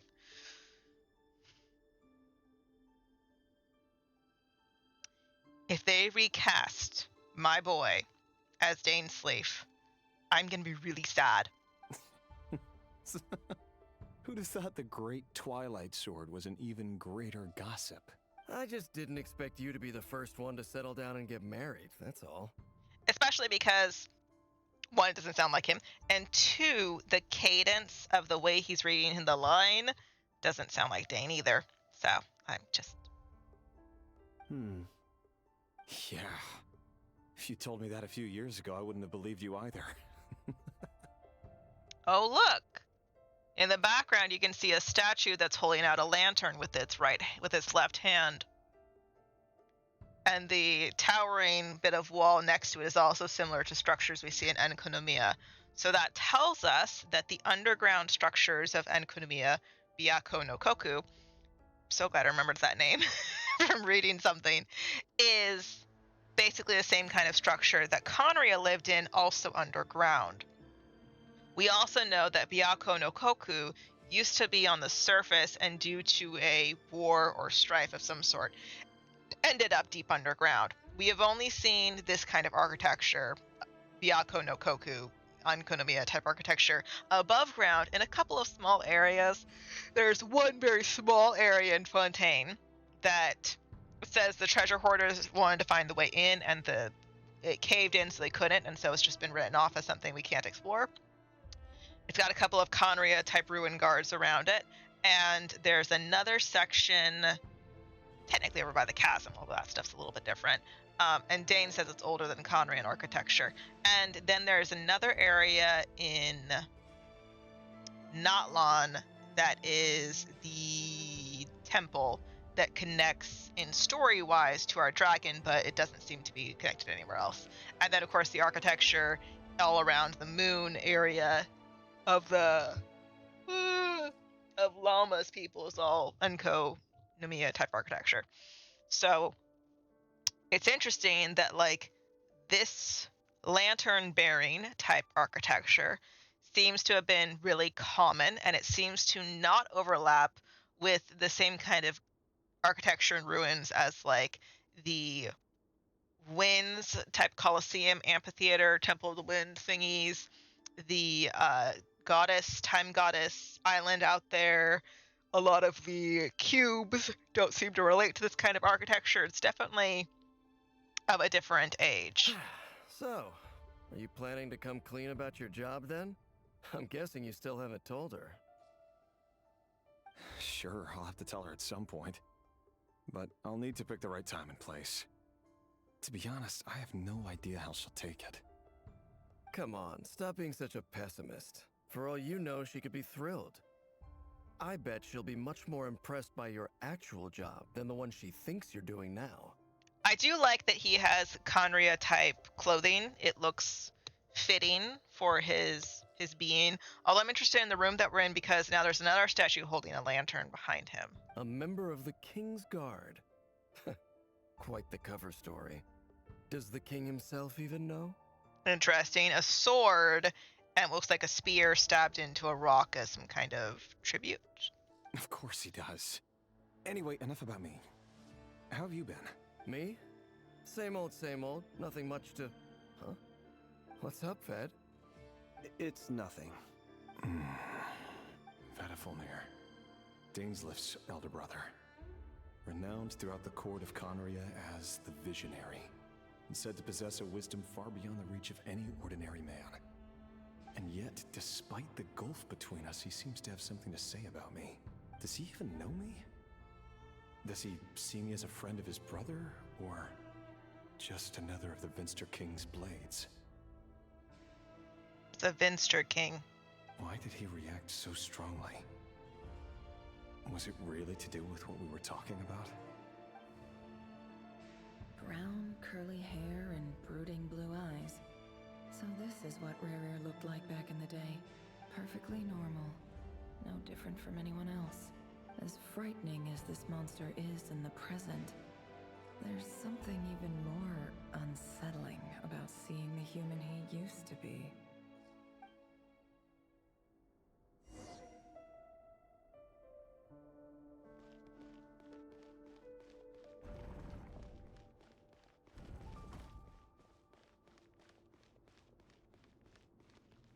Okay, this flower's new. We've established that. We have the water fountain here. We have some kind of mountain in the back there. Some kind of moonlight perhaps coming in. Some books have fallen off a shelf. Interesting. I don't think we've seen this flower before. I don't recognize it from Enkonomiya architecture.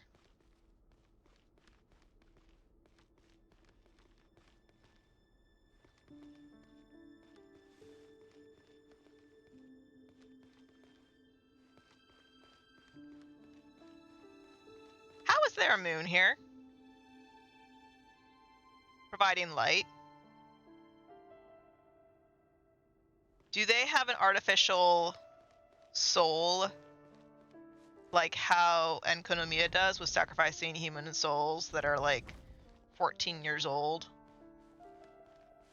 Mirror.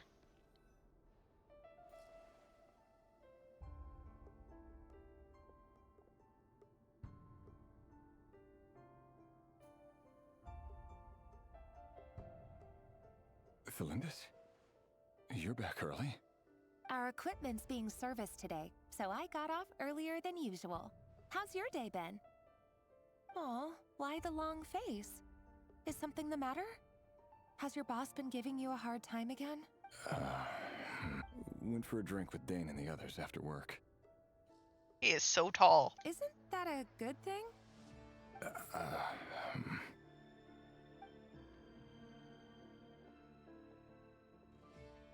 Vedaframnir showed up today, too.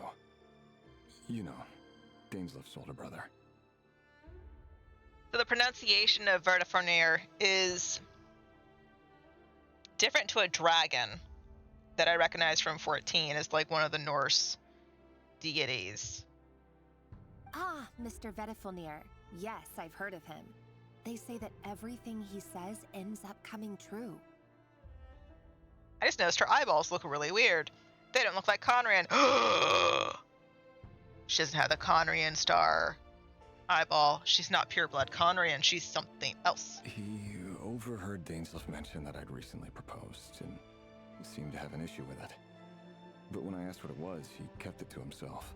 So, you're worried? You can be such a child sometimes, Revier. We're nobodies. Why would the Visionary be concerned about us? Because your eyes are different. I'm sure someone in his position has much bigger fish to fry. Maybe you're right. You worry too much, Revier. We've been together for ages now, and everything's been going so well, has it not? You've even proposed to me.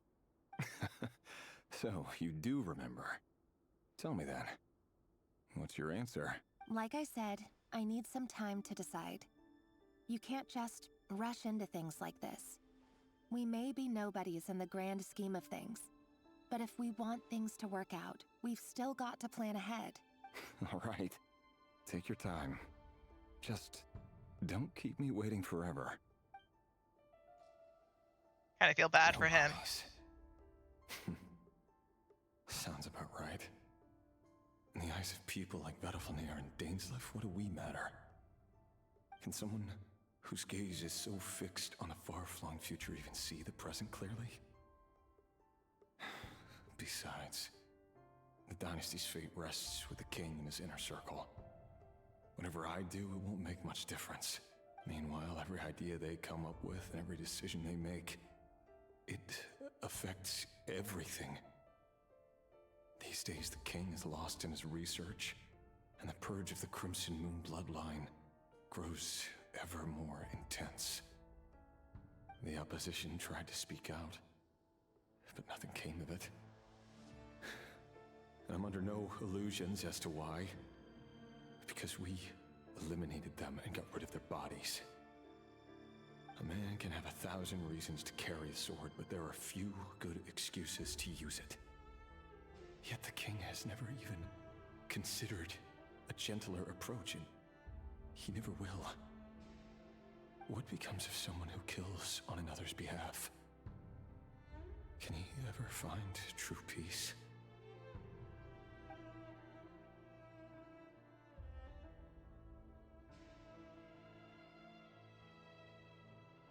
Thelendis? So, I don't have the Knave, but I do remember vaguely from what Tuvas has told me, because she has her, and the story that involved her a little bit is that she's got like a blood moon curse type thing on her. And supposing that like her power is really weird, and then talking about moon relations and stuff, and talking about the Knave and trying to find this other moon.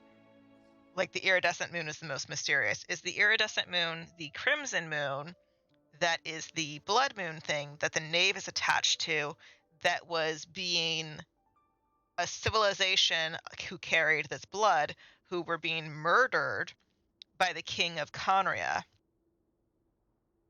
This is the first time I feel like we have heard the Conrians doing something at all. Like, I was going to say bad or deplorable, but like doing anything at all. We know that Dainsleif served them and served the people, and him and his knights wanted to evacuate people during the Great Cataclysm. And the Cataclysm was brought about by the five sinners, including Rerir and Gold, Rhine-daughter. So we have Gold having done a bunch of experiments, and now we have two things. The king of Conria is known for doing some kind of experiments, and the king has also ordered genocide. So we have two bad things happening in this nation that is a godless nation. They don't believe in the gods as the 7 gods of Teyvat. They live outside of the gods, and people who come to the nation live outside of those gods and their protections and stuff like that. So that does bring into question, in a way, like, what is Dainsleif's power? Because, like, he has some sort of celestial space type power of some sort that he uses. But then that also brings into question, like, what are the Conrians, who are now the Abyss Heralds and the Abyss Order, what are they planning? Because they want their stuff restored to some degree, and they're attacking people on the surface for some reason. We don't really know why they're attacking them, other than, like, maybe they're trying to take revenge on the gods, like Venti and stuff. Like, we don't really know what's going on with those coordinated attacks.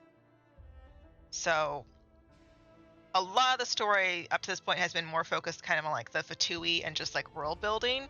So we're missing links in a chain to give us context for everything. So this is interesting. It also brings into question, like, was Dainsleif aware of genocide happening? And is this genocide something that happens to other nations that were underground? Because Byakko no Koku was an underground nation that had emissaries with Conria, so they communicated, perhaps because they're both underground nations. Was the Crimson Moon people, why did they have genocide enacted upon them? Were they a neighboring nation? Did they have a power that the king wanted? Like, what is the reasoning for that? And I say this in terms of the royalty because it sounds like the regular Conrian people didn't get to see what the royal people looked like, because in the memory of Caribert, his father sees us in the memory of our twin, so for me it'd be Lumine, sees Lumine and identifies Lumine as the princess of Conria, as the royal blood, and of course no one would recognize her because no one's seen her, kind of thing. Like, only people in the upper echelons have seen the royal blood. So, like, is that a tie to us both being blonde and Dainsleif being blonde as well? Is that a tie to the royalty doing something else? Is that princess by blood? Like, there's so many questions here.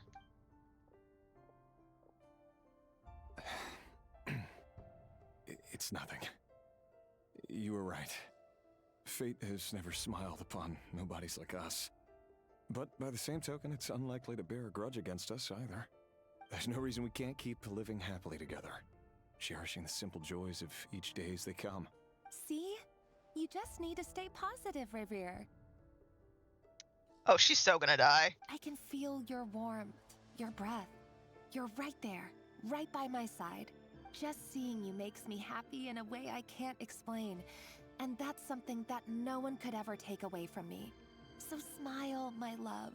Let go of that frown. You're right, Thelindis. I've just been overthinking things. That's better. Getting caught up about things like this will only ruin our evening. Speaking of which, all set for the ball tonight? I need to go get ready. You go ahead. I just have a few things to take care of, then I'll come join you. Even busier than the big shots, huh? Fine, I'll go get started. But don't be late. If you keep me waiting too long, I won't be a happy bunny. Relax. I'll be there. Seriously, though, you drive a hard bargain. You're really gonna leave my proposal hanging and still expect me to take you to the ball? Well, that goes without saying. I already told everyone I'd be coming with a dance partner. Besides, they're two completely different things. Let's take it one thing at a time, all right? All right. White outfit it is. It seems like Rerir was deliberately hiding his ties to the intelligence services by giving the impression that he was just an ordinary member of the Finster King's Guard. He clearly doesn't want his would-be fiancée to know about his other life.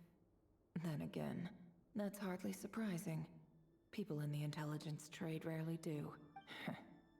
Who'd have thought we were in the same line of work? Let's dig a little deeper. Interesting.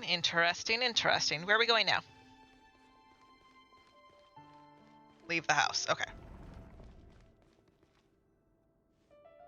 Our kitty. last operation was a resounding success, and all thanks to you, Ray here of Solnari. In total, we apprehended 32 dregs of the Crimson Moon, and 67 accomplices. After all these years since the dynasty's fall, so many of them still linger on. Indeed, it cannot be denied.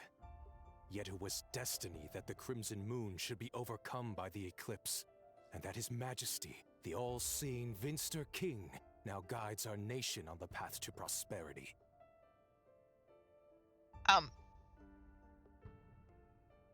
What was the Crimson Moon the bloodline in charge of the previous dynasty that led Conria? Conria has no further need for a dead moon. But alas, there will always be those who refuse to see the truth, choosing instead to romanticize the past. That's not entirely true. Much about the Crimson Moon era was worthy of remembrance. And that's exactly why they keep trying to see it restored. Many of its secrets remain unsolved to this day. As it happens, that's precisely the field of study my partner is devoted to. You still haven't told her what you really do for a living. Where would I even start? How do you tell someone that you're one of the king's hand-picked executioners? That your hands are steeped in blood? You didn't choose this life, any more than I did. Orphans like us don't get a say. But I'll sure as heck be the one to pay for it. Speaking of which, we need to be more rigorous in the way we identify direct descendants of the Crimson Moon. Someone, it seems, has strong opinions about my future plans. Most likely my marriage in particular. I have a feeling that we may soon become targets of the Crimson Moon's retribution. Your concerns are not unfounded. They've taken out many of our colleagues these past few years, and for that very reason. These are no helpless lambs we're leading to the slaughter. They're wolves in sheep's clothing. Take care, Ray Hero of Solnari. I look forward to toasting you at your wedding. Thanks, Thorkel. You look after yourself, too. Looks. I saw that typo! Thelindis, I never wanted to keep this from you. You're the last person I would ever want to lie to. But that's exactly why I can't tell you everything. There are things you shouldn't know. Things you cannot know. The moonlit dynasties are a thing of the past. Yet even now, with the sun shining high in the sky, there are those who would call forth a dead moon's ghost. That makes it sound like Crimson Moon is the iridescent moon. Could that be why Vedalfnir held back? Or was it because of some court secret he's not at liberty to share? I have to get a clear answer from him. No matter what happens, I will protect Thelindis. Rerir seems to be very concerned by Vedalfnir's reaction. Vedalfnir and Dainsleif, the Visionary and Twilight Sword. So that's what they were really like. I've investigated this whole area now. There doesn't seem to be any other memories here. Should I try somewhere else? Wait a second. What's this black smoke? That's trippy.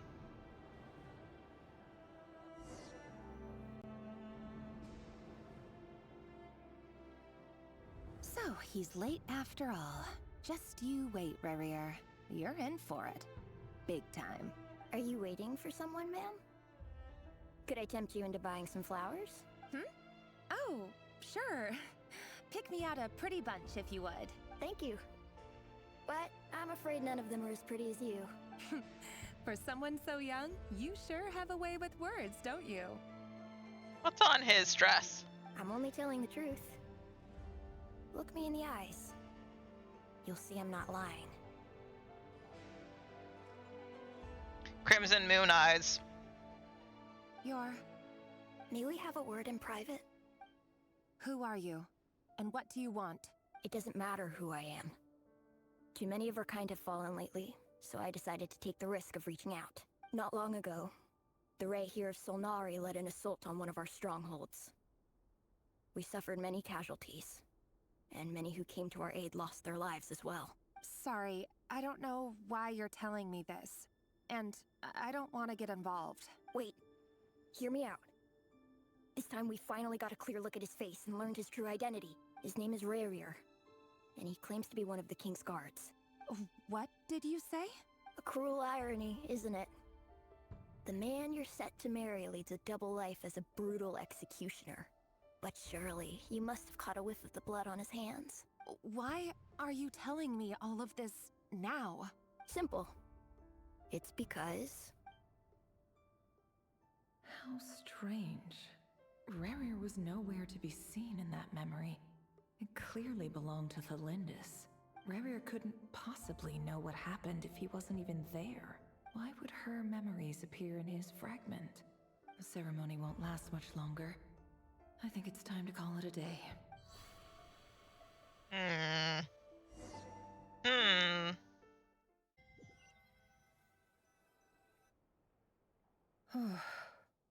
So that was your doing?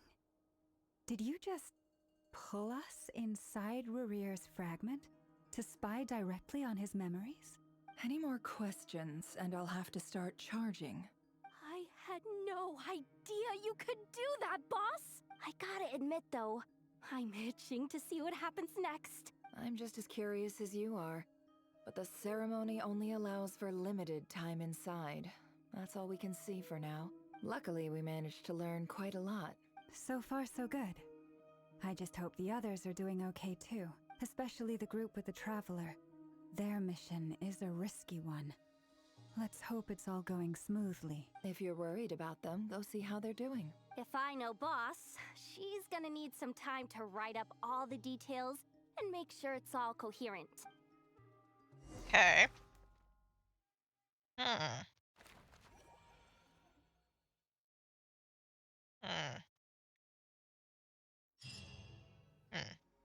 Oh, they've been prowling around for nearly 2 days now. These things just won't quit. Oh, they might not have seen us yet, but them constantly sweeping the area? That's never gonna work. One little slip up and it's game over. If they spot us, they'll run straight back to Rarier. And once he knows we're here, it won't be long before he's breathing down our necks again. Be that as it may, we still have to try. Guess you're right. Please don't be a stealth mission. Quick, hide! We almost got spotted.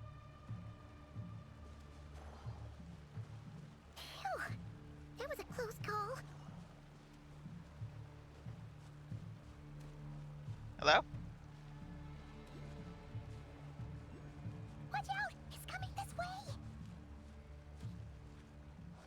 The frig? Keep going. We're nearly there. This is the final hurdle. Why'd the camera make me walk backwards? That was weird. Oh, there's no end to these things.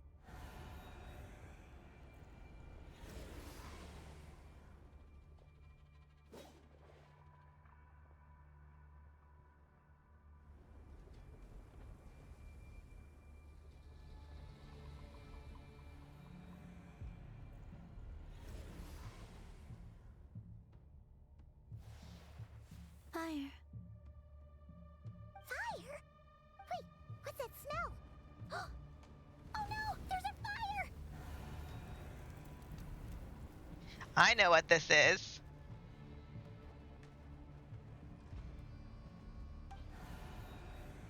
That's not normal fire.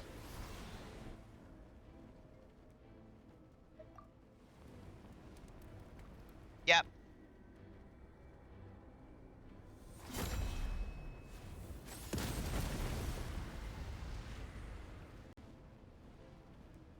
Hello. Sandrone was right. You look weak, Columbina. I love her. She's so annoying. The old you would never have let such lowly creatures bar your way. Word has it that you did something for the Tsaritsa, and that's why you've lost most of your power. Freedom comes at a heavy price, doesn't it? It's Arlecchino! You came! Hello again, Columbina. And greetings, guests of the House of the Hearth. It's been a while, Arlecchino. Now where am I going? Don't interrupt. We were doing so good. No.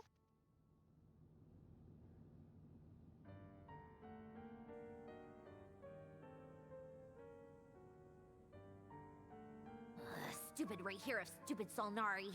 Ugh, whatever. I've got all the data I need. Next time we meet, you're finished. Oh my god, she is so Team Rocket. Bosco #1. He sure doesn't pull his punches. Excuse me, do you need a hand? You can do me a favor by staying out of my way. Can't you see I'm busy? Wait a minute. I recognize that voice. Hello, Miss Sandrone. Father sent us over to help. How considerate of her. Hey, Fremine, get over here and help me fix this. Lenny, you do your thing. Just keep your sister away from my machines. She poked it and it fell apart! Nearly every machine that Catgirl touches ends up going haywire. Go put her on cleaning duty or something.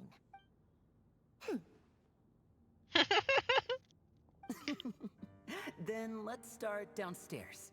Fremine, we'll leave this place to you. You've got it. Wait a second. Pretty sure there's still some tea in the cupboard. If you want some, you'll have to make it yourselves. Aw, thank you! She's so bratty and nice. Wow, look at all these heads here. Secret base.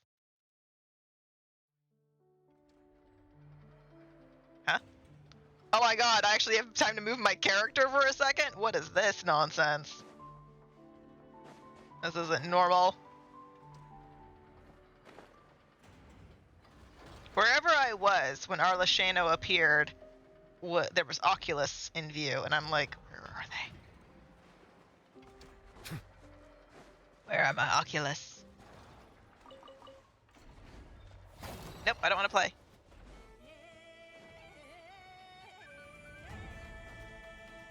Do I just go down? I do.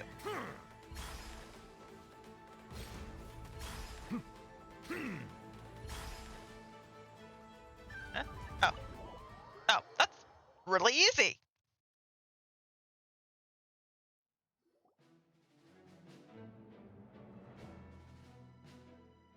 It's a relief to see you all made it back in one piece. Huh? Feels like there's quite a few people missing. Where's Flint's and the others? And what about Nefer? I returned ahead of them. Flint is helping Aino and Anefa to set up the decoys and buy us some time. As for Miss Nefer... Boss is still wrapping things up on her end. She sent us back to fill you all in on the top secret intel we've been gathering. I see. Then let's get right into it. But first, who do we have here? You brought someone else in to help? Greetings. I was invited here to help as a longtime Tea Party companion of Columbina's. You may call me Arlecchino. Surely it can't be. Those eyes. Oh, where have I seen them before? Wait, of course. In those memories we just saw.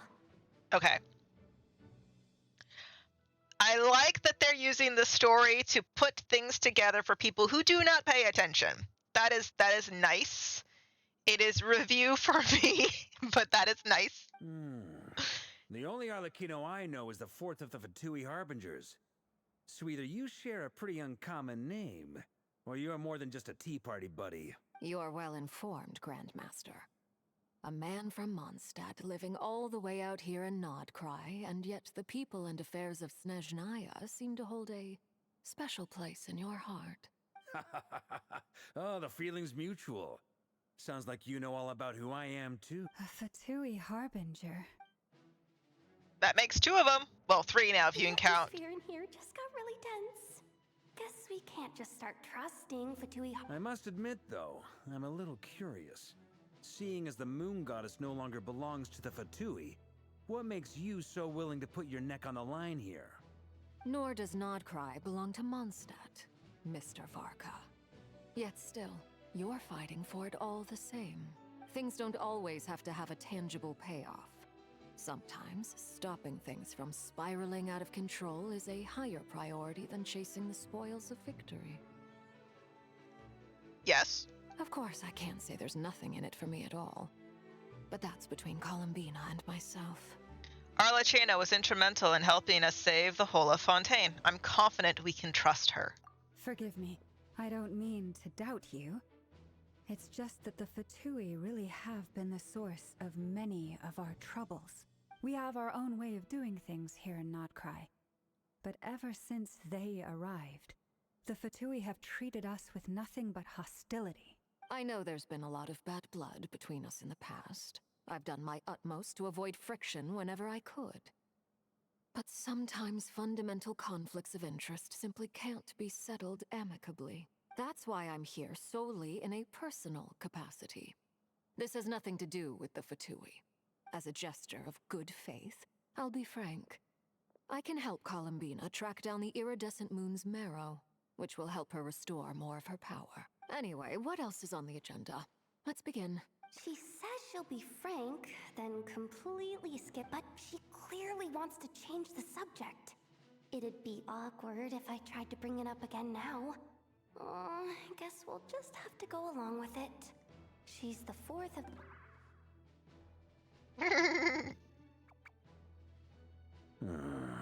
Well, since Miss Arlecchino sounds confident in her ability to handle that, we'll proceed to the next topic. Yehoda, time to share that top-secret intel. Alright, listen up everyone.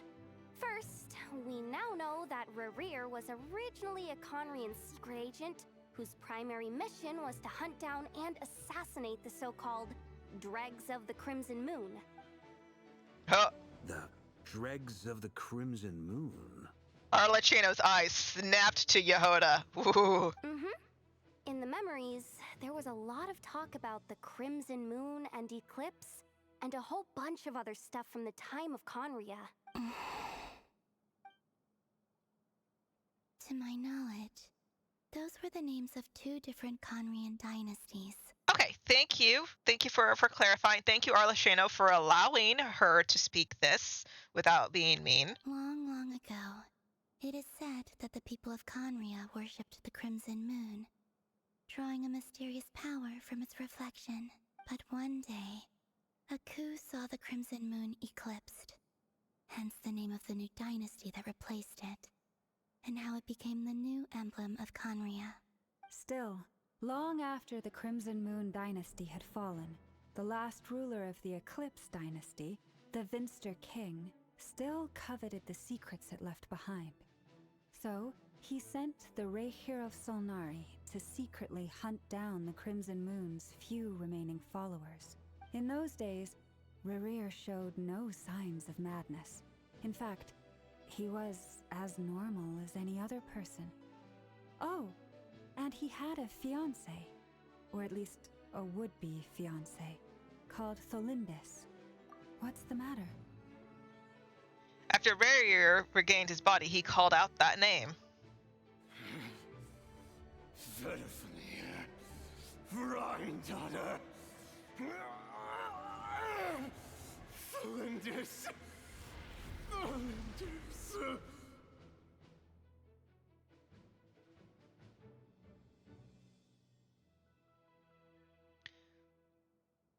Was Verdfalnir one of the sinners?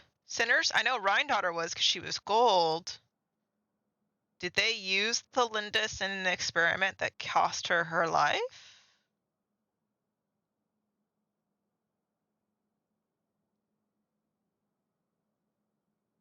I had the inkling when he appeared and he was cursing Rhindaughter that he didn't agree, that maybe the sinners of Conria don't necessarily agree with each other, kind of like the Harbingers don't agree with each other. They're just kind of following the Saritsa's plan, but they all have their own motives.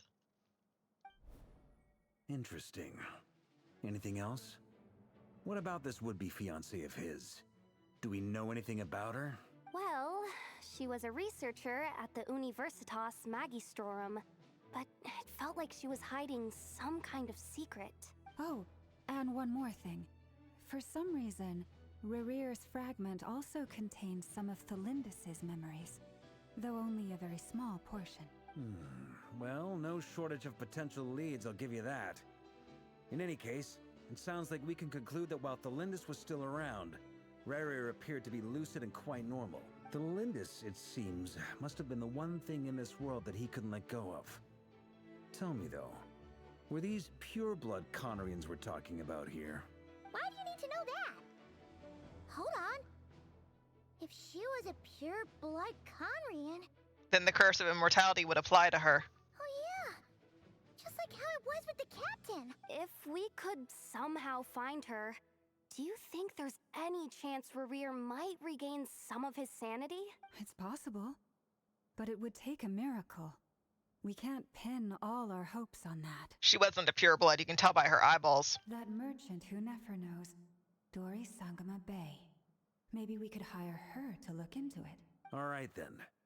Let's keep working in our separate teams. Traveler, Paimon, Kutar, and Miss Arlecchino will go look for the iridescent moon's marrow. As for the others... On the way over here, I noticed that the Wild Hunt monsters had grown even more frenzied in their search for Kutar. At this rate, the people living here will be in grave danger too. So I'm thinking of gathering together some of our followers to go wipe them out. I'll head back to the curatorium and meet up with the boss. Feels good knowing we've all got something to be getting on with. Given that the Wild Hunt has been a lot more active lately, the Lightkeepers have likely begun their own operations too. If that is the case, someone will need to pass the news on to Flint's. I'll hold the fort for now. Then discuss our next move with Flint's, Aino, and Anefa when they get back. All right then. Well, the clock's ticking. If that's everything, we'll be on our way. We'd better get moving too. We'll try to buy you as much time as we can. Relax. Just do your thing. Now, I decided to call in some backup since things are getting so hairy. Our reinforcements should be here any minute now. Stay safe, everyone. Dismissed. Backup? Who is he calling for backup? Varka?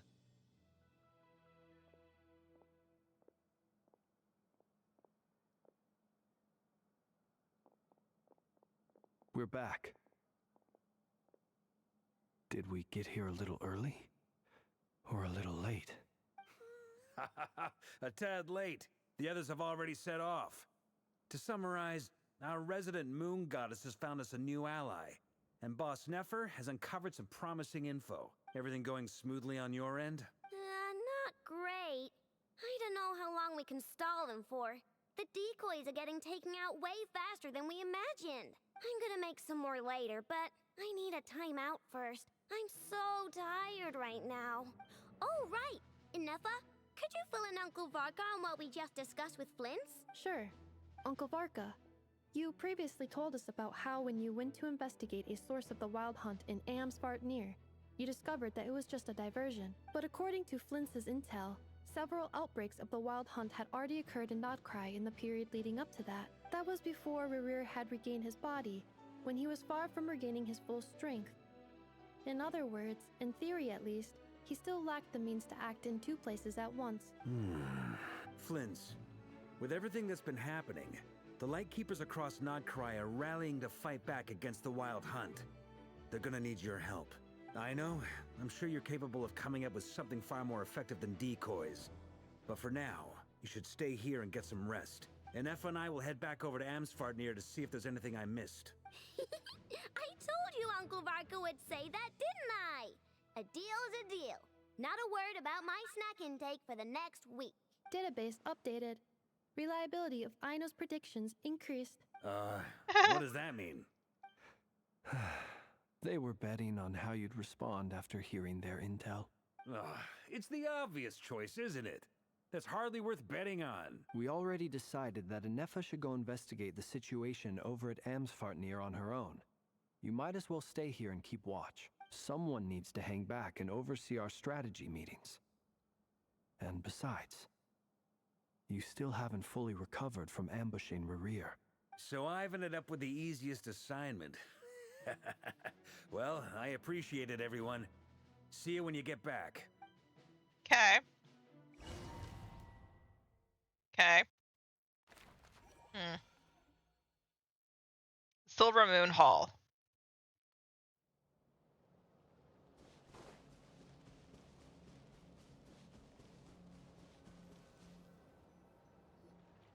Here, this will serve as a good spot to cross over.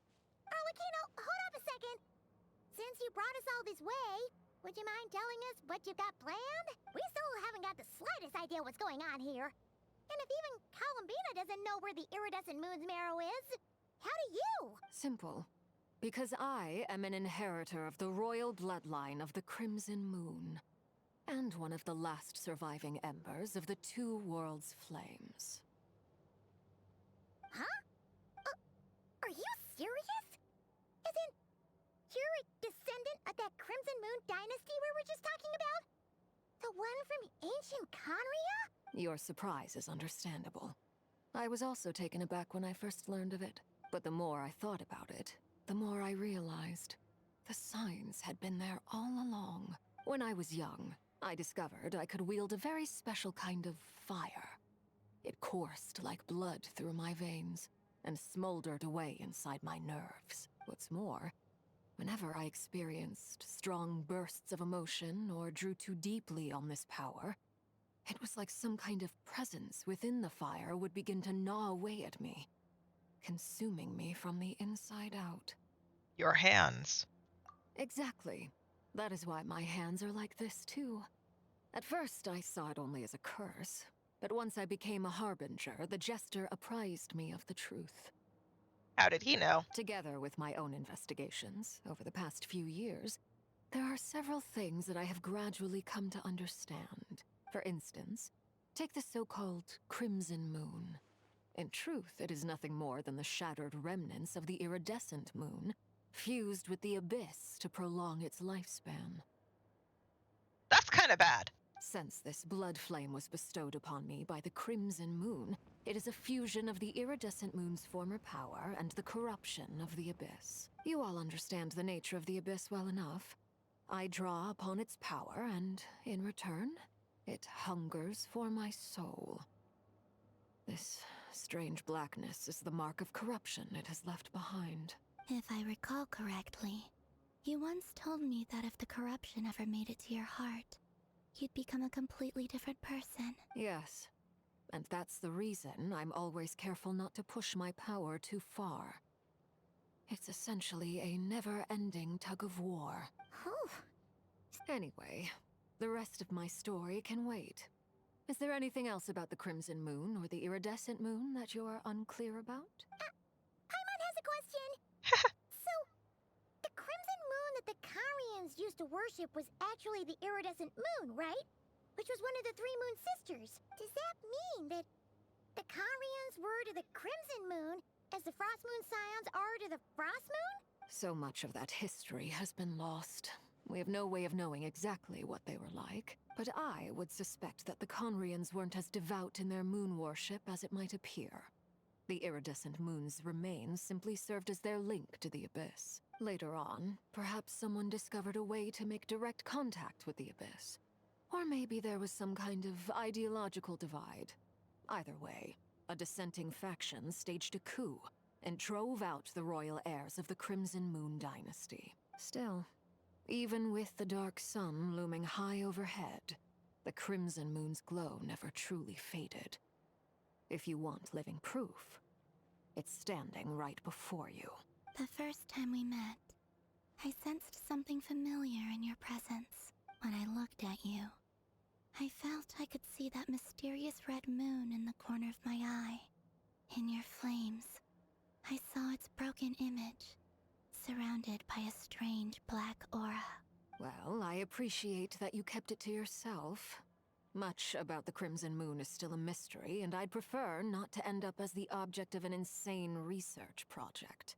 Anyway, time is against us here, so if there's any other questions, they'll have to wait. I just want to make sure I've got one thing straight. In her letters, Sandrone mentioned that since you are unable to contain the iridescent moon's marrow yourself, you intend to leave it in my custody, correct? That's right. For now, it's the only way I can pay you back for your help.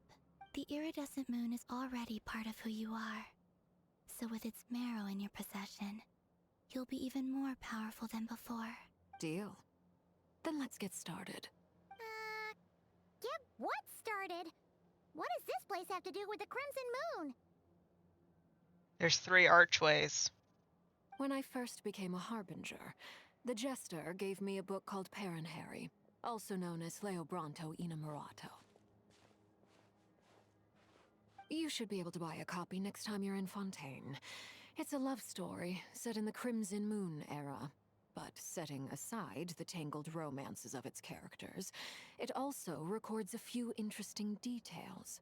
In the Crimson Moon era, or so the story goes, there was an orphanage that received children from beyond the bounds of this world, and subjected them to a peculiar induction ceremony. Beyond the bounds of this world? For real? And what kind of induction ceremony? The Crimson Moon sages looked beyond this world for beings with powers that surpassed the gods. But fearing they might lose control, they subjected these children to a process of refinement. They made these children crawl up a fireplace and kept asking them, "Have you died? Did you see it?" Until they finally admitted to having died and seen a crimson moon. The adults embraced the children who passed the ritual, telling them, "Within the fireplace, you have traversed the flames between 2 worlds. Here and now, you are born anew." The book leaves much unsaid, but I suspect that this was their way of branding the children they had enrolled, leaving an indelible mark upon them so that they would forever live in the Crimson Moon's light. That explains why I can't sense the Crimson Moon's marrow in this world. It makes sense that it would be sealed in a special space that can only be accessed temporarily through some kind of ritual. But there's no fireplace here. Do you see a chimney anywhere? Oh, are we supposed to build it ourselves? Okay, fine. Paimon will go find some bricks. I like the traveler just is looking at her with like, "You are an idiot." That won't be necessary. The fireplace is purely symbolic. The key to the ritual is crossing the flames between 2 worlds. In other words, the flames that burn within me. Those burned away by such flames leave behind a kind of ghostly afterimage in the world. In the days of Conria, people believed they could be used to bridge the gap between the 2 worlds of life and death. Life and death? So it's in the world of the dead? It's in the ley lines? In short, I can open a passage to that space for you. That's the easy part. The catch is I'll need to stay on this side to keep the passage open, so I won't be able to come with you. Once you're inside, you'll have to find your own way. Okay. Very well. Then I'll open it up. Traveler, spare me a little more moonlight if you would. I may need it. Okay. Can you lay down? Lay down. Thank Lay you. down. Lay down. I feel like I've recovered some of my strength now. It should be enough to move us across short distances and confront whatever dangers might await.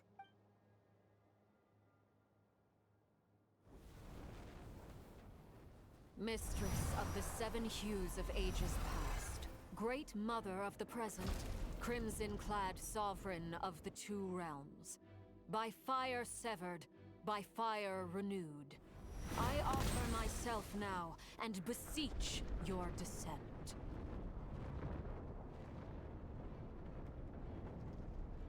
What does this place look like if you haven't done the quest here with these doors?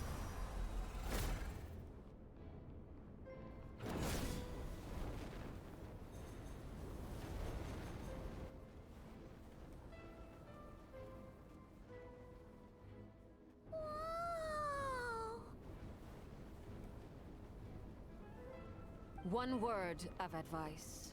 As you're crossing over, no matter what voices you hear, do not answer. Got it. I sense a sinister gloom inside, but also the familiar light of the moon.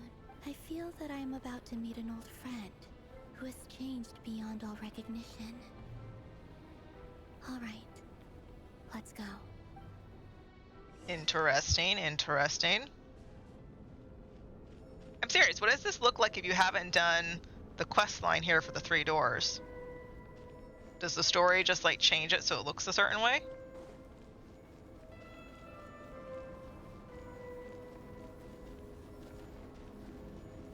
Interesting. I like it. Interesting visuals.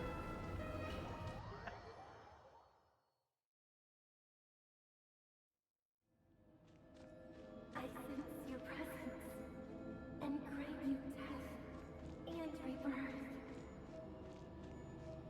Wait, why are you? You have crossed over from another world, transcended fate itself. I have no right to.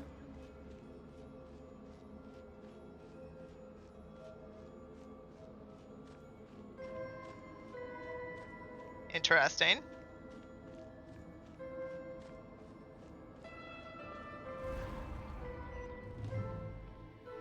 Hey, look up at the sky!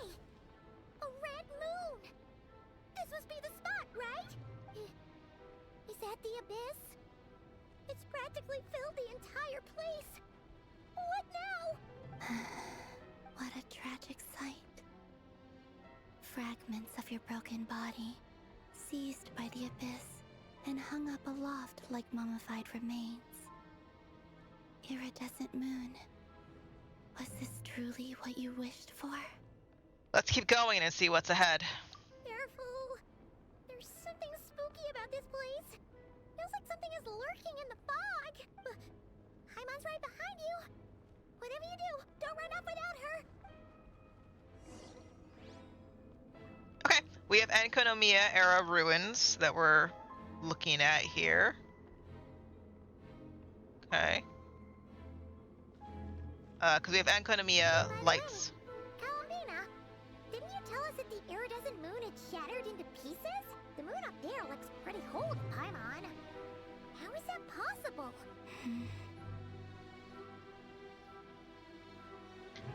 And then we can see there's our statues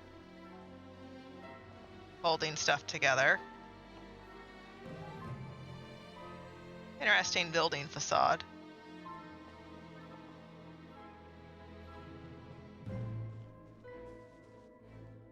Huh. Enkonomiya, this is a tree from Enkonomiya, by the way. Not sure about the little flowers. Interesting. So it's like bits of Enkonomiya Conry architecture are here. Hilly churls.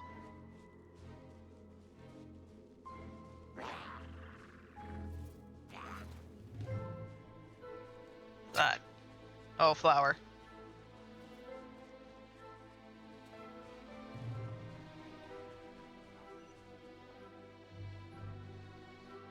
Yeah, very Enkonomiya type architecture. Just like I thought. It was only a facade.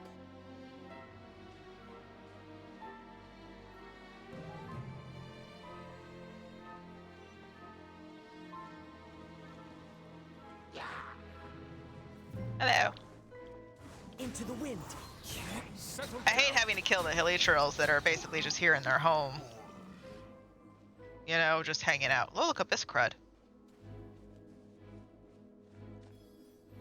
So there's a tear? What is that? Crack in the sky? Blech! Blech! Could have had a warning there.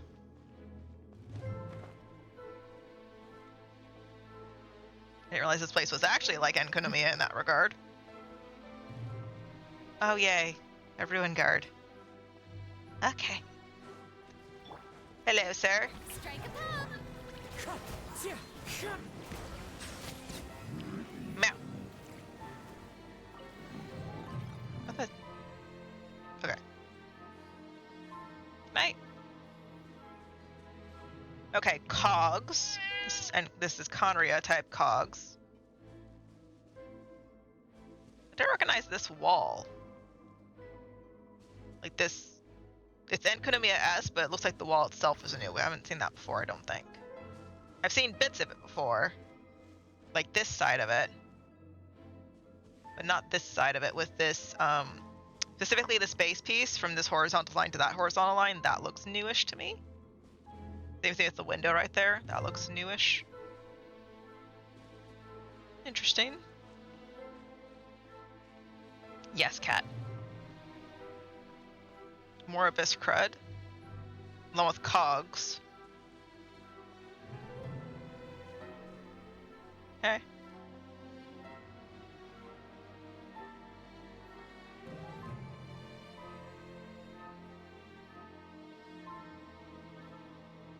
Huh? So the iridescent moon's mirror is up there in the sky? Huh? For real? That's way too high. There's no way we'll be able to reach it. You can fly, can't you, Paimon? No. I'm not sensing anything up there. It's coming from under the mountain. Let's see. Ah! There's some kind of weird shadow over the water. Wait, see that? Looks like a mechanism of some sort. Let's check it out.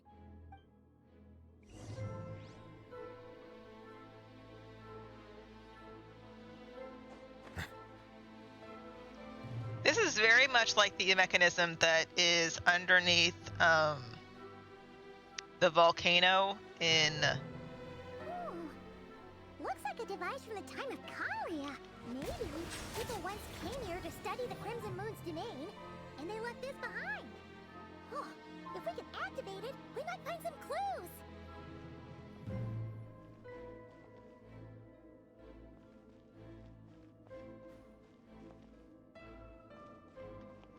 But it reminds me a lot of the mechanism thing that is underneath the Hurricane Island where you get to Kadria ruins.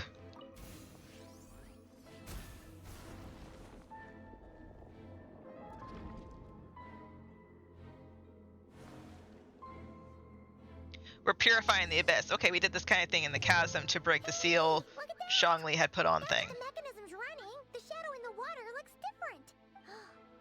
Do you think these mechanisms might be the key to unlocking the secret? Let's try to find more of them. Thalindis, we'll leave the rest of the research in your hands. We'll be heading back now. I hope this isn't ruining date night. Ugh. Mind your own business.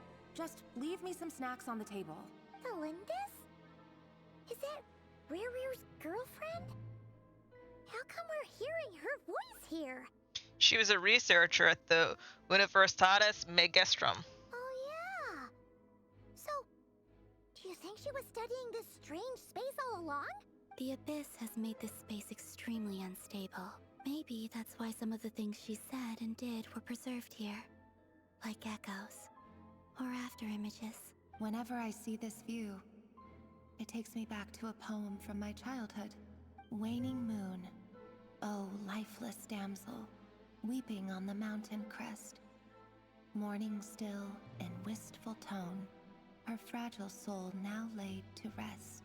For me, of all people, to be here investigating the mysteries of the Crimson Moon space. Is it a coincidence? Or something more? Her eyeballs are really weird. That's what tells me she's weird. Her eyeballs give it away. There's a lantern in the tree. That's neat. Oh, looks like the abyss has messed up this mechanism. We need to find a way to get it working again. Let's see if there are any other devices nearby.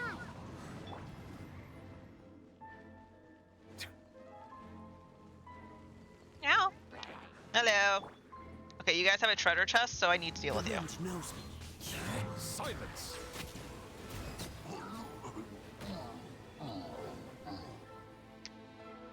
Well, you can leave. You don't have to stay if you don't want to. Yeah. Such a baby.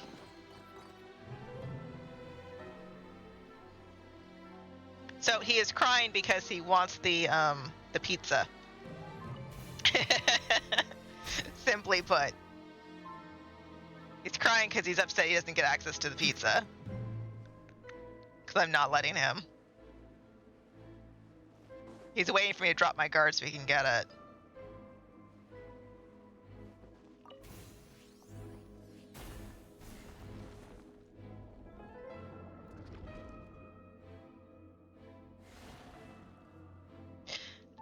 that is going to vanish, and it's. I see. So the moon marrow, or rather the power of the 3 moons, is the key to unlocking. If it really does exist, then maybe this madness can finally be put to an end.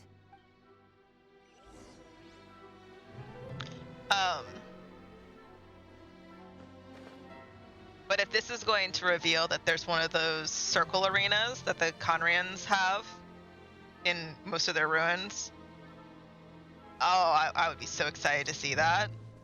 I don't know if it will, but I'll be excited to see that. Why can't I climb that? Oh, because we're in a domain. Sorry. When you're in domains, you don't have the ability to climb anything. God forbid. Hello?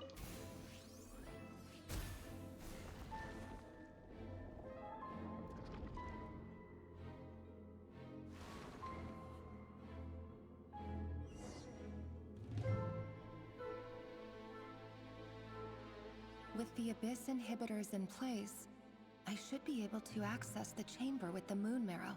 Oh, Rerir, with every step you take, you're drifting further from what you truly desire. But you're not the root of the problem. Ever since that outsider set foot in Conria, the Vinster King has sunken deeper into madness. If only I could get my hands on that outsider.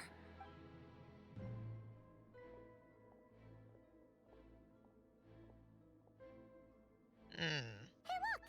The moon's reflection is back to normal! Elendis' voice mentioned a chamber with the moon marrow. Do you think maybe it's hidden in the moon's reflection?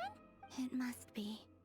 For within it, I sense the fragile aura of a dying soul. Then there's no time to lose! Let's go! Okay. Interesting. Interesting.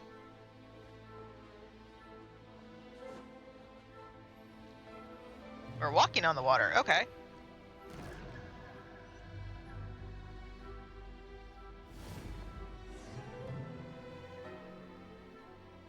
That's not creepy at all. These things are so creepy! Looks like we'll have to destroy them if we want to get to the iridescent moon's marrow.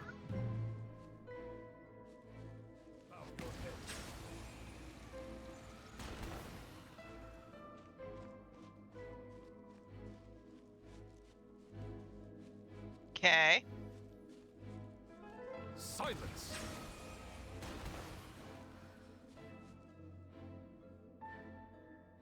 Does this not remind you of the upside down Venti statue with the chains on it? That must be the iridescent moon's marrow!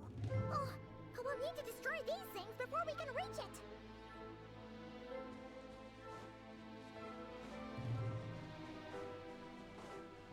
Oh, hello, Abyss Hounds. Into the wind.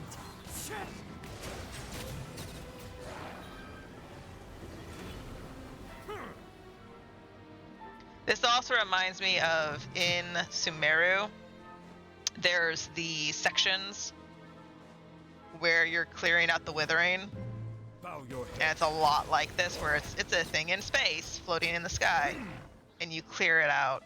It's a lot like that.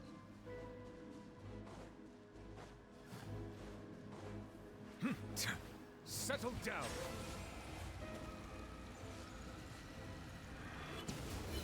Hang in there! We're so close!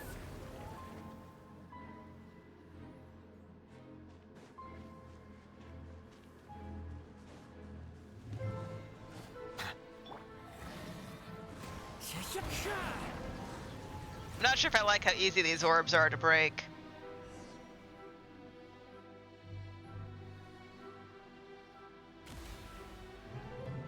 What?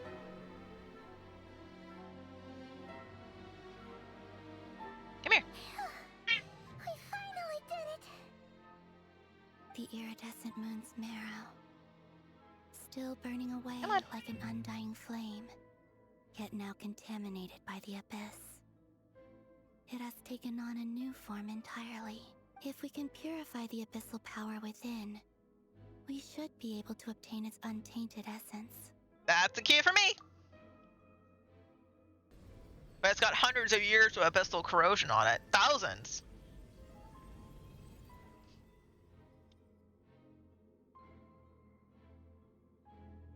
It's so cold.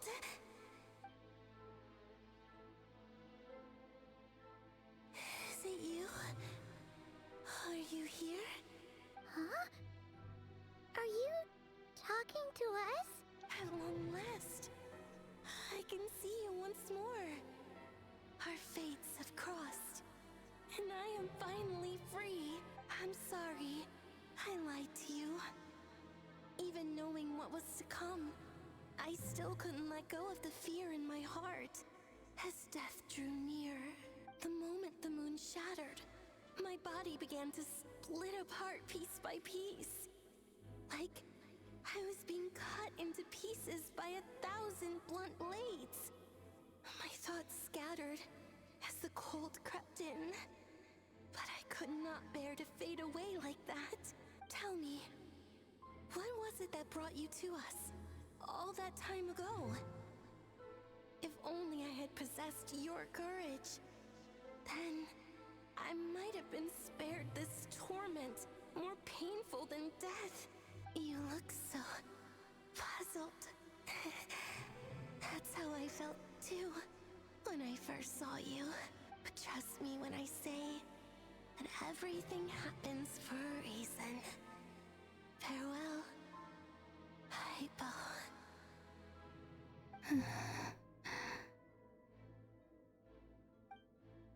What was that all about? Was that the goddess of the iridescent moon? It sounded like she was speaking to a long-lost friend. But none of us have ever met her before, right? One of us has. She took me for the goddess of the frost moon she once knew. For a fading soul like hers, our auras must be too similar to tell apart. But anyway, we've got the iridescent moon's marrow now. That should help you regain your strength, right? Alright. Time to leave this place and meet back up with Arlecchino. Let's go! Yeah, sure, we could totally get out of here in one piece. Uh-huh. That's odd. This place looks different than when we came in. Waning moon, Huh? oh lifeless damsel.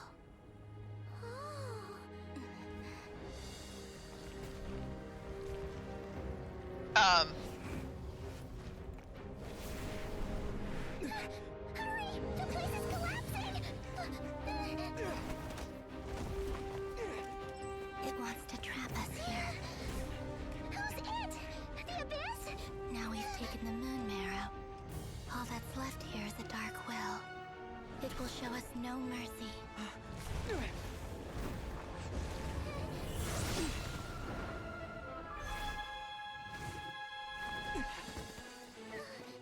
Give it back! The crimson moons! My marrow! My heart!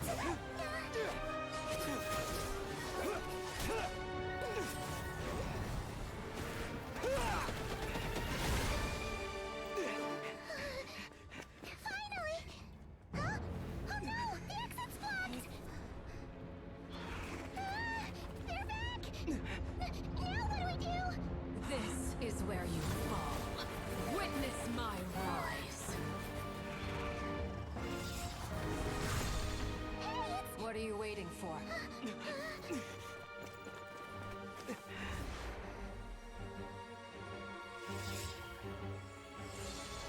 Why was it a female voice saying we're taking her heart? Is that the Abyss copying the sad voice that has been with them?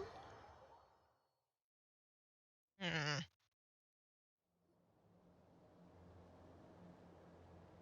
Meanwhile, we just powered up a Harbinger. You know, that's totally a okay thing. We made it! Was that you, Arlecchino? Did you save us? Wait, your hands! They're... Oh, this? Don't worry. It's a small price to pay. The Abyss wanted to trap you inside, and I defied its will by bringing you out. No wonder it's a little angry. If I can purify the abyssal energy, then maybe... No. I have paid the price, albeit a small one, and it cannot be undone. My hands have already fused with the Abyss. Purification would simply destroy whatever's left of them. But surely As much as I'd like to call it a favor, the truth is I was simply holding up my end of the deal. Well, Columbina. Yes, you did your part. And as promised, I will leave the iridescent moon's marrow in your care. From this day forth, may the two worlds' flames burn ever more brightly.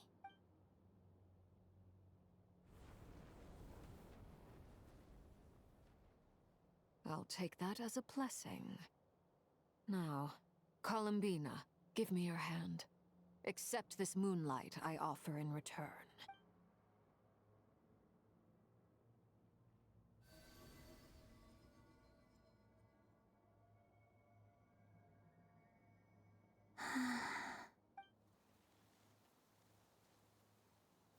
Whoa. Feeling stronger? Hey, Columbina, are you okay? I'm fine. Our powers are a little at odds, that's all. By the Frost Moon's authority alone, wielding the power of the other moons was always going to be a stretch. Still, I think it's fair to say that your strength has returned, at least to the level it was at as Third Harbinger. It's still not enough. There's no way I can hope to challenge Rayrier like this. Just one more ray of moonlight, if you would. Don't push yourself too hard. It's okay. I can take it.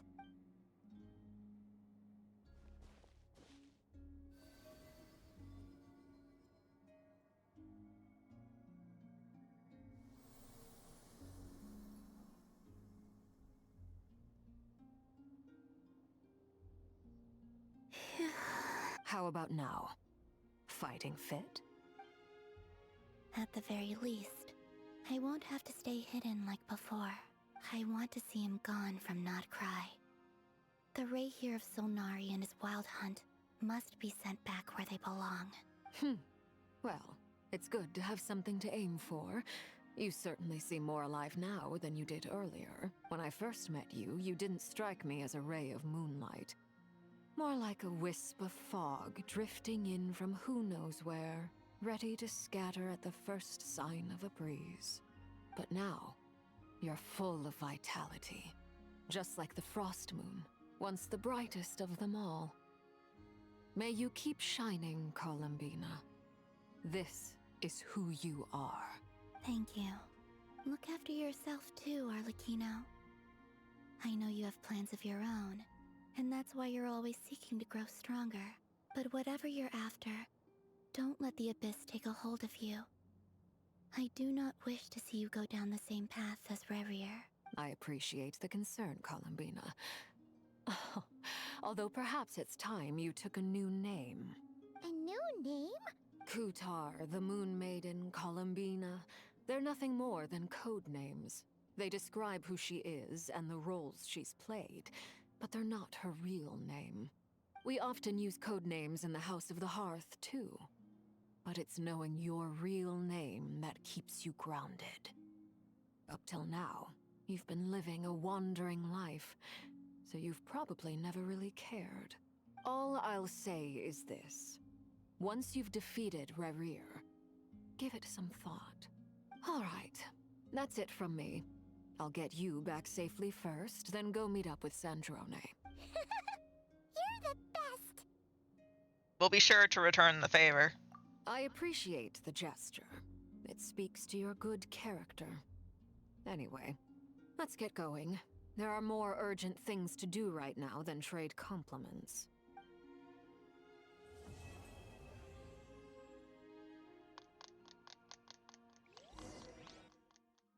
I like that Arlecchino retains her old voice. It was a close call, but we got the iridescent moon's marrow and restored Columbina. I do like that. But good God, do I want to have Dainsleif has his voice back. Because that was... In other words, mission accomplished? Deeply unsettling is the best phrase that I can give it. Having Dainsleif not have his Dainsleif voice was really unsettling, and if that is his new voice, my heart will break just a little bit. Like, it broke a bit hearing Kenichi's little voice. It broke a bit hearing Tainari's new voice, but oh boy. Oh, do you think the others are making good progress? Oh, hey look! They made it back as well! Flintz, Llama! How did it all go? All is well, thank you. Nefer and Yehoda had to stay at the curatorium to wrap things up, so they won't be joining us for now. I ran into Miss Anefa and Miss Aino on the way back. Their work is still in progress, so I suspect they won't be back for a while either. You seem rather cheerful today, Mr. Flintz. I certainly am. I achieved what I set out to do and came away with more than I bargained for. Fighting alone can get quite tedious, but I had the good fortune to run into a pair of brave young warriors. We meet again. How have you been? Albedo! What are you doing here? I'm guessing you're here to see Varka. That would be a natural assumption to make. It's also the correct one. These two courageously lent me a hand while I was fighting the wild hunt. When they told me they were Sir Varka's colleagues, it all made sense. And given how people of outstanding talent tend to cross paths, it's no wonder you're already acquainted. So, who's your travel buddy, Albedo? Why don't you come and introduce yourself?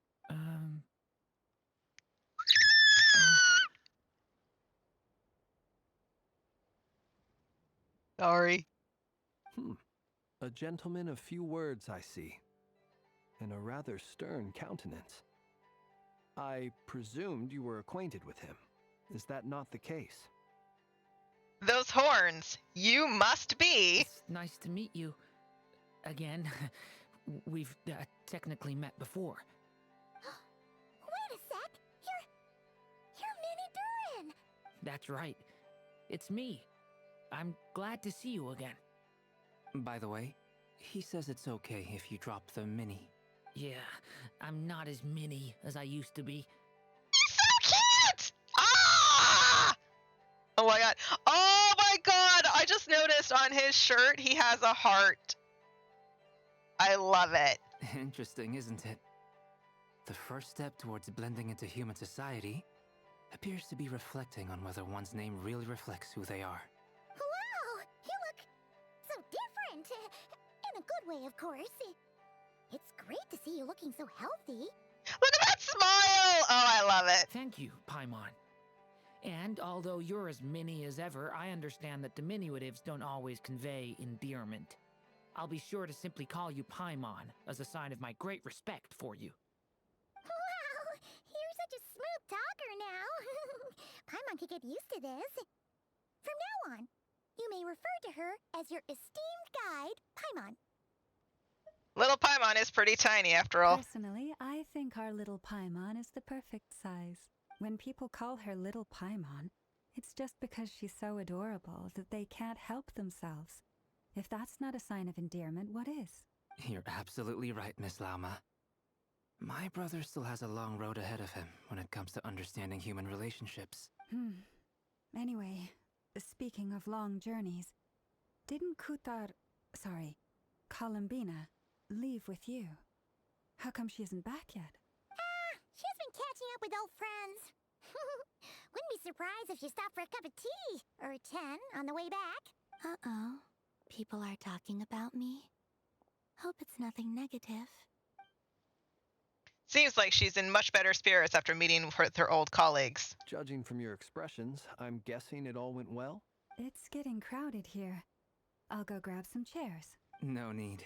This is a job for an alchemist.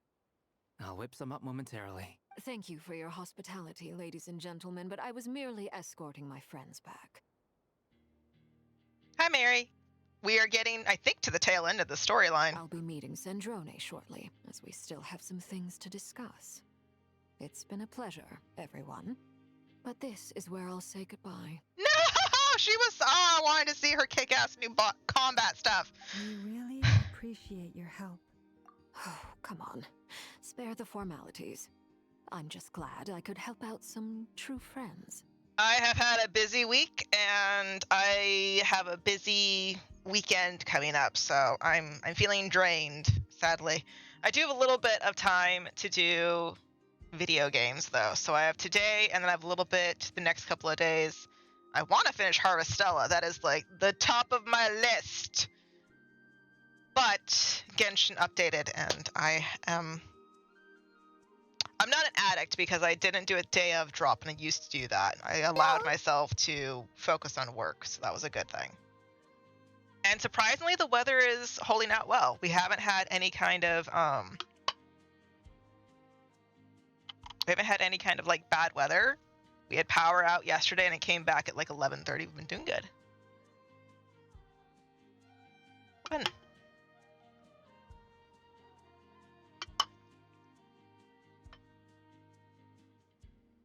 Yeah, my stream schedule is going to be kind of chaotic. I don't know if I've changed the setting on Twitch. I'm going to try and dedicate to Tuesday stream days. I'm not too sure about this week, and then next week I'm not too sure about either. So I'm just trying to sporadically stream whenever I can in between there. And then I am putting the archives up on YouTube as well. I understand. Well, bye for now, Harlequino. Oh, this place is hopping. It's probably a good thing one of us left. Otherwise, we might not fit all these people in. Are you saying we're about to run out of chairs? As a matter of fact, I am. Come on in and see for yourself.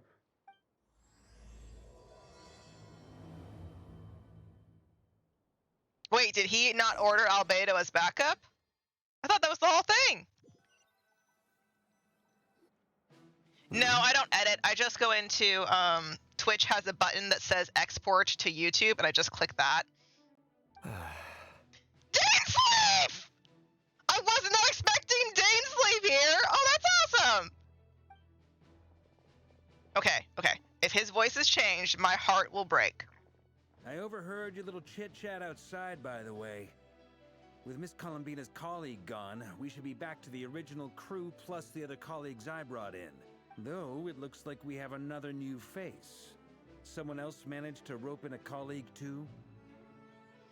Sorry, he's probably here for us. Frankly, you and Paimon are the only people I know here.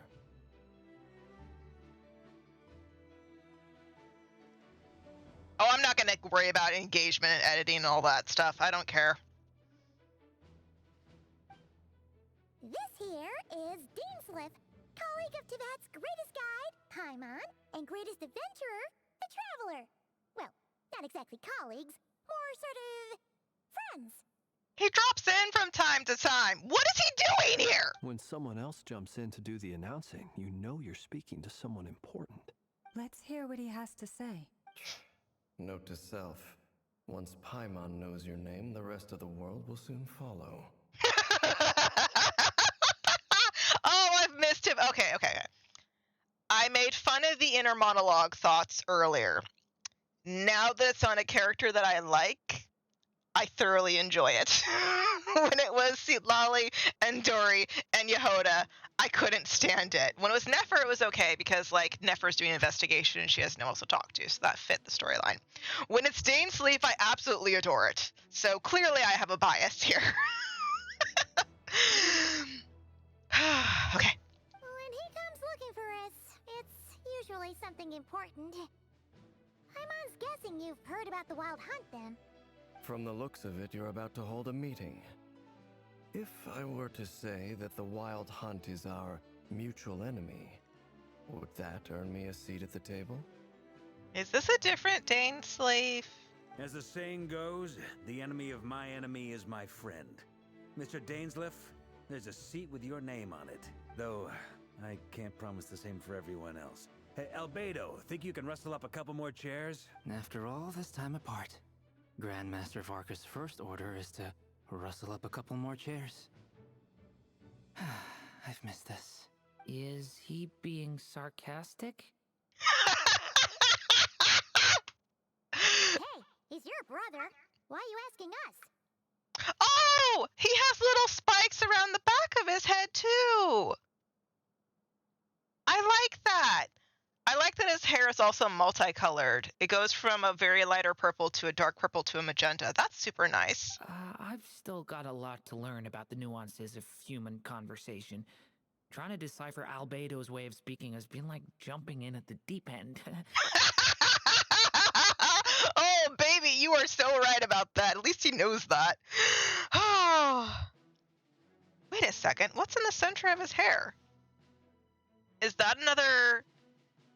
I think that's another spike, and you can, like, see it through his hair. That's interesting. I like that. Oh, good point. Paimon gets you now. Don't sweat it. There are people who go their whole lives without getting the hang of it. You're ahead of the game already. Look at you, Paimon, expert in the art of encouragement.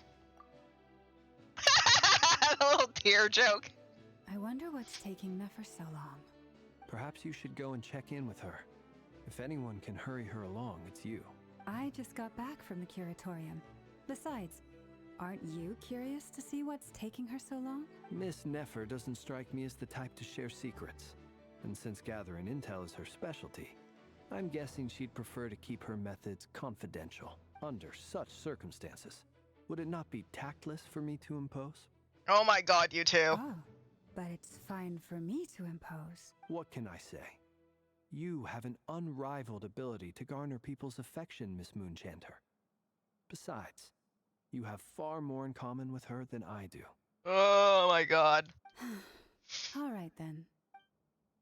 He just doesn't want to do it because he's a fairy. He doesn't want to deal with her. She barely fought back at all.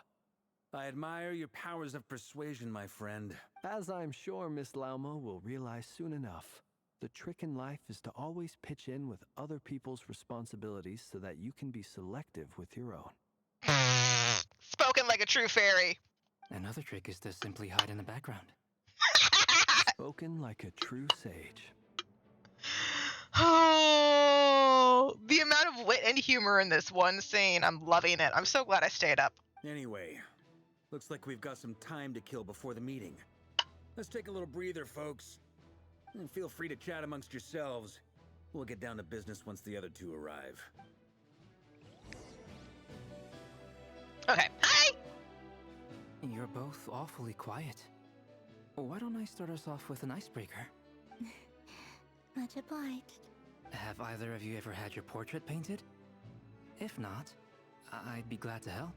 That sounds like a lovely idea. You know how to paint, then? I dabble occasionally. He's an excellent painter.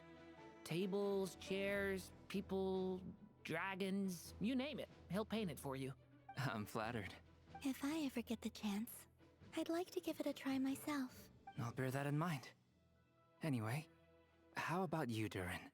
What sort of portrait would you prefer? Oh, I'd be fine with anything. Whatever style feels best to you. Very well. Then I'll play it by ear. You can replicate any style I want? I can try. If you show me a sample, I'll do my best to match it. Thank you. In that case, I'll dig up some reference material for you. Okay, that's actually kind of adorable.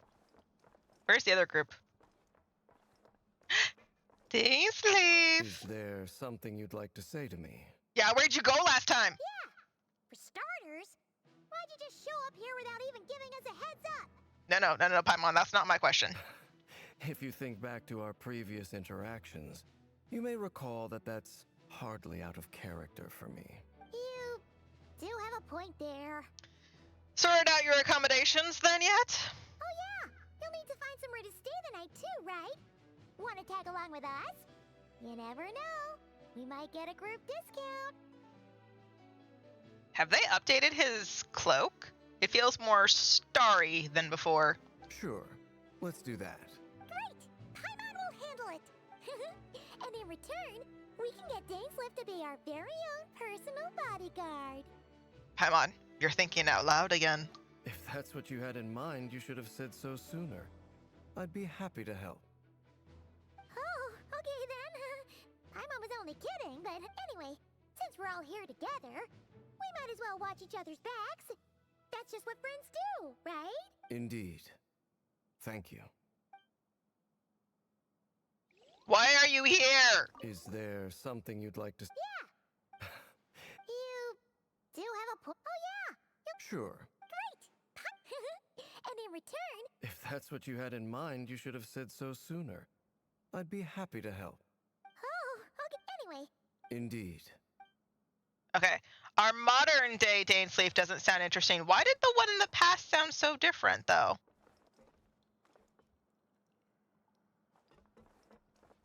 Ugh. Interesting. Why am I yawning? Truth be told, I can't remember the last time I was in a meeting with so many people. You're not alone there, my friend. The Lightkeepers also struggle to bring everyone together for a serious discussion. I don't doubt that. I've only ever met two Ratniki, one being you, and the other being that young guy, Eatlua. Eatlua is a good apple. I'll give him that. He's kind, honest, and regularly delivers supplies to my lighthouse. A true Ratnik to the core. In that sense, he puts me to shame. So you're what? A fake Ratnik? That's what it sounds like you're saying. But I get the feeling that's not quite what you meant. Come on, why the awkward silence? Sorry. I'm not even gonna bother trying to hide it. You've known all along, haven't you, my friend? Now that was an awkward silence. Let's just keep this between ourselves. Probably best if Eatlua doesn't know, huh? That goes without saying. Gotta be careful what you share with youngsters, after all. Anyone else in the know? Let me guess. The Traveler and Paimon? It's dangerous being too sharp for one's own good, you know. Then, in the name of the Animo Archon Barbados himself, I swear, your secret's safe with me. When we went for drinks, you said that you and Barbados were practically best buds. In the light of that claim, do you really expect me to take your oath seriously? Of course. Just as long as you don't go spreading around the fact that I'm close with Barbados, all right? Fair enough, then. Nothing like a bit of mutual leverage to seal the bonds of friendship. Wonder how Barbados would feel about being called the best friend of Varka. They probably are drinking buddies, though.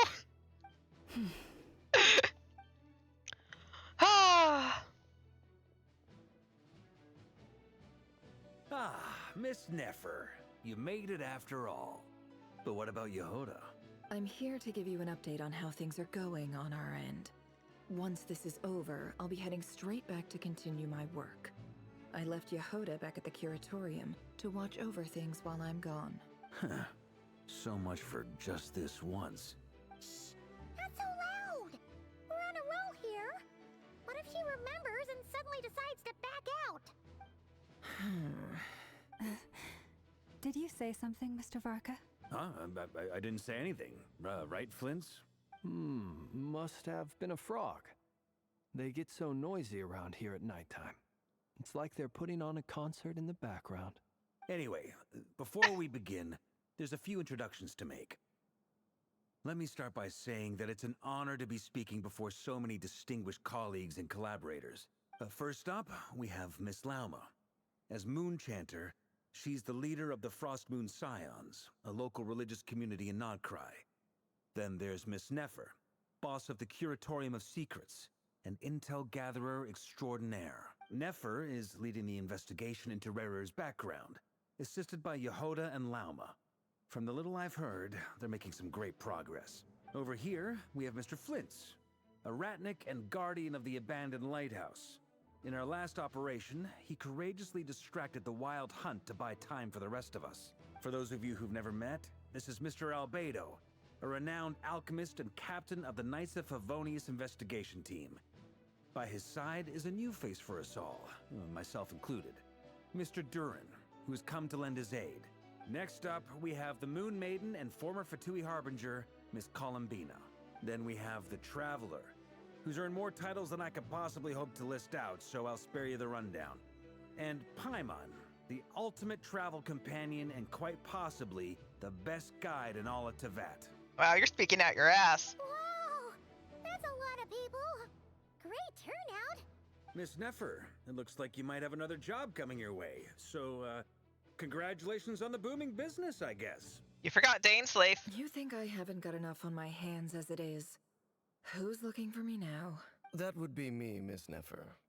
I have a commission for you. And you are? Who I am doesn't matter right now. What does matter is that I'd like you to gather more intelligence about the Recher of Solnari. Well, it's not as if we never take on anonymous commissions. But in your case, I'll have to decline. I'm gonna take a wild guess and say your job's probably more hassle than it's worth. Something about you seems like bad news. It's my eyes, isn't it? Conrian, I assume. And what's with the mask? Are you trying to hide your identity? In any case, the fact that you're even still alive raises an awful lot of questions for me. My name is Dainsleif. And yes, I am from Conria. As I'm sure you're aware, the Recher of Solnari's real name is Rerir. He was once an acquaintance of mine. Really? Then you must have been quite an influential figure yourself. You flatter me, but none of that matters anymore. My point was simply to clarify why I have asked Miss Nefer to investigate Rerir's background. So you're both from Conria, and it sounds like you used to be friends? What am I missing here? Surely you already know how he became one of the Five Sinners. I'll tell you everything I know. The history of Conria, the names and identities of the Five Sinners. I remember it all like it was yesterday. I have never spoken openly of this before. But the truth was exactly as people say. The Five Sinners were each driven by their own desires, and it was by playing upon these that the Abyss tempted them to their fall, tearing Conria apart in the process. The visionary, Vedifenir, who wished to foretell the future. The wise, Haroptatir, who sought limitless knowledge. Gold, Rheindotter, who desired to create life. The foul, Surtologi, who pursued supreme strength.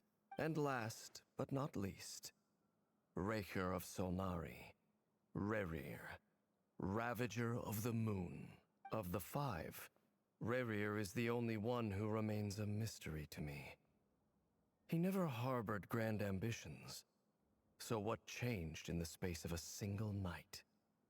How did he come to fall like the others? In other words, you're saying that his change came as a shock to you, and you have no idea what actually happened?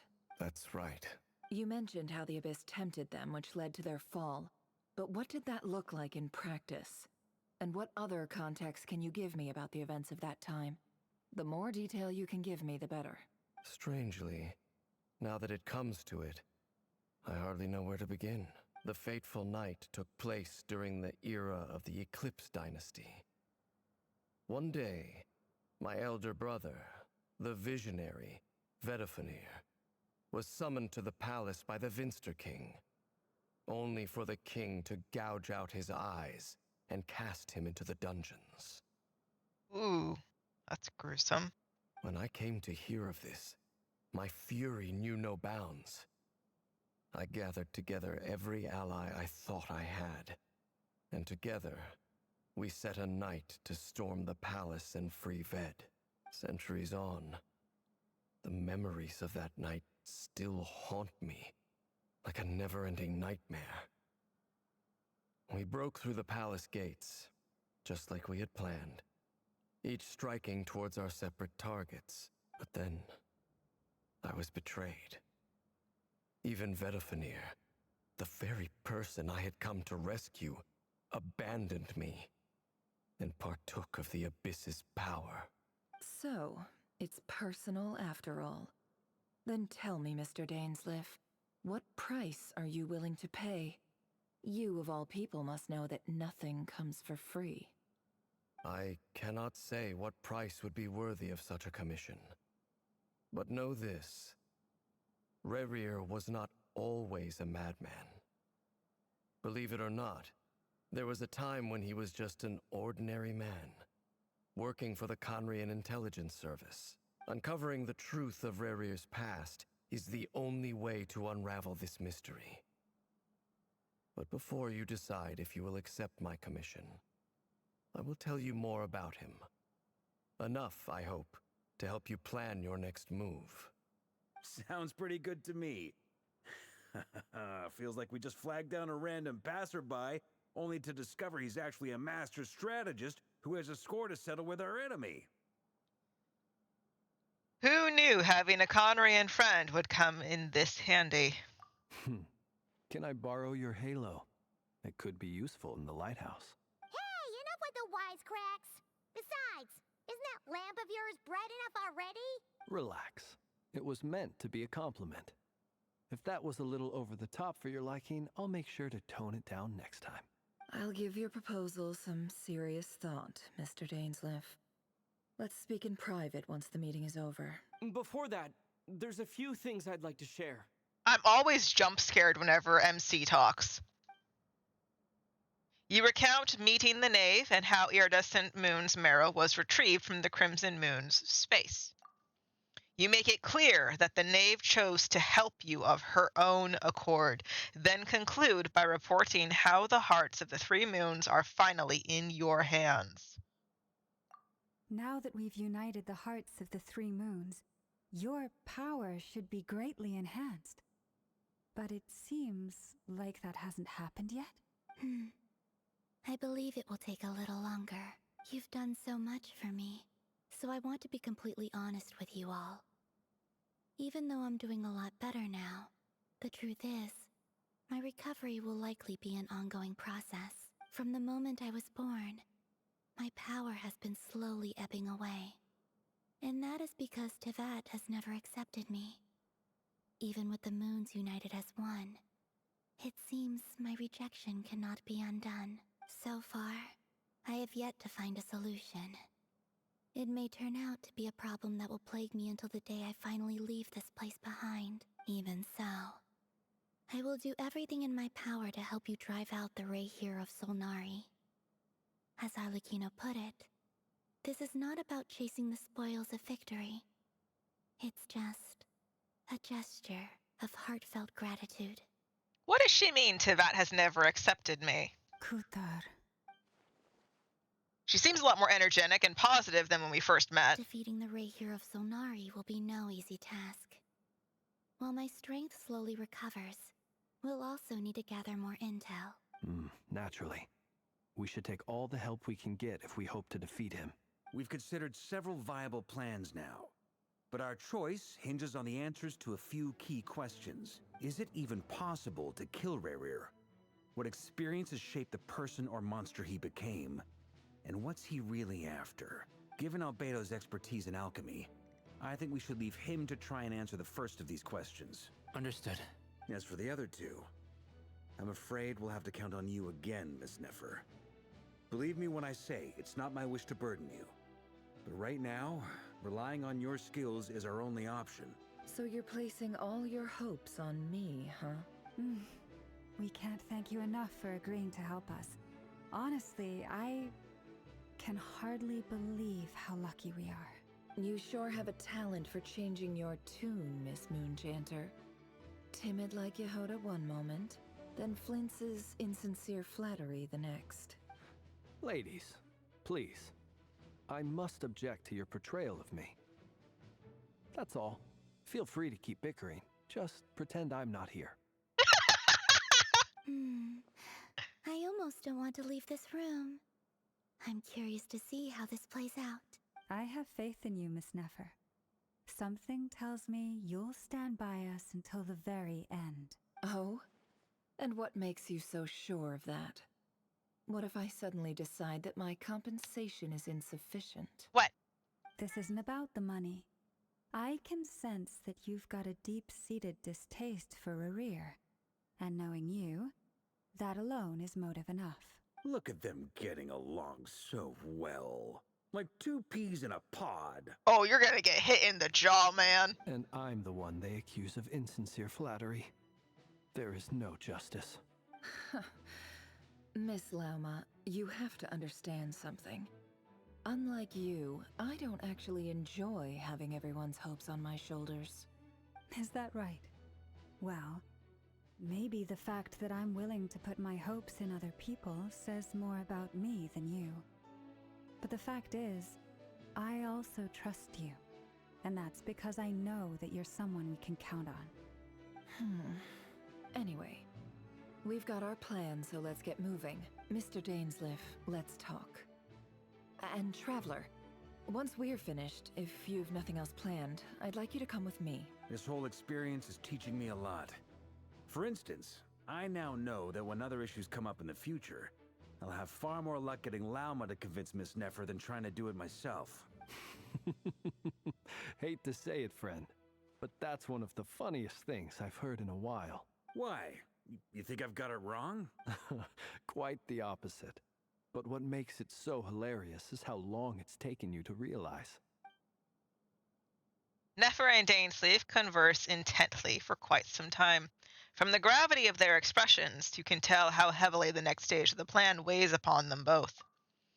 After a short chat, you and Albedo and Dern head off with Varka on what they describe as a sample finding mission.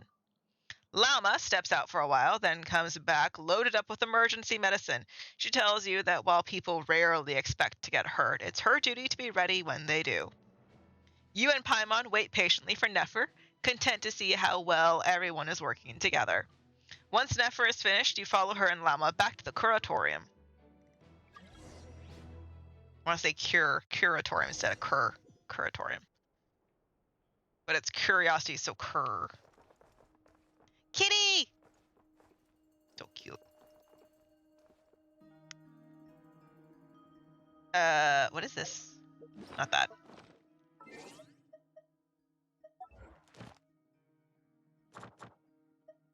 Wow. Thank you.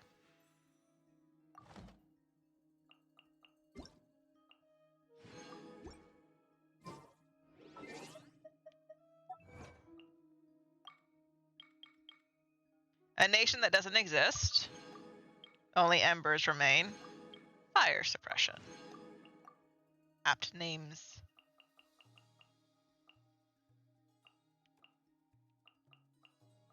What do you mean I'm not done in Natlan? That's rude.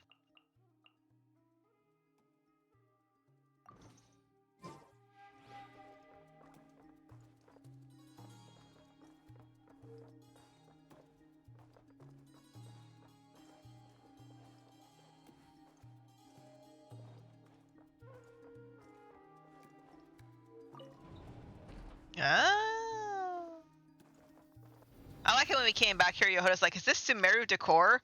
Like it wasn't Sumeru decor out here. Like, look, this Sumeru rug is the same as these rugs out here. These are all Sumeru rugs. I saw this the first time we came here. She decorated her place like Sumeru. Same with the plants. Okay. It's debating if I want to get a cup of hot liquid or if I should end because it's already 10. I do want to know what's happening next. I will say that. But I'm curious why my cat is here. Whoa. Thank you for waiting. It's okay. We actually used the time to help Dainsliff get a room at the hotel. That's very considerate of you. Now, I trust you share my curiosity about Rarier's past, and you seem fairly familiar with Mr. Dainsliff already. Yeah, we've known each other for a while. We spoke at some length after the meeting. He was the one who suggested I should invite you to join this operation. He feels confident that these secrets will be safe with you. Dane has a lot of faith in us, that's for sure. Thank you for your trust too, Nefer. Likewise. I appreciate that you got right on board without interrogating me about why I invited you. It shows that you trust me to explain everything in due course. That's because we know what you're capable of. That's one way to put it. Another is this, that once a decision's been made, it's set in stone. After that, my only goal is to see it through. I want to know how old she is. Like, what era does she hail from Sumeru? All right, so here's how it is. I'm going to access Rarier's thoughts again using my confidential method. Now, I'm sure you've seen things like this before on your travels, so you're surely well aware of how dangerous it can be. The reason I've gathered you all here is to ensure my safety during the proceedings. I plan for us to enter the fragment of his consciousness together, and once inside, I will focus on searching for information. Think of this as a diving expedition into someone's brain. If I'm the diver, you are my safety equipment, tasked with keeping me alive while I'm under the surface. Once the ceremony begins, we will all be spying on privileged information. But in the interests of safety, you must remain absolutely silent at all times. We will discuss our observations after the ceremony has concluded. Lastly, any individuals of a weaker constitution are advised not to partake in the ceremony. In any case, Paimon has her own job to do, which requires staying in the room but not joining the ceremony. Nefer conspicuously left out the details of her confidential method. I guess her brain diving techniques are a trade secret. Well, good luck, everyone. Sounds like all Paimon can do is cross her fingers and root for you guys. No, it means you cannot be trusted to keep your mouth shut. There's a little more to it than that. I was being serious when I said you have a job to do. While the rest of us are inside Rarir's mind, it's imperative that we have a team member on the outside.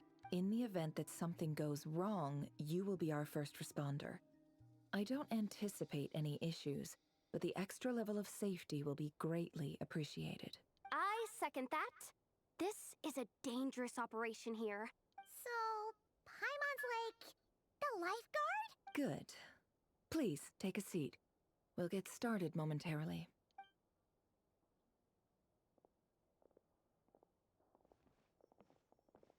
So, did Mr. Dainsliff tell you anything else? He told me that he believes Rarir kept some big secrets in his life.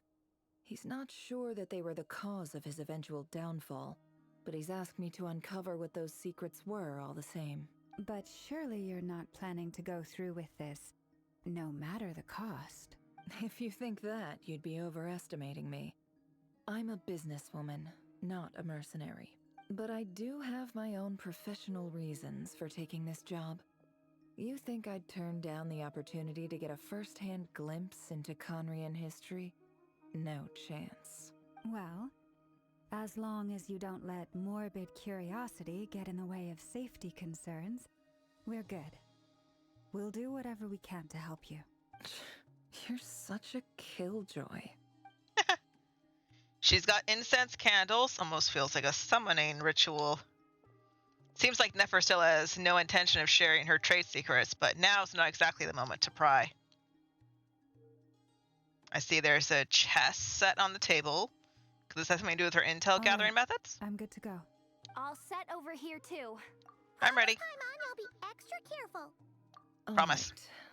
Right. Let your whole body relax. We're about to begin. Close your eyes.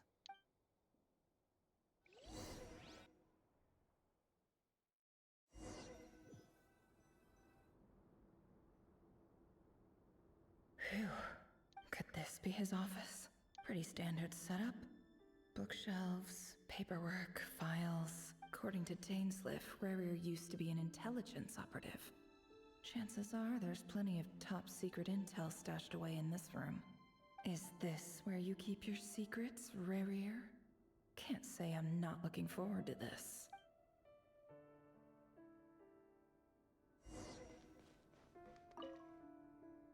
A file tucked inside a folder.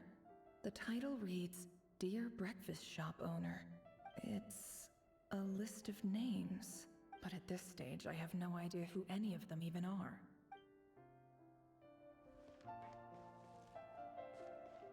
The door? It's so hard to tell what doors are from others.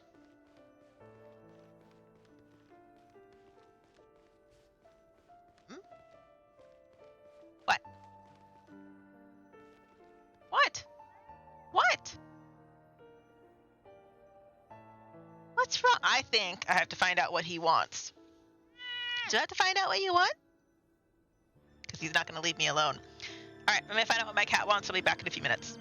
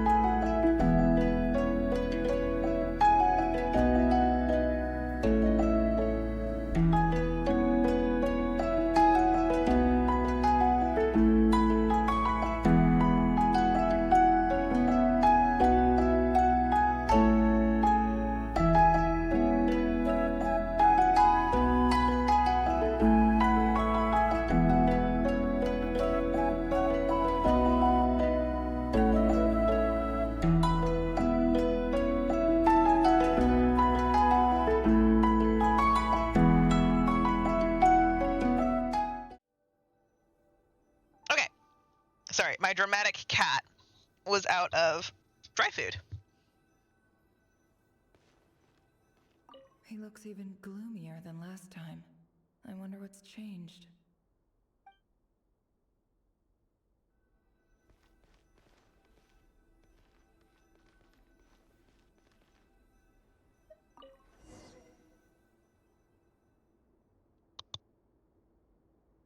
Today's files are in. Time to wade through them, just like usual. Male, 51. Occupation, cook. Confirmed Crimson Moon descendant. Has maintained frequent contact with other descendants over the past year. Poses a threat to the dynasty. Neutralized.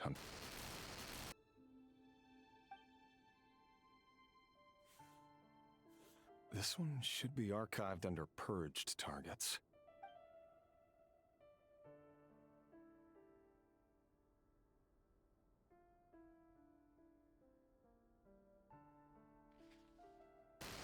Female, 23. Occupation, office clerk.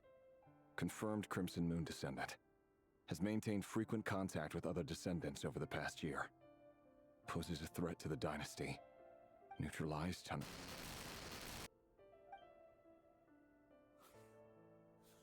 Another one for purged targets. Sounds like she was that other man's daughter. Never mind. What's it got to do with me?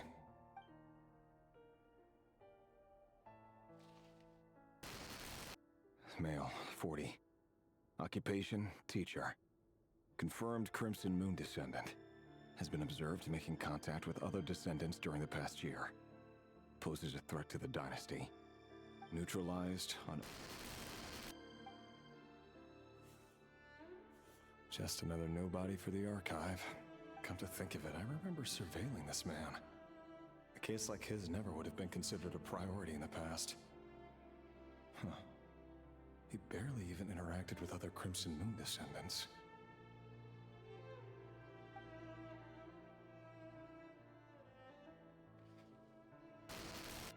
Female, 16. Occupation, none. Orphan and confirmed Crimson Moon descendant. Has been observed making contact with other descendants during the past year. Poses a threat to the dynasty. Neutralized on... Filed. I have no recollection of this girl. None whatsoever. She doesn't seem to be anyone important, but then again, how many of them really are? Female, 13. Occupation, none. Orphan and confirmed Crimson Moon descendant. Has been observed making contact with other descendants during the past year. Poses a threat to the dynasty. Neutralized on... Filed.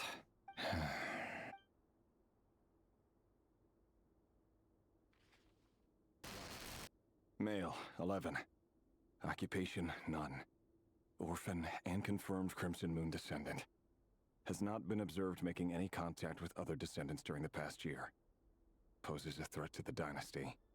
Neutralized on... Wait a second. This one didn't even make contact with other descendants. They just identified him and killed him for it? That's sad. Like, really sad. Male, 6. Occupation, none. Orphan and confirmed Crimson Moon descendant. Poses a threat to the dynasty.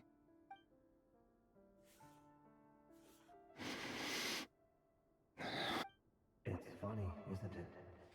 Your job is becoming both harder and easier at the same time, depending on how you look at it. Sooner or later, the Crimson Moon descendants will be completely wiped out. But as their numbers dwindle, they become harder and harder to track down. That's not how it is. Fortunately, however, most of the able-bodied adults have already been taken care of. The remaining weaklings will be increasingly easy to deal with. No! No. My job is to ensure the survival of the Eclipse Dynasty. And the only way to do that is by eliminating any and all potential threats. It's a perfectly legitimate line of work. Every single one of my colleagues can attest to my fairness. And if my friends were aware of the facts, I know they'd back me up too. Assuming, of course, that they were aware of all the facts.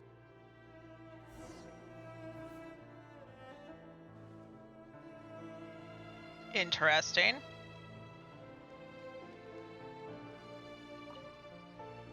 A file tucked inside a folder. The title reads, Dear Breakfast Shop Owner. But at this stage, I have no idea. Wonder what kind of encryption technique this is. Seems like it has to be inserted into that camouflage device nearby. Aha! It's an audio recording. Please, hear me out. I can't shake this feeling that someone's been spying on our house. No, I'm not being paranoid. It's true. I saw someone dressed in all black. It was a couple of days back, but that was on another street, not near my house. I swear, I know what I saw. There's a note in the margin. Surveillance of the Run for their residence has concluded. We apprehended the target and filed the mission report last night. Could the voice in the recording belong to one of Rarir's targets? So, the voice of the Abyss that was talking to him, is that the voice that it's from the, I'm forgetting what word to use, the god from the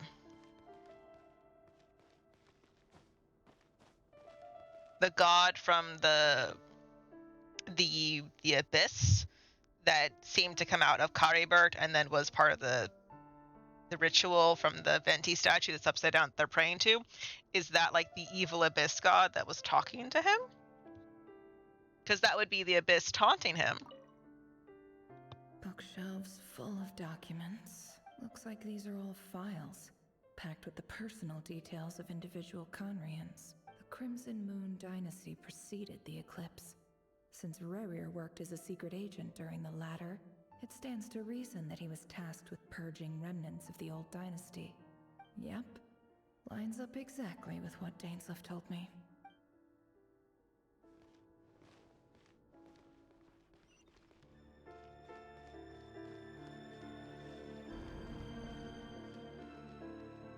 I had no idea this was a door. Sorry, I'm on mute because I'm eating some candy. Mr. Vedifalnir? It's been quite some time since we last met. Rerir, I trust you're here because you have something important to discuss.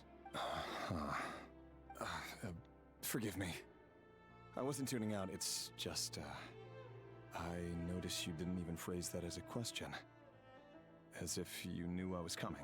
Tell me, does someone in your position ever feel the need to ask questions at all?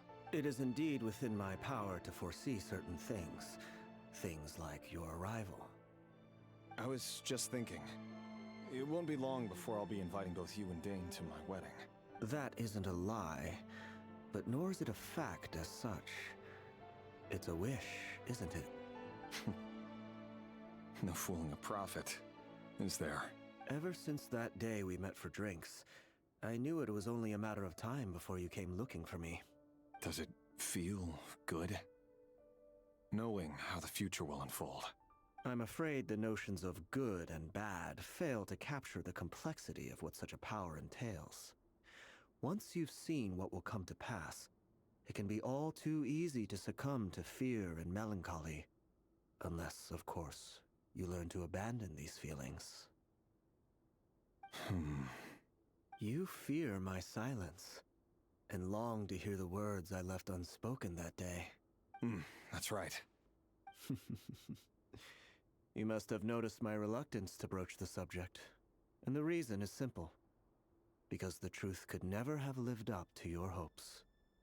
For both our sakes, Such words are better left unsaid. The burden of prophecy was never meant for your shoulders. So who exactly do you deem worthy to hear your prophecies? None but our exalted king? Or rather, our king as he once was. You're closer to his majesty than I am. You must know better than anyone how much he's changed. You say that as though it is to my benefit. Yet precisely because of that, I dare not speak rashly. A king can turn out to be the most virtuous of rulers, or a tyrant more terrible than the most vicious of dragons. You are so wise and far-sighted, yet still you would have me live in fear of the unknown? You make a fair point. Especially given my silence alone was all it took to send you spiraling downwards. Very well then. Let me offer you some advice. And I say this not as a prophet or a visionary, but simply as the brother of your friend. For many reasons, there is very little chance of your marriage ending in happiness. If happiness is what you seek, you should find another fiancé. Wow. Hold on. There's that same black fog again. Could this memory belong to Thelindis? Guess I'd better tread carefully.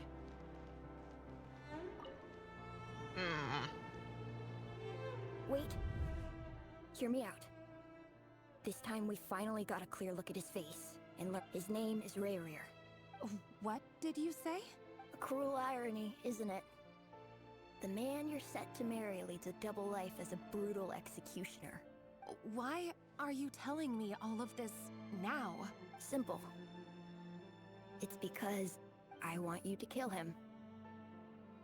You are the only person he would never suspect. No, absolutely not. I would never dream of doing such a despicable thing. So you'll just stand by and watch him slaughter us to the last? Do not forget that the blood of the Crimson Moon flows in your veins too. It does? The blood of the Crimson Moon? What does that matter now?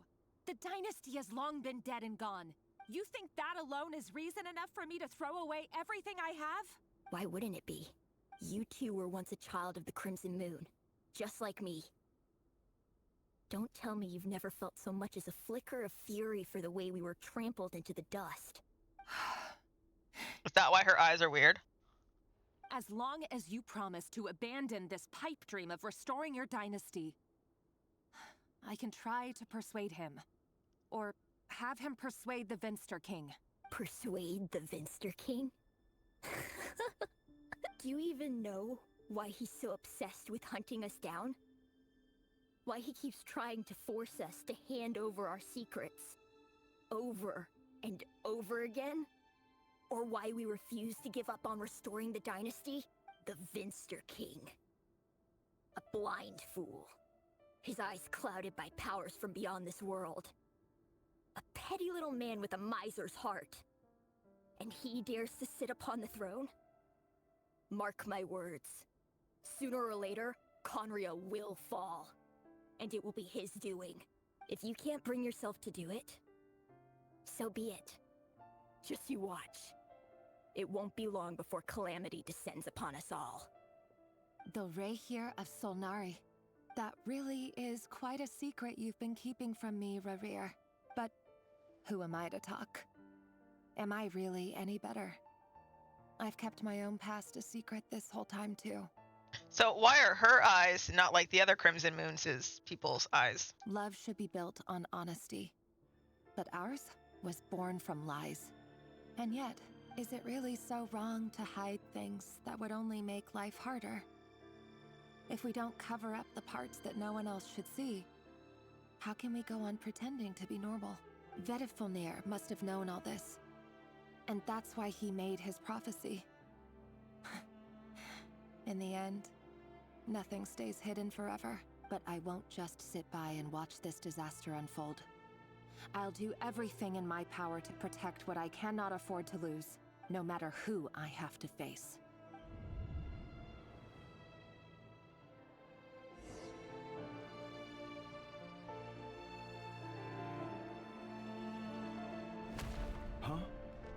Was that Rerir who just walked past the window? Doesn't it give you the chills that he still takes the same road to work every day? As if nothing ever happened. Those people at the deli. Enough already. They're clearly pretty taken by their own disguises, so just smile and play along. Pull the rug from under beasts like that, and you'll risk having your throat torn out. Deli? Oh. They're talking about those people from the opposition. Right. I'd almost forgotten they used to run a deli. People of no consequence always vanish so easily. And no one even remembers them.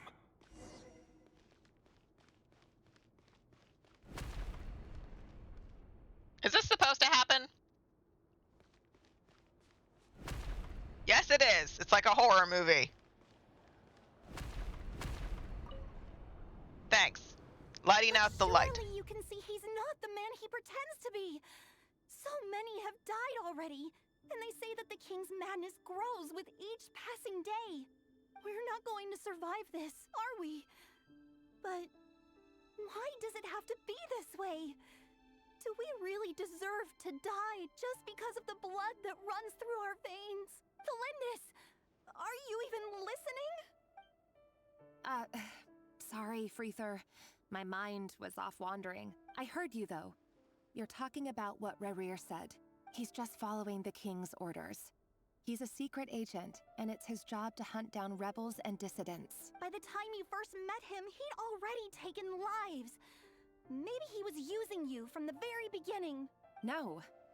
Rerir has no idea I have anything to do with the Crimson Moon.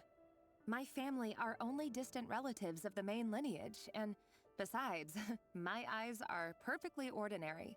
Truth be told, apart from my teacher, pretty much no one knows I have any connection to any of it. It's been a long time since my family severed ties. But as Orlog said, who could possibly talk sense into that raving lunatic of a king? No one. I'll work something out. Trust me, I'm with you all. But for now, you need to keep yourselves hidden. Don't let anyone find you, anyone at all. Don't forget that Rerir is an Eclipse operative. You need to be extra careful when he's around. And when I am too. For now, don't come looking for me. And if anything happens to me, just act like we've never met. If even you can't escape this, what hope do the rest of us have? But after all this time together, surely he wouldn't lay a hand on you. I won't speak in his defense, nor can I give you a clear answer to that question. But I'll do everything I can to put an end to this. So it's funny that she says her eyes are ordinary because they're clearly not Conrian. They're another nation. To this. If an opportunity to escape presents itself, take it. You'll be glad you took some spare change. You call that change? I've got a job, and there's still money coming in. But you can't go anywhere right now. Please think about yourself for once. It is interesting why her memories are here in his mind. Am I going the right way? I am not.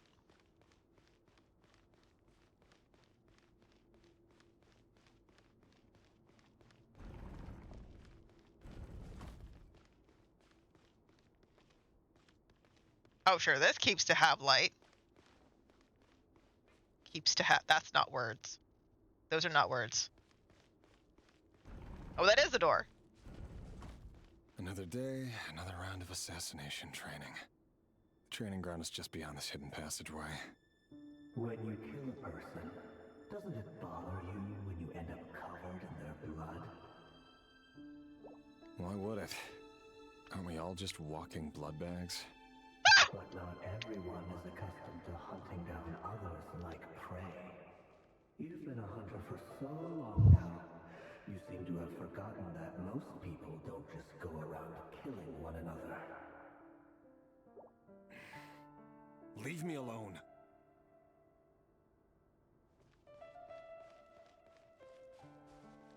Doesn't this look like it was a building that was somewhere else before the surface and it fell down? Like it's in ruins. It's not, clearly not in good condition. the people who are here don't know how to upkeep.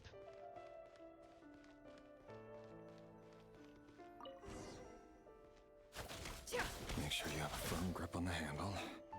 Then choose your angle well. Keep your movements light and brisk. And the prey won't sense a thing. I doubt that. I'll bet no one's ever died a quiet death at your hands. I work clean. No traces.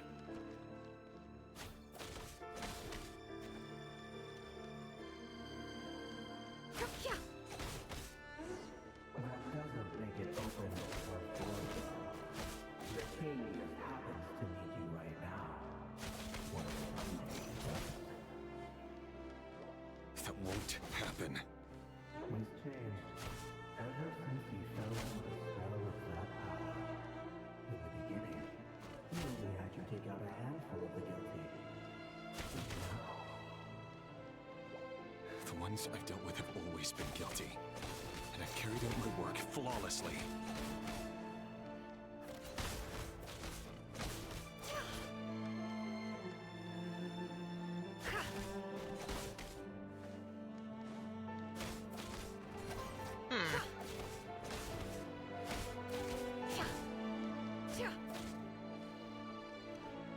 Hello? you know why someone would accept your proposal, don't you? Was it because he didn't trust you? Or something else? Enough! Ooh.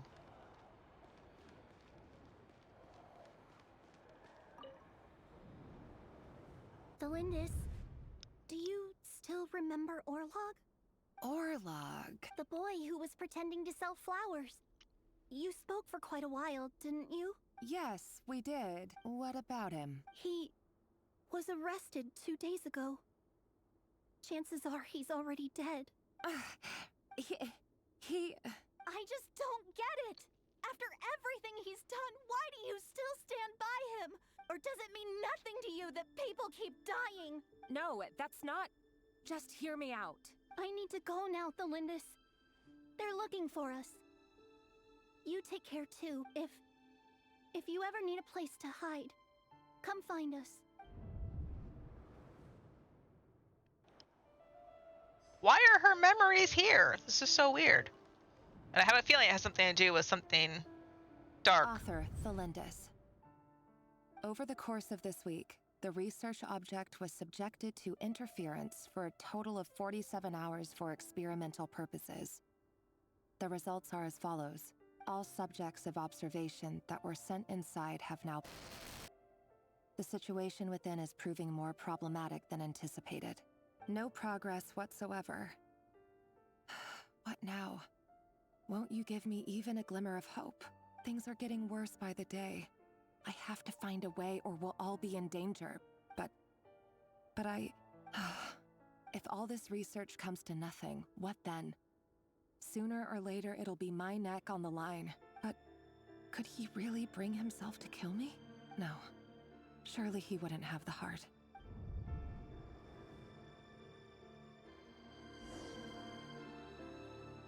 So she's researching the Crimson Moon?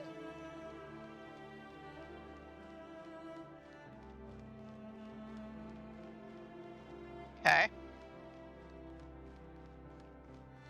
And the people who have gone in have died, it sounds like.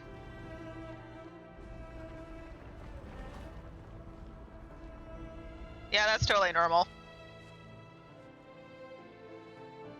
Why won't you just let us go? We don't even know each other. All we want is to live ordinary, peaceful lives. You want to live?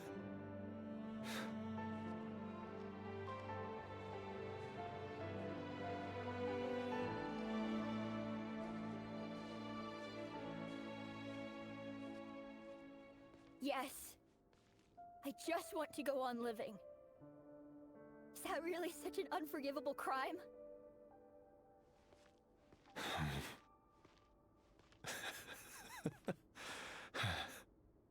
You want to go on living. I want to keep living too. can't keep living forever. That's why I have no choice but to continue on the path I'm on. If only some savior would suddenly swoop down and change the way the world is.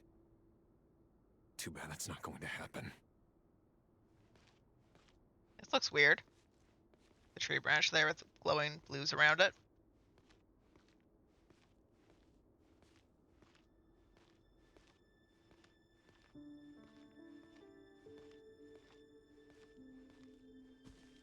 Imagine that. If there really were such a person, you and I wouldn't be standing here like this, would we?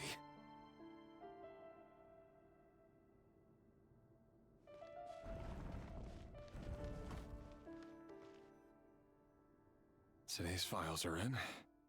Time to wade through them just like usual. No, I don't get tired of it. It's my job.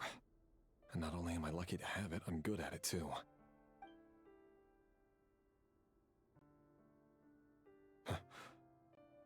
Wait. That's... Thalindis?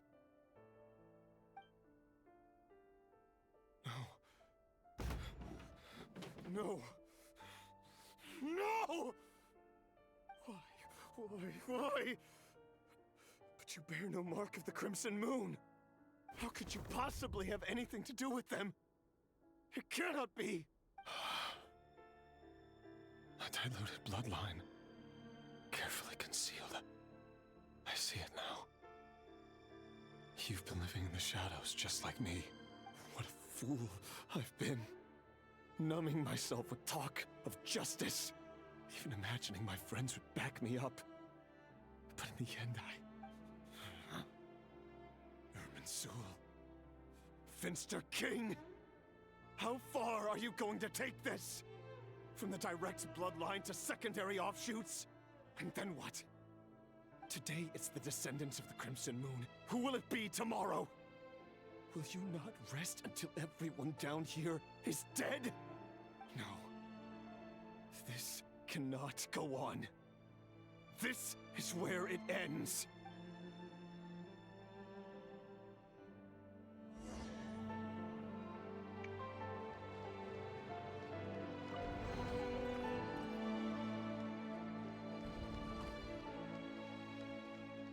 He even curses Irminsul. It's interesting he knows that. The world tree's name. You're really letting me go? I am. As long as you can guarantee that no one will find you. Don't worry, I'll be extra careful. No one will know I was here. But what about you? Me? If you let me go, you won't be able to complete your mission, will you? Good point. In that case, maybe you should stay. No, please! I just want to see the outside world again. Go on living? Yes. I know you're a man of your word. So please, just let me go. If I let you leave, what will become of me? Just kidding. Go, now. But remember, don't let anyone know you were caught. We'll be seeing each other again very soon if you do. Even shadows in the dark must live by a code. But you can't save everyone. You've been whispering in my ear for days now, Vedifalnir. What are you trying to do? Break me down? That's Verfenir? I only say this because you long for an answer to your problems. Let her go, Rerir, or you risk losing everything. I will not abandon Thalindis. Then you'll need a little more vigilance and a lot more power. The world is changing, Rerir. Keep your eyes peeled for your moment of opportunity. That voice used to be so unclear. But now I know exactly whose it is. It's Vedifalnir. He won't tell me how to actually resolve any of this, but he keeps trying to manipulate me like a puppet. What's his game here? Tell me then. What will this moment of opportunity look like? And no answer. He's like Always disturbing me when I'm on edge, but never answering when I need him most. So, the Eclipse Dynasty was purging, well, massacring the descendants of the Crimson Moon. And it seems like it was all connected to the Vinster King's research. The King's obsession with abyssal power left the future of Conria hanging in the balance. No wonder every aspect of Rarir's life was so unstable. And it looks like this Thelindis, Rarir's would-be fiancé, herself belonged to a sub-branch of the Crimson Moon Dynasty's descendants. It almost defies belief that a couple like them could hide the truth from each other for so long. If the Vinster King hadn't intervened in such a drastic way, they might have gone on deceiving each other for the rest of their lives. And why does Vedderfanir, Daneslif's older brother, keep talking in Rarir's head? This guy kept more secrets than I ever imagined. The human mind is like a vast desert of shifting sands. When you follow the flow of someone's memories, you only ever see the parts they're willing to let surface. Time for something a bit more creative. We've been inside Rarir's mind this whole time, building up a picture of his psyche. There's already enough clues on the board to start reading between the lines and mapping out the rest. Now, we can finally begin to put the pieces together. Sure, it'll only be a reconstruction, part simulation, part reasoning, but it's usually pretty accurate. Once we've built up a cognitive profile, we just need to cross-check the logic behind his actions. And then we'll be able to take a sneak peek at whatever it is that Rarir has really been hiding. Okay. Guess that's what the chessboard was for.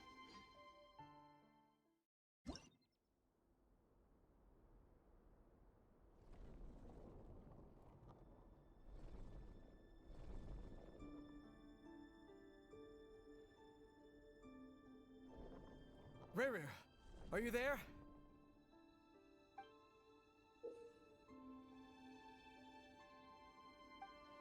Oh, you think I'm reading this game? That's cute.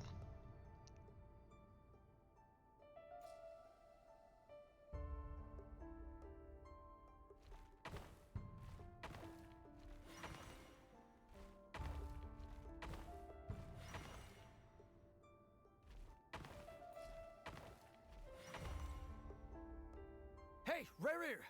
Come out, it's urgent! Dane? What's wrong? So Rarir is a wolf, and Dane is a blue caped guy. Okay. Quick, come with me. I'll explain everything once we've met up with the others. Okay. I'll come. But the Lindis is still over at the Universitas. I'll need to leave her a note. All right then, but make it quick. I've never seen Dane so worked up before. Whatever this is, it must be big trouble. So this must be when his brother was blinded?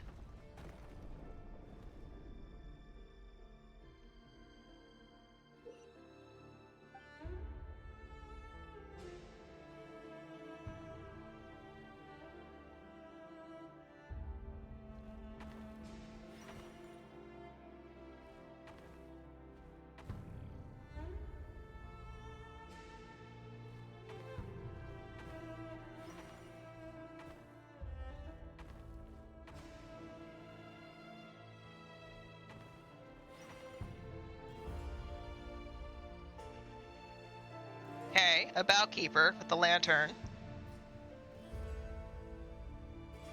Well, this is a nice change, meeting you all at this hour. When men and women of ambition can speak face to face in broad daylight, I say that's a big step forward for our dear Conria. Don't be ridiculous. We do not fear the day. Why would we seek refuge in the night? Okay. You might ask your blade that same question. I'm told it prefers the cover of darkness.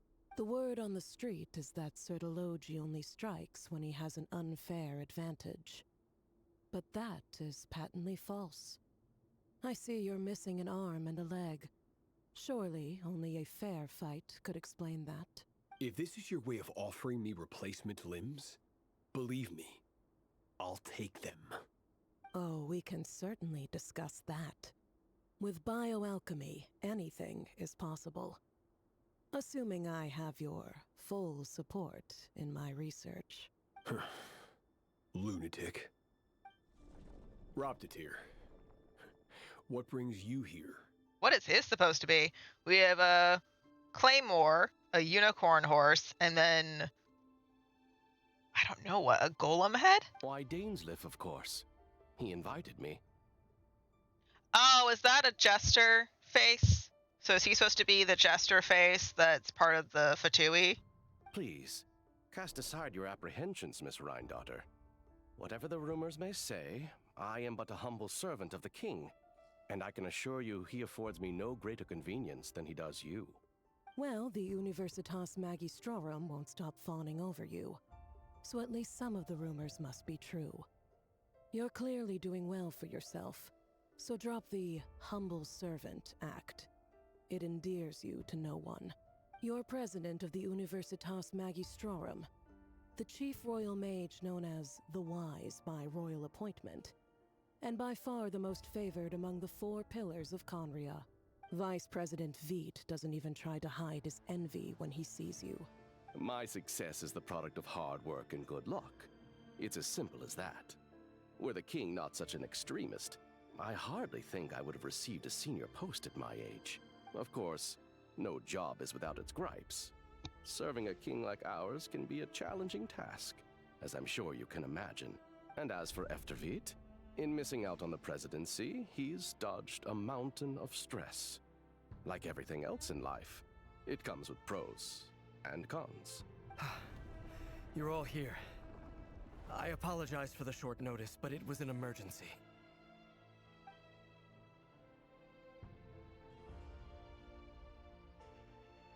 You must be Rarir. Okay. Mr. Sertologi. Yes, I handled your case file during your sentencing. Nothing personal, of course. I'm pleasantly surprised that you remember me. You're clearly a person of substance if you've been invited here. But Dainsliff, you'd better have a very good reason for convening this little gathering. It's my brother, Vedafinir. After he spoke at the court this morning, the king was so infuriated by his words that he had him blinded in both eyes and thrown in prison. Vedafinir in prison? Strange. I thought the king trusted him and Horoptatir more than anyone else in the world. Does this mean the king's circle of trust just got even smaller? It has nothing to do with trust. It's about what the king wants, which is as clear as day to anyone paying attention. I simply appease him, because it's in the best interests of the Universitas Magistrorum. And also because you're slimy. Vedafinir, perhaps less so. But still, a visionless visionary? It rather inclines me to think that qualifications are not what get you ahead in Conria. Do you honestly think this is an important discussion to be having right now? Dane, what are you planning to do? Rescue Vedafinir, I assume. Correct. It will mean storming the palace by force. Tonight. I need all of you on my side. That's far too dangerous. And don't forget, Dainsleff, you're captain of the Royal Guard. You swore an oath to the throne. You've been planning this for a while, haven't you? I have no desire to commit treason. But whatever critique the king may have of Vedafinir, disfiguring your most loyal subject for putting the best interests of his court and nation first, this is not the conduct of a wise ruler. My blade will force the king to see the error of his ways. So, Vedafinir's prophecy enraged the king. I'm sure it wasn't what he wanted to hear, but if he won't take counsel even from the visionary, that is deeply troubling news. The extent of His Majesty's madness is now all too clear. The question is, how does a man like me get out of this situation unscathed? You have noble ambitions, Dane, but I'm afraid they don't do much for a guy like me. I'm not interested in saving the world. All I want is a letter of pardon. Oh, interesting. He's like a wolf with a moon on him. Is that supposed to be like the Crimson Moon? That's interesting. A letter of pardon? For whom? Thelindis? It's an interesting design too. We have Daughter, Pseudologi, and Herpo Toprifle. And none of them kind of have like meaningful appearances. I mean, they kind of do. Loki we know is like a good warrior, a really strong warrior with the sword and whatnot, because that's why Child is obsessed with fighting him or whatever. But then we have Dainsleep is the most average looking of this group, right?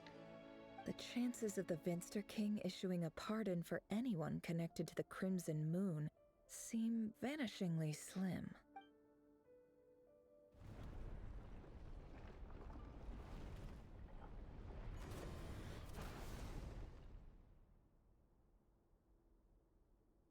This black fog over the board must have some connection to Thelindis. But why is it taking this form? Does it have something to do with Revir's past? Another mystery I'll need to unravel. Okay, so where do I start at?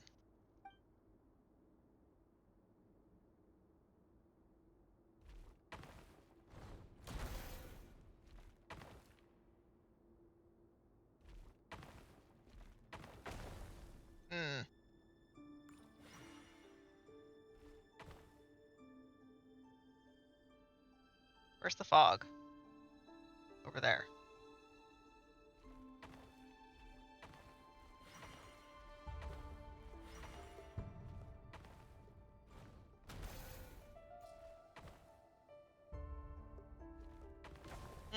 Okay.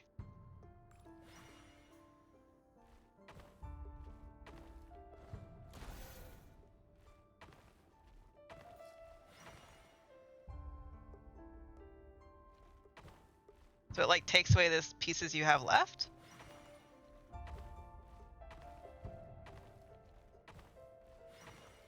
I don't know.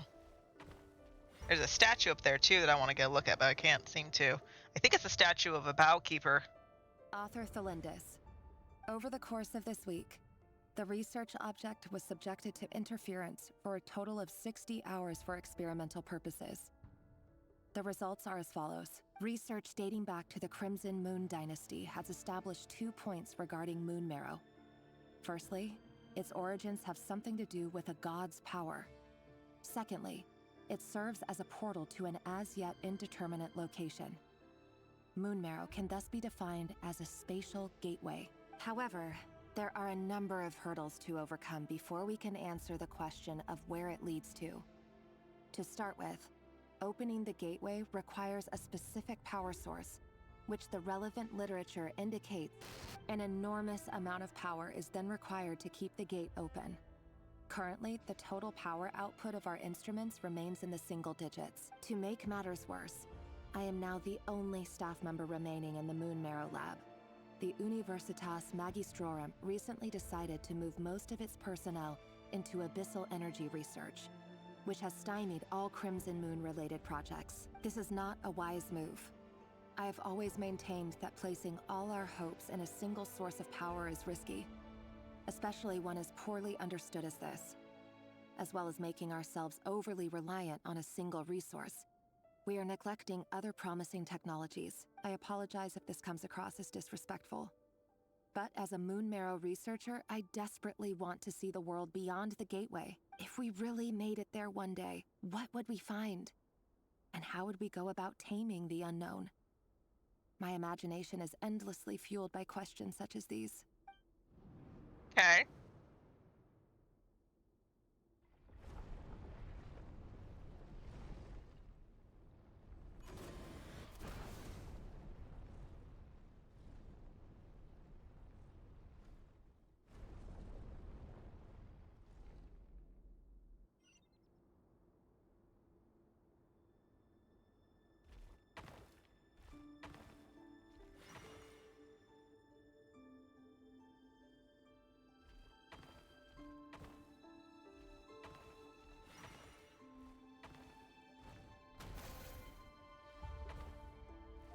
I can't make it.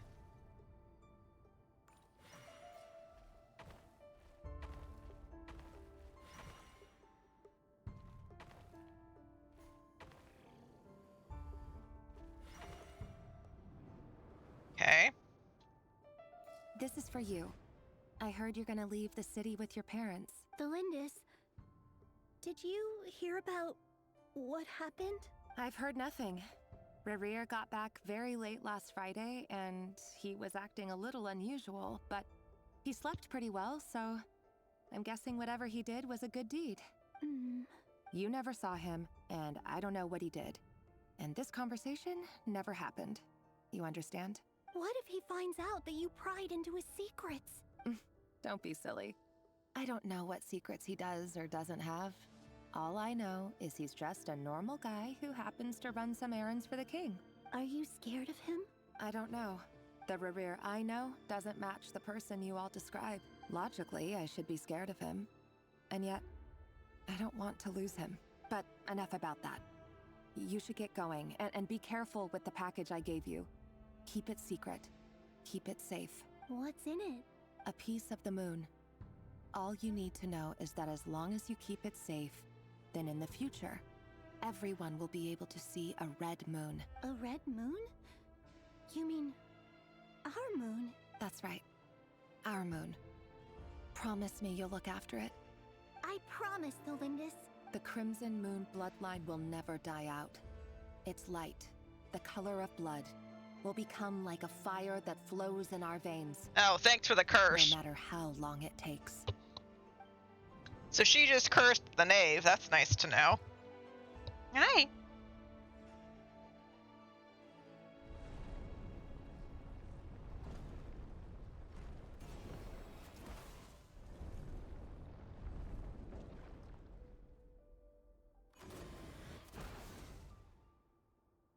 Okay.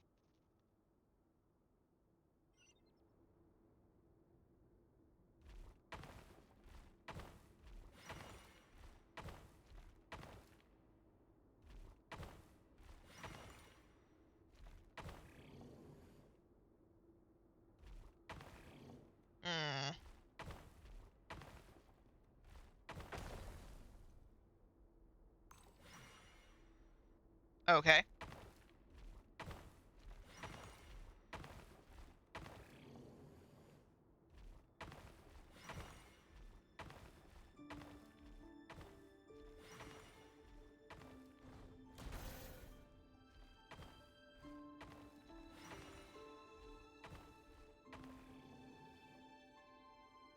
Oh.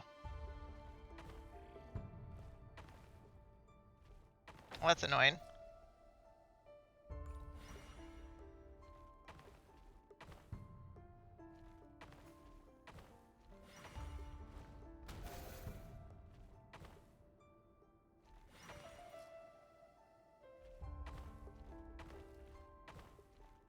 Hey, why did I not go up? I said go up.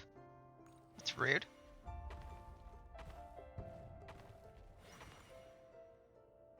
Hurry, everyone, and stick to the plan. Sir Dainsleif, what are you? Is this treason? You know what happens to those who betray the throne. Please, don't do this.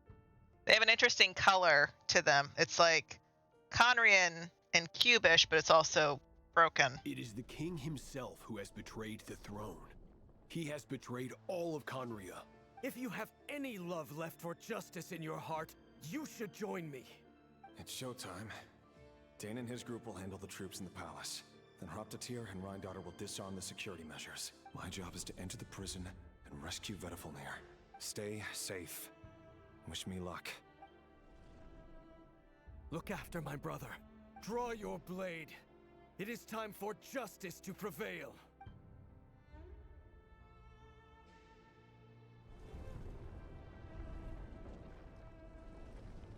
Okay.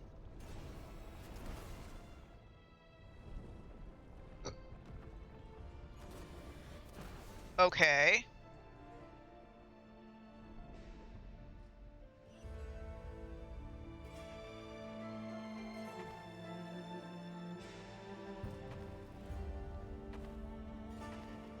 That doesn't work.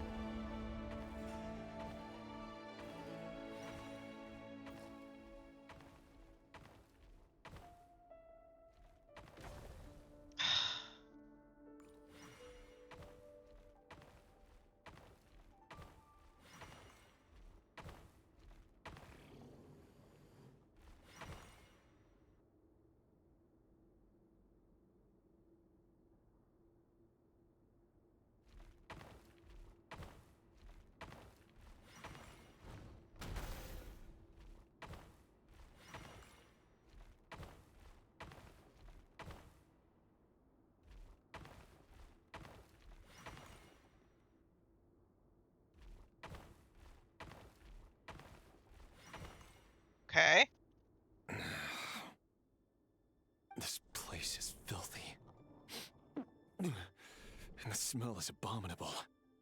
Clearly, the king doesn't allow his prisoners a single shred of dignity. This is dire. Found you. Hello, Mr. Vedafilnir. Ah, it's you. Surprised? Oh, wait. I guess surprise isn't an emotion that prophets feel very often. I certainly felt some surprise in the moment when I was blinded. Surprise at the king's sheer ignorance. Surprise at just how unfairly this world responds to words of earnest remonstration. So, Rerir is a wolf, sort of howling at the moon, but he's got a collar, so he's like a pet of it. Interesting. And Vertifornir is like a circle with the icon of Conry inside him. Interesting. Oh, like a monocle. I'm curious. What did you prophesize this time? It wasn't a prophecy. A snake. It was a word of warning. Someone had to say it. The king has forsaken all reason in pursuit of his obsessions. I simply told him that if he continues on this path, Conria will surely fall. But he didn't listen. Worse still, he stabbed you in both eyes and locked you away. Dane asked for my help. The court is in complete chaos now, but I'm sure you predicted that. Everything is transpiring as I foresaw, yet I am powerless to change it. Fate is an immutable force. I can but lament as the inevitable unfolds. I do wonder whether giving a man the power to see the future does nothing more for him than slowly crush his spirit. Forgive my curtness, Vedafilnir, but the king did not suddenly turn on you today. His suspicions have been brewing for a long time. You can't have wisdom beyond the reach of your fellow man without attracting his fear and suspicion. There are things the king does not want to see. So, he doesn't want you having visions of them either. He blinded you because he thought this would make the visions stop. He wasn't entirely wrong. I did indeed lose my power to see the future. Right up until... Until what? Just now. I believe I saw something new. Well, tonight could go a lot of different ways. 5 of us banded together to storm the palace, also we could rescue you. This will go down as the most tumultuous day in Conrian history. I sense hatred in you, but also hope. A desperate hope that with the tyrant deposed, that will be the end of the story. But this is not the end. It is the beginning of a new chapter, and a whole new story.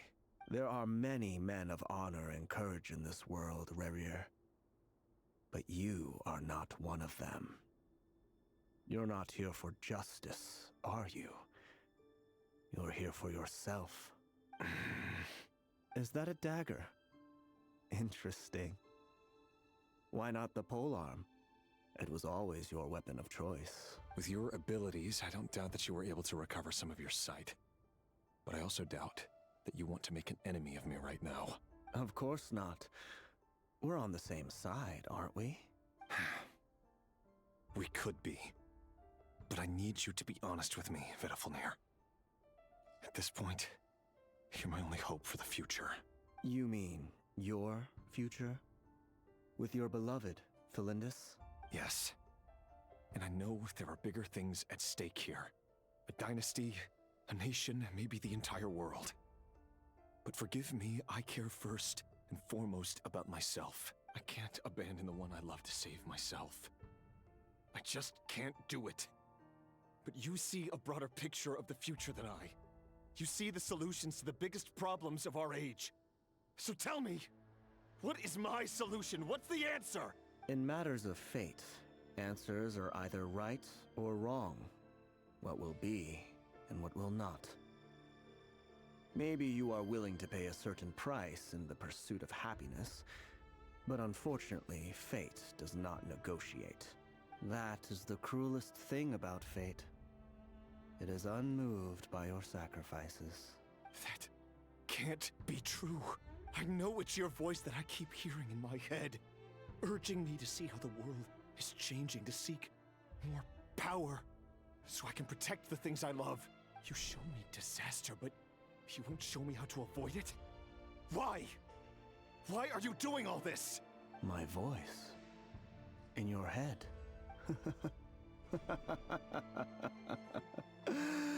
So, you hear it too. The voice that steals your mind, gains your trust, and drives you crazy.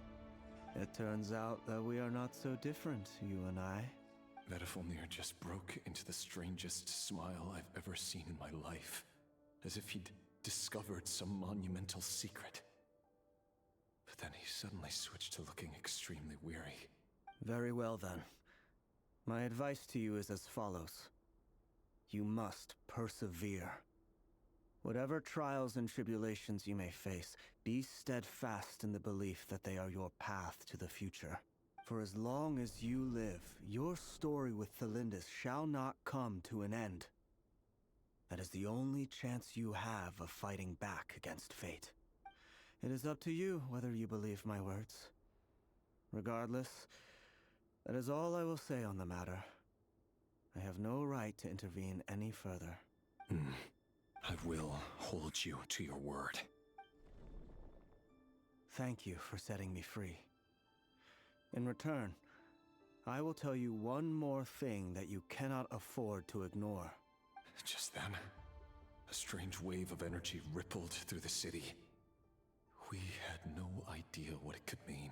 If I were you, I would head to the Universitas Magistrorum. The Universitas?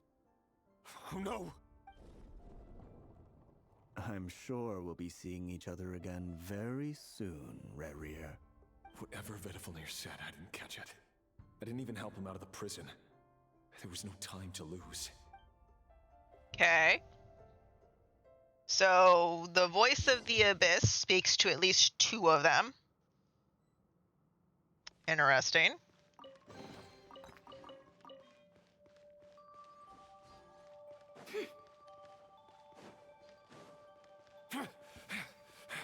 Monsters?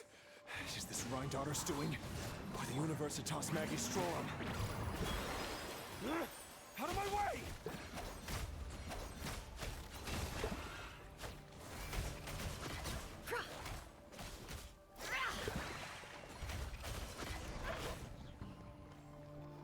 Okay.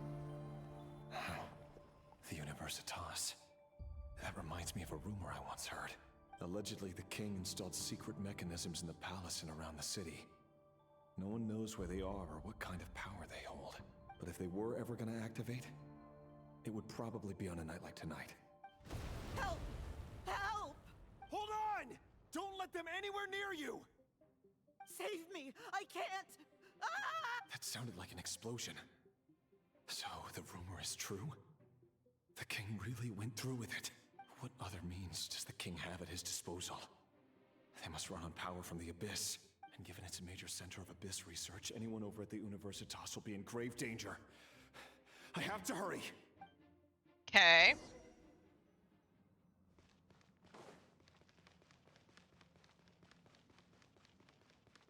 I was gonna say.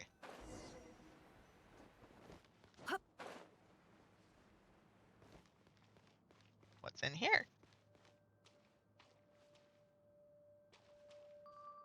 Okay, an altar of some kind. Abyss. Purple crap is abyss stuff, abyss energy. I don't know if I would say that looks like a fake sun, like the soul in Enkonomiya.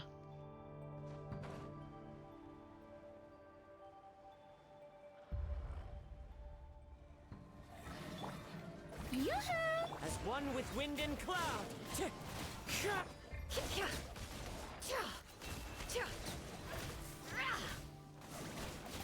It all falls into place.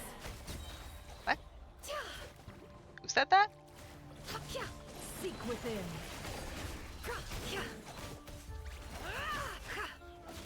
It all falls into place. It all falls into place, okay. No more lies. It all falls into place. Shower me with the... Let the mighty be humbled. Regicide, Bloods, money? The mystery unravels.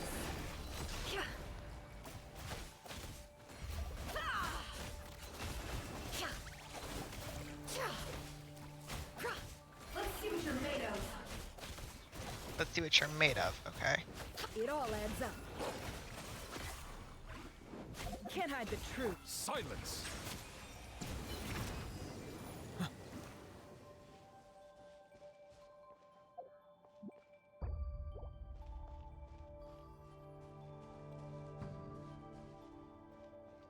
I was just wondering if there was a Bowkeeper statue over here, but I don't see it. I don't see one. Interesting, a floating cube in the sky. Okay.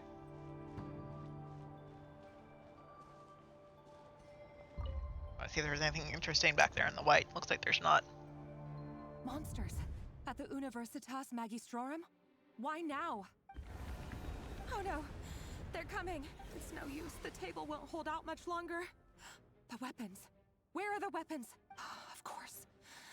All the lab equipment was upgraded after the inspection last week, but the new weapons haven't been allocated yet. I'm done for. Is anyone there? I need help! Ah! Stay back! Please stay back! Please!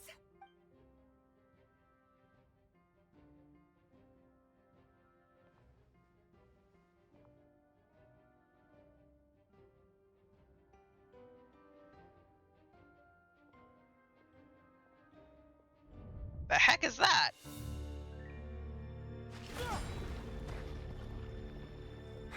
What's that? Reverie. So the rumors about your work are true. What? No! Listen, something happened at the palace tonight. We have to leave! You don't need to lie to me anymore. What do you mean? I know why you're worried, and I will respect the decision you've made. But it's okay, because I found a solution. I know how to end all this. You can have it back. The normal life you so desire. But until then, I'm afraid our wedding will have to wait. Cylindus? No, don't do it! Cylindus! Cylindus!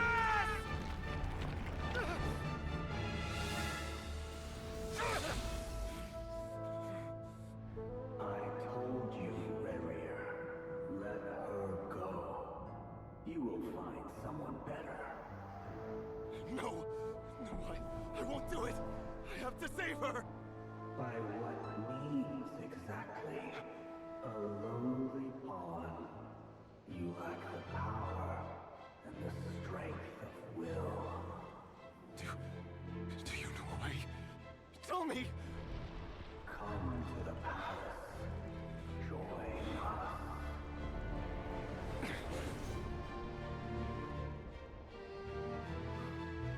Okay. Rerir, thank goodness we... Step forth and take your share. You made it. Not you too.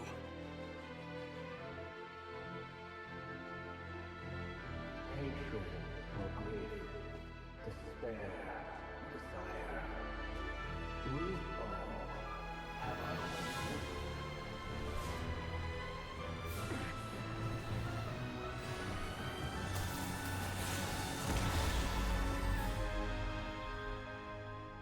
Rerir. Rerir. Cylindus? Were you daydreaming?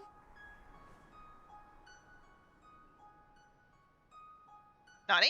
You still remember, Rerir? That question you asked me a couple of weeks ago? Oh. You mean the proposal? Yeah. I'm wondering, where do you think would be a good place to discuss it? Maybe in the garden? Or were you thinking a fancy restaurant? It's your choice. Oh.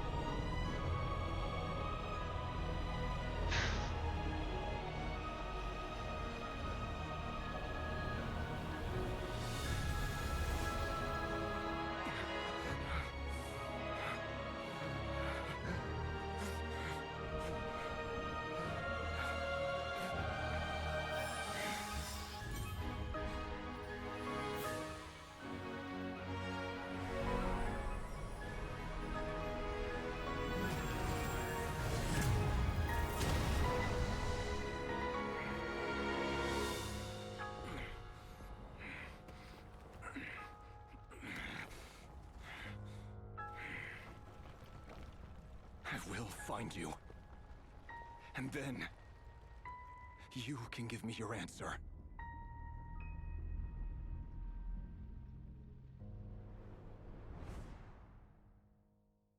His is like the actually saddest story. He was manipulated by all the others. So that's how the Raker of Solnari was born. A monster created by circumstance is a monster all the same. Viewing other people's thoughts for too long can get uncomfortable. Right now, I'm feeling a strong sense of loathing. In a nutshell, the story of Conria is what happens when the truth falls by the wayside. Everyone tells little white lies, and before long, you have a huge pack of lies that destroys everything. Phew. Time to get back. His past is filled with sorrow, but the tale of any fallen civilization is one of endless tragedy. Cruel as it may be, that was Conria's fate. Like, that's any different from a lot of the modern nations that have tragedy in them.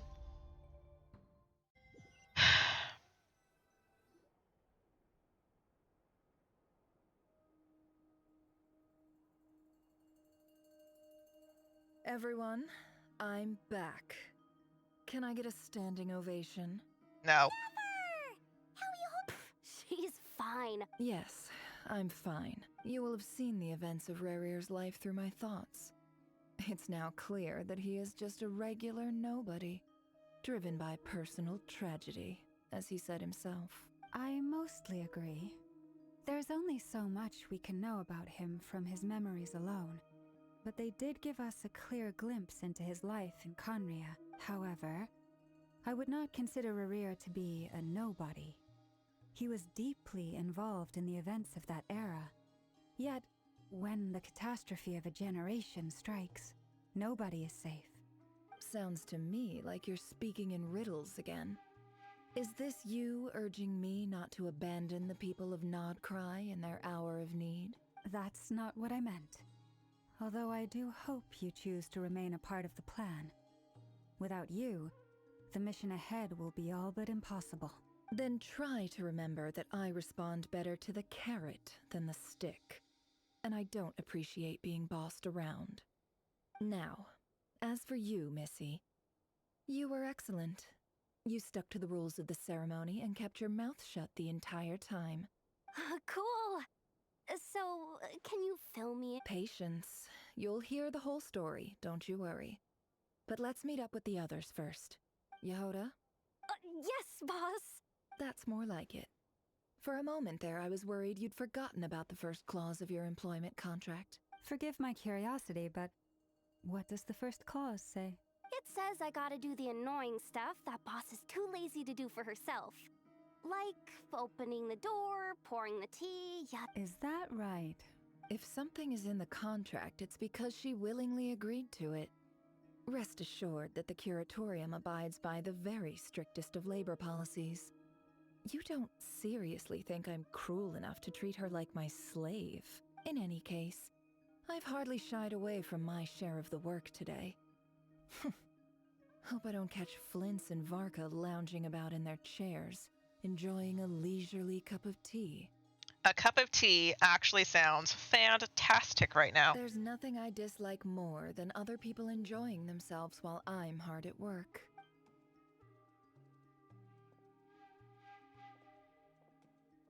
Oh no. What? What happened? What happened? Sorry to disturb you, but we seem to have run into some trouble. Evidently so. Don't worry, I'm not about to leave you to fend for yourselves. I'm not that kind of boss. I'm sorry? What did you hear me say? I wasn't talking about labor policy. Wait. How long have I been standing here? Not long. You just appeared by the door a moment ago. Boss, what's wrong? You look like you've seen a ghost. We've been tricked. We never left at all. Somehow I hallucinated that whole scene back inside the office. Hallucinated? But How indeed. This place should heed my will alone. All thoughts and actions that occur in here are just a result of pawns moving across the chessboard in a carefully calculated manner. And nobody has access to this chess set but me. So you control everything in here? More or less. But yes, it's a special technique of mine. Has anything like this ever happened before? Why are we in the desert section of Sumeru? Only once. It was the first time I used the chess set. Is there any similarity between what happened then and what's happening now? I suppose my thoughts are a little turbulent, which was also the case my first time. is there anything I can do to help? The first clause of your contract clearly states that I only need your help with things that I'm too lazy to do myself. Meaning you're not feeling lazy right now? Meaning this is not something Yehoda can help with. The chess set is a personal treasure that I alone understand. I must be the one to find our way out of here. Boss, it's fine. Really. Let me do something useful. So we're either in the desert of Sumeru, hallucinatory, because this is where the Dendro sovereign, Apep, is, or because Nefer knows that this is where the civilization of Conria is. Oh, listen to you. Whatever would I do without you, Yehoda? What? Really? Yes, really. Where would I ever find another employee as obedient and servile as you? God forbid anything ever happens to you. Well, anyway, I was thinking of fetching some water. I suggest everyone finds someplace comfortable to take a rest. We gotta conserve our energy. Okay. Even though all this chess malarkey doesn't exist in a physical sense, mentally speaking, you don't want to dismiss mental fatigue just because it isn't. Don't I have the best employees? Jealous much? If we can find a suitable time, I'd love to borrow Yehoda for a day to help out at the Frost Moon Scions. Would you be amenable to that, Boss Nefer? Oh, Lauma. Have I ever told you just how pretty you are? Beauty runs from the tips of your antlers to the depths of your imagination. Time to rally, everyone. Follow me. As we continue our journey, the same rules will apply. That means stay focused and no talking no matter what we encounter. And don't disturb the chess pieces. You have my word that I will get us all out of here. Please lead the door to Conria. Please lead the door to the Conria. Please lead to the door to Conria.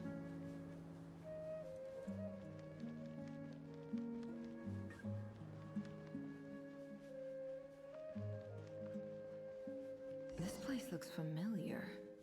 That's not a good sign. There's someone up ahead. I wasn't expecting visitors at this hour. Oh. It's him. There you are! Sinue's been looking for you all day. I think he has some news for you. Oh yeah? What were you doing just now, Uncle Retinue? Hiding away some more loose change? I know I saw some Mora. What do you mean loose change? Oh, come on, I'm too old for this. Okay.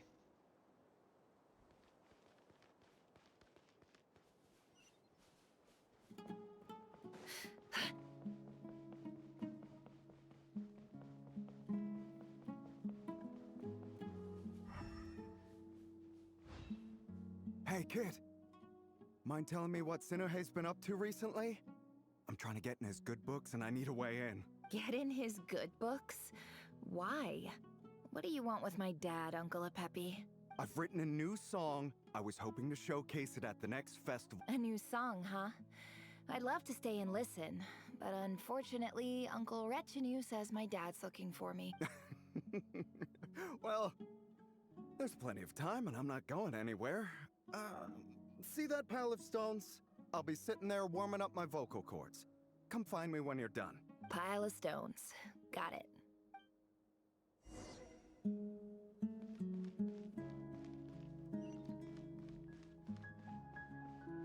Okay.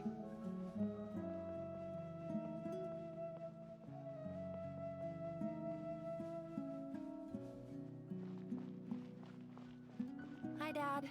Uncle Retinue said you were looking for me. Ah, there's my little princess.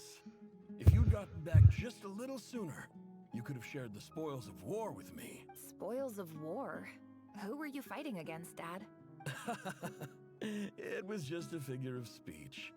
The aftermath of a sandstorm is no time to be waging war. I was talking about our war against thirst. I went out to fix our water supply problem, and now I'm back. Which... We have a well again! That's right. I found a new one and brought back as much water as I could carry. It should last us for a good while. If it wasn't for these blasted sandstorms, our wells wouldn't be caving in. You wouldn't be spending all your time out searching for new water sources. As the chief of our tribe, I'm supposed to be leading us out of hardship and poverty. You know how prosperous our ancestors were. I've told you all the stories. And look at us now. Squeezed into these hovels. But things are looking up. I started working with some folks from the academia a few months back. They get... So you're the academia's... Special ambassador, they call it. It's nothing bad, okay? We've been isolated here in the desert for too long. Seeking opportunities elsewhere is the best thing for us. So, do you get anything good out of being a special ambassador? Of course. My luck's improving all the time. Okay.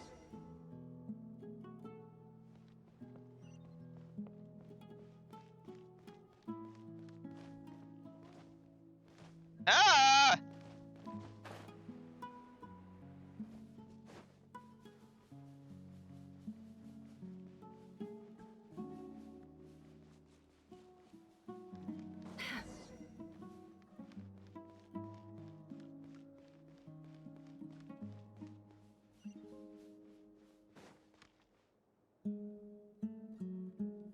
That's our well, and you know it. You stole from us. Well, you've gone from chief to thief. Did you really think you could take our water without permission and get away with it? You're either brave, stupid, or... In that special ambassador act? Yeah, nice try. We spoke to the academia. You're a liar and a cheat.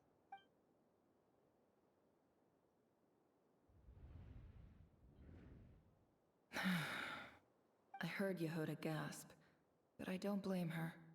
Most people are terrified by the sight of blood. Corpses strewn across the ground. The wounds are clearly from scimitars and daggers. The desert There's a handwritten note on the ground. Let's see what it says. Halil, this is Sinuhe, chief of the Shimti tribe. Surely you remember me. I was the one who helped. This is my second time writing to you. I assume my last letter must have gotten lost in the mail, as I didn't receive her. I'm writing to you because I need some help. That sandstorm the other day completely blocked up our well, forcing me to look for another water source in Iab and Unut. Praise the gods. The well of the Iab tribe was intact. It was my last resort. You told me to write to you if I ever needed help. I urgently need you to formally recognize my title of Special Ambassador and send some of your people to assist me for a few days. It's the only way I can convince this is an emergency. Looks like this letter never got sent. The writer died a grisly death, and the letter was trampled into the ground. It's badly What a ridiculous lie the surviving Shimti tell. Their whole village was butchered over it. Okay. She says it like she's not part of the tribe. Officer, welcome. Welcome to our humble village. I thought you would at least have the courtesy to provide some respectable... This is the finest wine Aru village has to offer. I didn't think we'd see the Google lens again, but we do.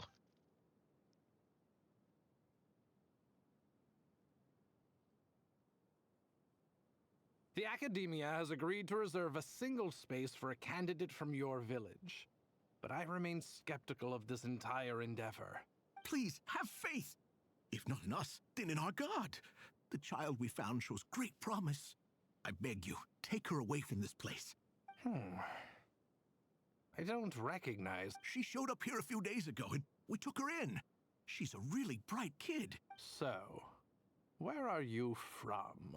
Nowhere special. Just a sand dune. What about the rest of your family? How many of you are there? Just the one. It's only you? Correct. So, no brothers, no sisters, no mother or father? Any who have slept on a bed of sand, I call my brothers and my sisters. Apart from that, I have no family. All right, get over here. Sign your name on the form.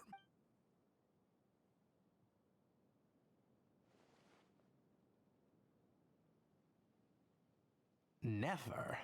You're rather fair-skinned for a desert dweller.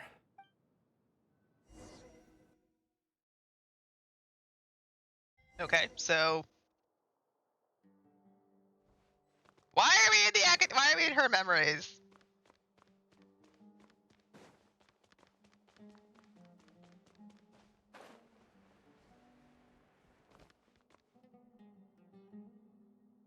Nefer, this term's assignments have been issued already. Please read through the materials thoroughly, conduct your own additional research, and then write an essay. Yes, Professor, I'm aware. I just had a couple more questions I wanted to get your perspective on. Oh? Please ask away. Well, I saw the other students' problem sheets, and I couldn't help but notice that my assignment is much easier than theirs. Do you really think I'm a weak student? A weak student? Goodness, no. Quite the opposite. You have a sharp mind. Almost too sharp. I think what you're saying is, a weak student wouldn't have noticed the discrepancy. And if they did, they certainly wouldn't complain about the lighter workload. You see, sharp as they come. You see things the way they are. And I'm sure you know why they're like that. Because of where I come from. Because I'm different. I'm sorry, Nefer. I don't like it any more than you do. It's just... Anyway, you said you had a couple of questions? What? I wanted to check. If someone sent me a letter to the academia, where do I go to collect it? Ah, your family wrote to you. Well, as long as they put your name on the envelope, someone should hand it right to you. Not exactly. It's not even a recent letter. I was just curious where the mail would end up if no one collects it. The House of Dana, I expect. I know there's a box for unclaimed mail somewhere in there, probably sitting on a shelf. Whatever you're looking for, that'd be the place to start. Okay, got it. Thank you, Professor. Oh, don't mention it. Honestly, Hey, don't say that. You're a great teacher, and you do your best for all your students. But the rules are the rules. You're not allowed to teach students like me. It's not just the academia either. The whole world bends over backwards for the successful, and leaves the losers to suffer and die. Oh, my dear child. Don't tell me you've given up on life already. I haven't.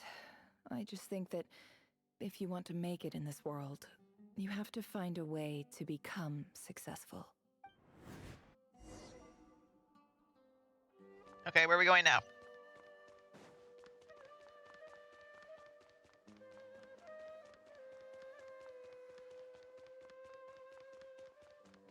This the right way?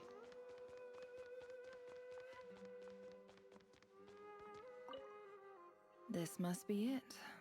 A big cardboard box full of unclaimed mail. And probably some letters that ended up here by mistake, too. Let's take a look.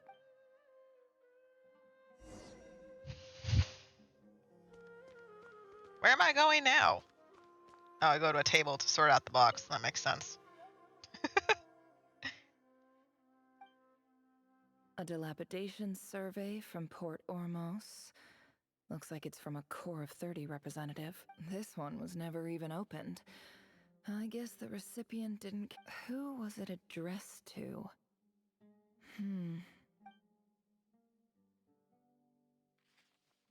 This one is addressed to the Immorta Sage. The title is Changes Observed in Satyavada Life Symptoms.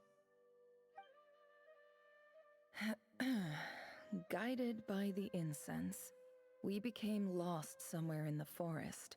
All the barriers between levels of consciousness disappeared as our minds soared around in circles, looking for a branch to seek refuge on. In clinical terms, these symptoms fit the description of incense poisoning.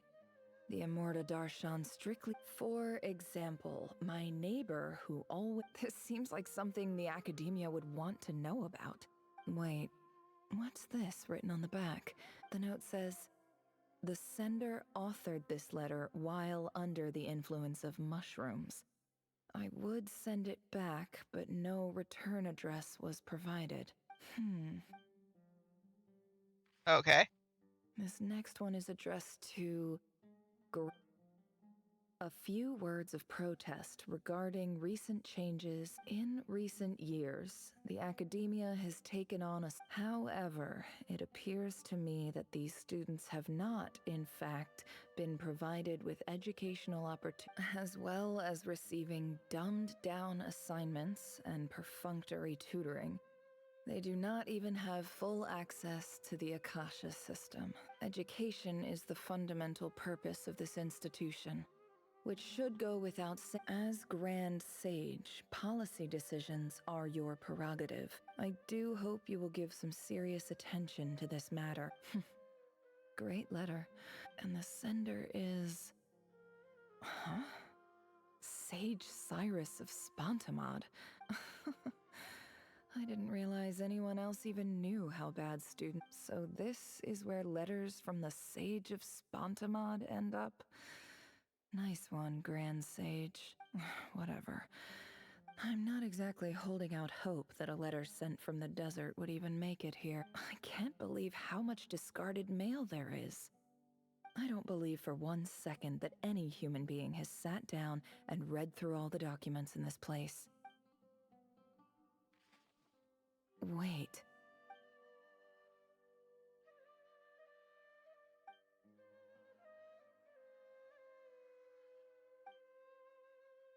Greetings, Halil. My name is Sinuhe, chief of the Shimti tribe. I don't know how well you remember it now, but I brought you to safety. In my tribe, the Shimti tribe This brings me to my reason for writing. There was a terrible sandstorm. The Eob and Unuk. I found a well. When we met, that aside, we have next to no From the outset, the academia never took you seriously. Those things they promised were just empty words, and you were so emphatic that your luck had finally changed for the better. You swore you'd lead us to a better place one day. You liar.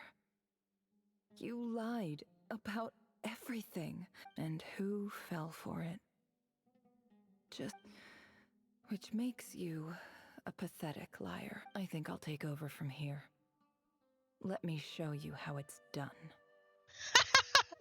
That's kind of funny. Her dad tried and then failed, and she's like, no, I'll do it myself. I like that. All right, where are we going to now, Nefer? I kind of like that. She's just like, I'm just going to kick their butts.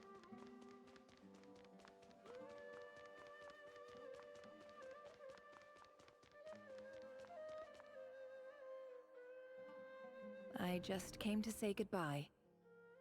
Nefer? You... I'm quitting. Something's come up in my hometown. Huh? But this was a hard-won opportunity for you. It was. But it doesn't matter. I have more important things to deal with, and they can't wait. Oh, and I didn't want to overfill my bags, so I left some incense on your desk. What's wrong? I thought you liked incense. Although, I did read somewhere in the House of Dana that it has hallucinogenic effects. Don't use it all at once, all right? Isn't this the stuff you brought from your hometown?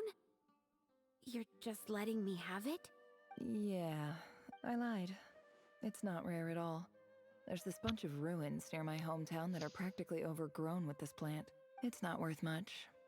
Keep it. It's But Nefer... All right, that's all from me. You take care. I can see how she ends up with an odd cry after this. After saying the disgust of Sumeru, which is interesting because she still has such a We're more than emotional just attachment. classmates, right? We're friends. She has such an emotional attachment to Sumeru that she decorates her world with it in her office. Yeah, I'll remember you. I lied again. That incense is worth a fortune, and it's a rare find even in those ruins. And as for remembering her, I have far too much to do when I get back. No time to reminisce. I'll be lucky if I even make it through this alive. But either way, I expect I'll forget you pretty quickly.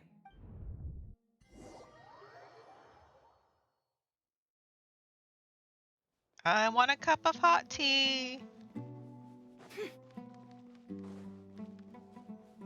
But I'd have to, where am I going? Dishevel my cat to do so. And I don't want to move him at the moment. I kind of want to finish this story, but...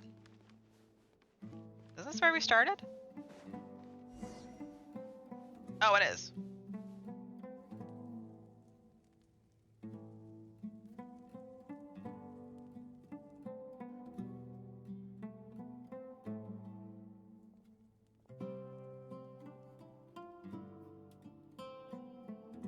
Interesting, she's still wearing the Akasha. It's a pleasure to meet you, Mr. Arif. So, what does the Academia want? Since they've sent their special ambassador, I assume there's a big business deal to be made. Please, sir, lower your blade. You're lucky I'm the one they sent. Not all special ambassadors share my admiration for the Eab people. The ever-shifting balance of power in the desert reduced the once great civilizations of this region to rubble and sand. Huh. So, you do know who you're dealing with? This well is the perfect symbol of your strength, is it not? It used to belong to the Unut, but it looks like you have control over it now. You're not wrong. But I'm sure you didn't come all this way. Of course not. I came to bring you some very good news. Some information that records uncovered by the Vahumana Darshan show that a certain well currently under Eab control is built on top of some ancient ruins.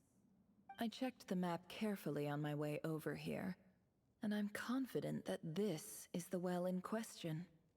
The Academia is offering 50 million mora in return for excavation rights. 50 million? No, wait. If these ruins are as important as you say, 50 million's a little low, don't you think? Don't get greedy, Eab. We know far more than you think. We know that you seized this well by force. Wasn't that the first step in your rise to power?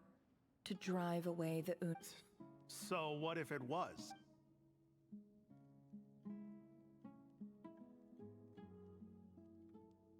Don't worry.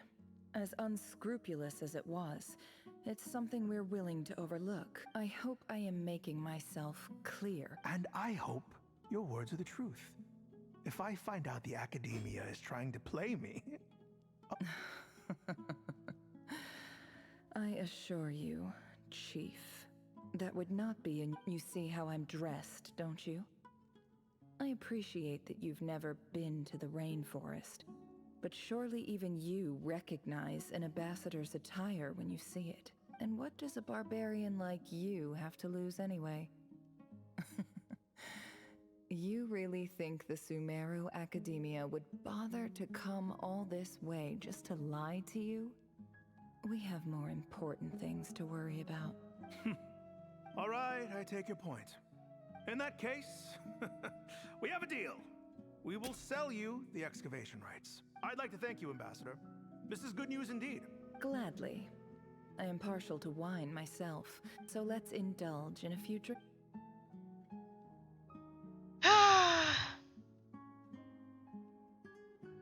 Come on, get back to the main story. This is interesting, but I don't need random character story. Chief, it's an emergency! It's the Unut. They've... What? Well, don't just stand... Yes, Chief. I have every confidence in the Eab's military Well, what is it? The Unut's response was alarmingly fast. The day after we reach a deal, they seize the well. I am obliged to remind you, Chief, that the Academia will only deal with the de facto power holders. If you cannot regain control over the well... No! Please, that well is... Glad to hear it. If there is a Wow. All it took was a few words and I've got... So, in summary, The EAB are... So let me act... kill them all. Precisely. At the same time... We have our own rule. Right. Again, I don't care. Like, I get what it's doing. It's showing that her rise to intellect power is the same as, like, what the Conrians is, and that's what she just witnessed. I see that. I also see it as boring right now, because I just want to get back to the main Conria story. I don't care about the side story here right now. Especially because, like, it's not adding to her character. I know this about her already. I was hoping it'd be something more interesting.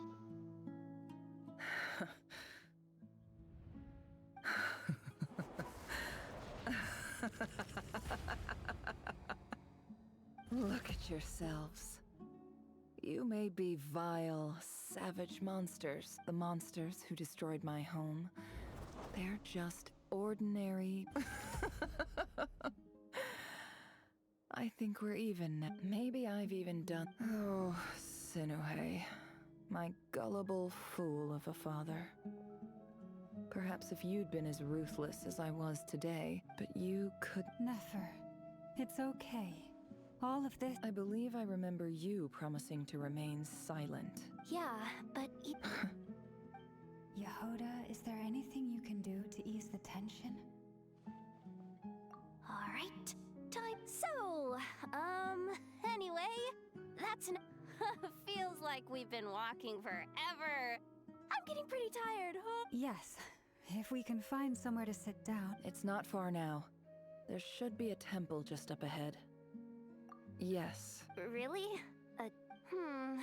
I guess that's how things go in the desert. Desert dwellers can never escape their destiny. Or so everyone says.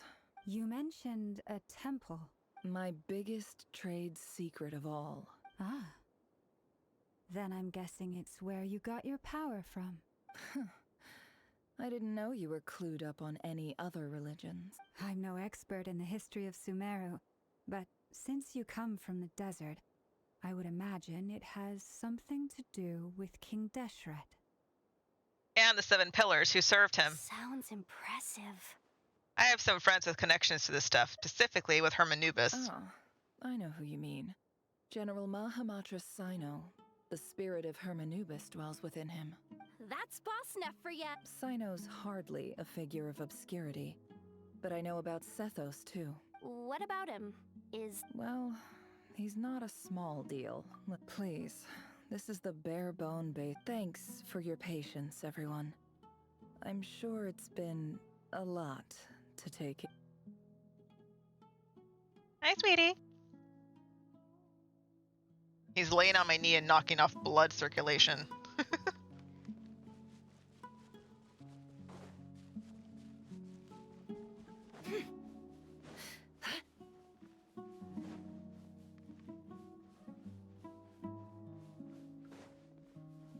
Hi, beautiful. Oh. Wait. Wait a second. I was so excited it was the door to Conria, and it's not. Just a regular temple of King Deshret era. I was so excited, guys! Hoop.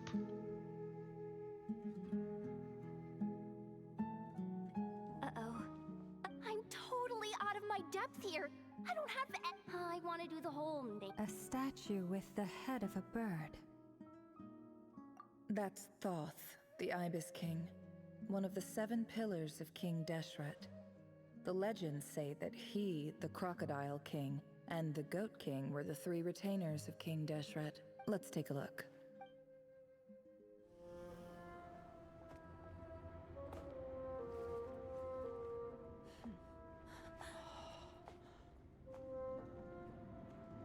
My other thing is that, like, this is something that I don't think we can see in the actual game. I don't think this is one of the temples we go to.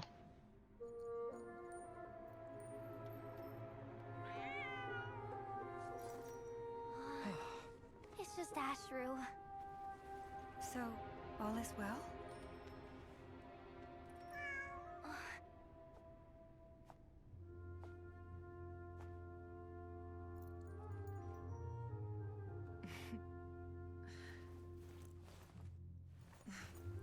Typically speaking, at this point, the world disintegrates. Then we find ourselves back in the outside world. Besides, these are my memories. There's nothing to fear. You're sure? Of course. It's almost over.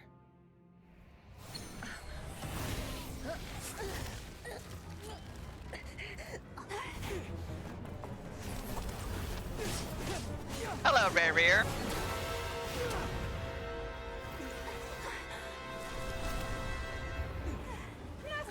Hold on!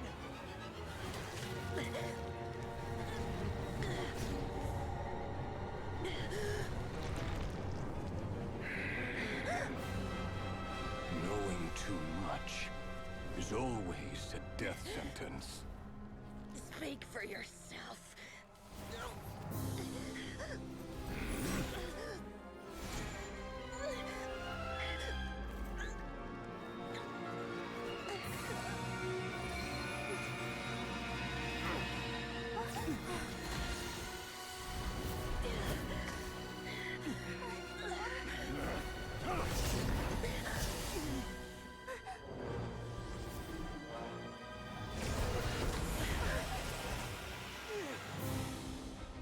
How repulsive.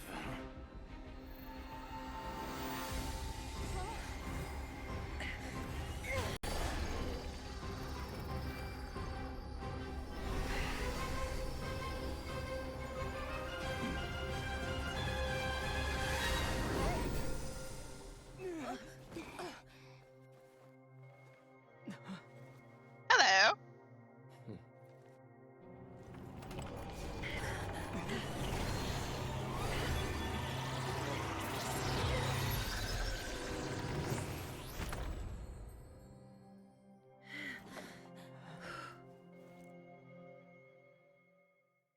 Cool. That was nifty.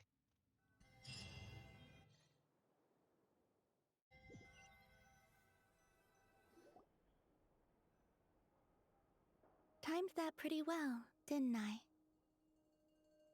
I'll say so. Thank you. It's okay. I'm just glad no one was hurt. Paimon noticed you doing something too, Dainsleif. Were you helping get them out? Of course. When I asked Nefer to conduct this investigation, I was not naive to the dangers involved. I had a duty to ensure your safety. Good to know your sense of justice is still intact after all these years. I take that to mean that you saw the truth. That comes as a great relief. I certainly did. And thanks to your help, I also managed to trap Rerir inside the chess set. Whoa, really? How'd you manage that? Well, to be honest, I sensed that something was wrong long before we made it to the temple. By using this fragment to probe into Rerir's past, well, the monster formerly known as Rerir, it seems I alerted him.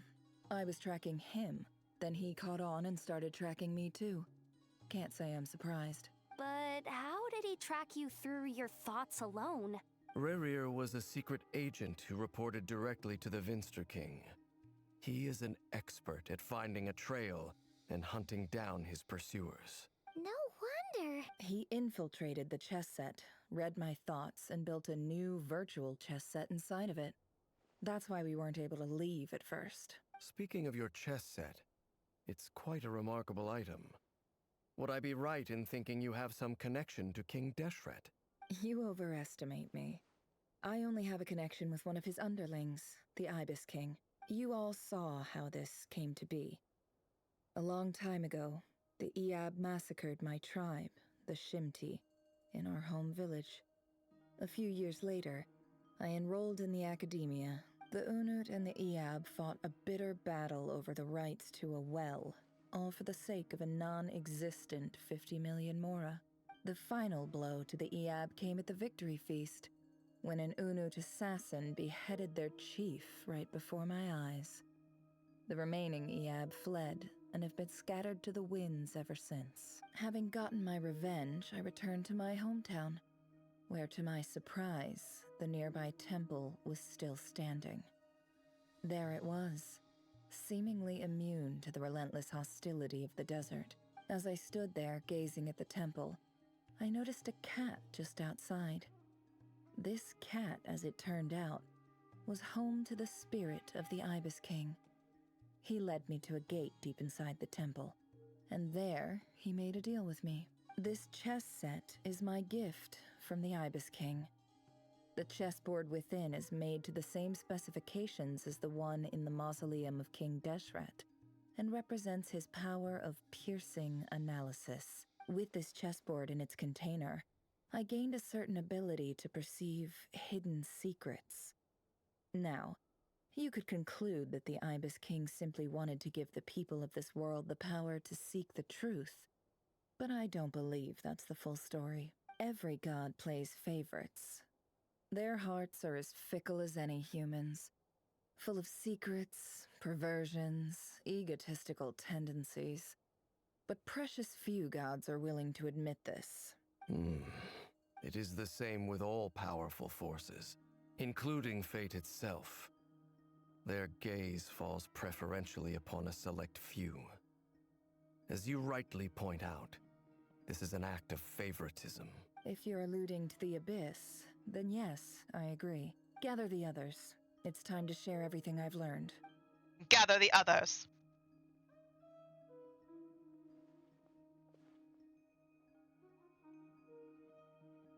Thank you all for being here. As promised, I did some further investigating into the Raker of Solnari's background. I am pleased to report that the investigation has been most fruitful indeed. The Raker of Solnari, real name Rerir, was once a Conrian subject who served the Vinster King. I will now share the important details of his story. Please save any questions or comments for the end. Okay.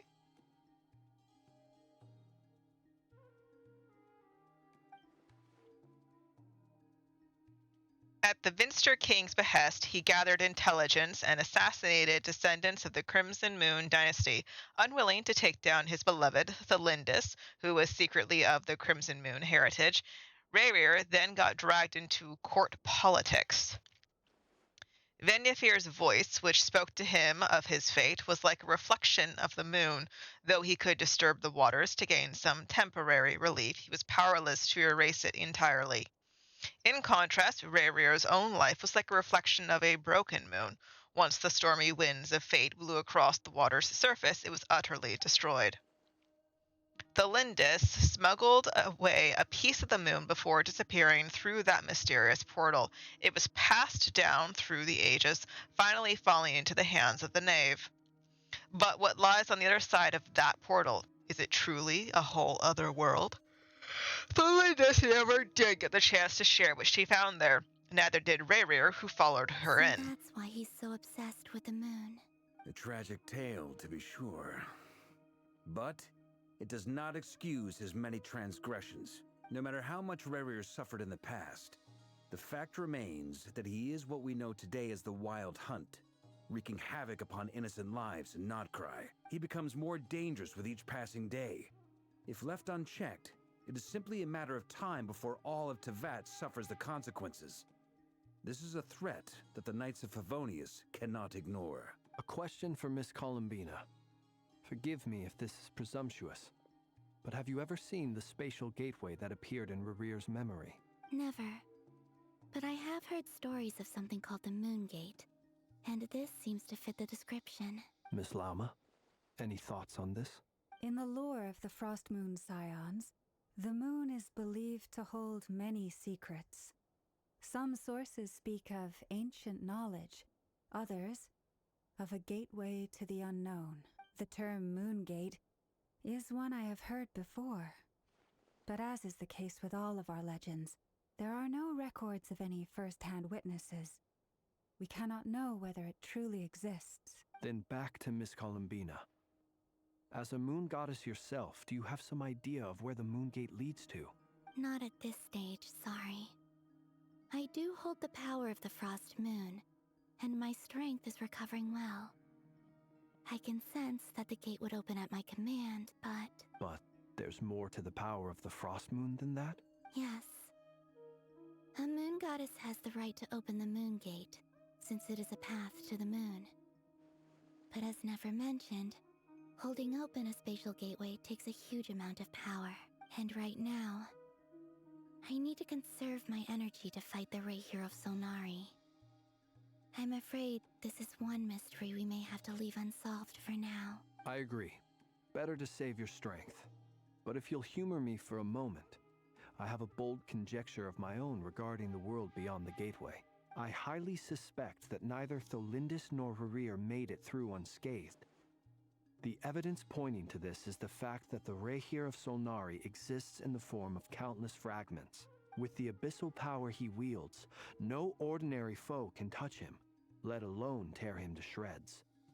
And yet, the wild hunt proliferates wherever his scattered fragments lie, drawing hordes of monsters to many different locations across the land. So your theory is that Rarir was physically torn to shreds by some powerful force?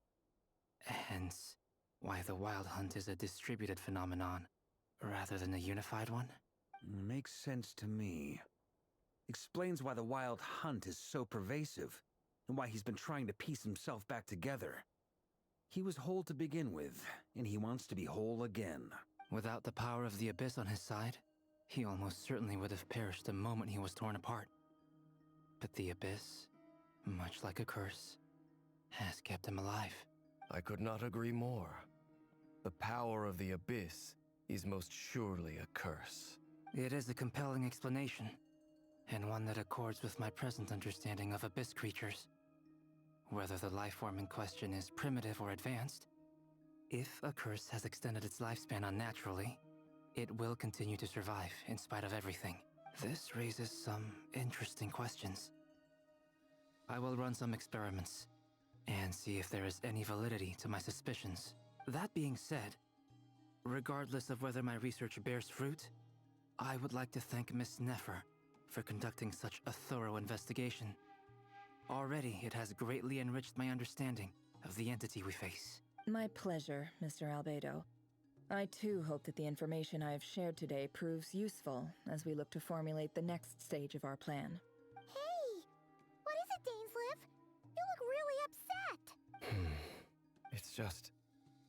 when I think of the man I once knew as Rarir, I struggle to understand why things had to turn out like this. The two of you used to be friends, didn't you? I don't know if these words will bring any comfort, but my heart goes out to you. Mine too. We can never know all the hows and whys of the way things are. The moon and stars are full of untold secrets and lies, and the skies are host to many more mysteries than these alone. Yet, none of that can begin to compare with the complexity of human life. Those are the first comforting words I've heard in a long time. Thank you, both. Aw, see, it's good to have friends, Dane. Well, I think this is a good place to end today's meeting. I'm sure Nefer needs some time to recover. She's been through an awful lot today.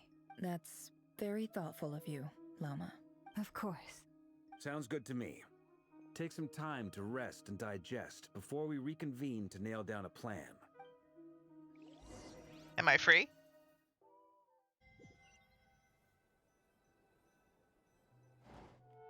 Hey, is this a bad time? Hope I didn't kill the conversation. It's fine, come on in. No need. Come on, let's talk outside.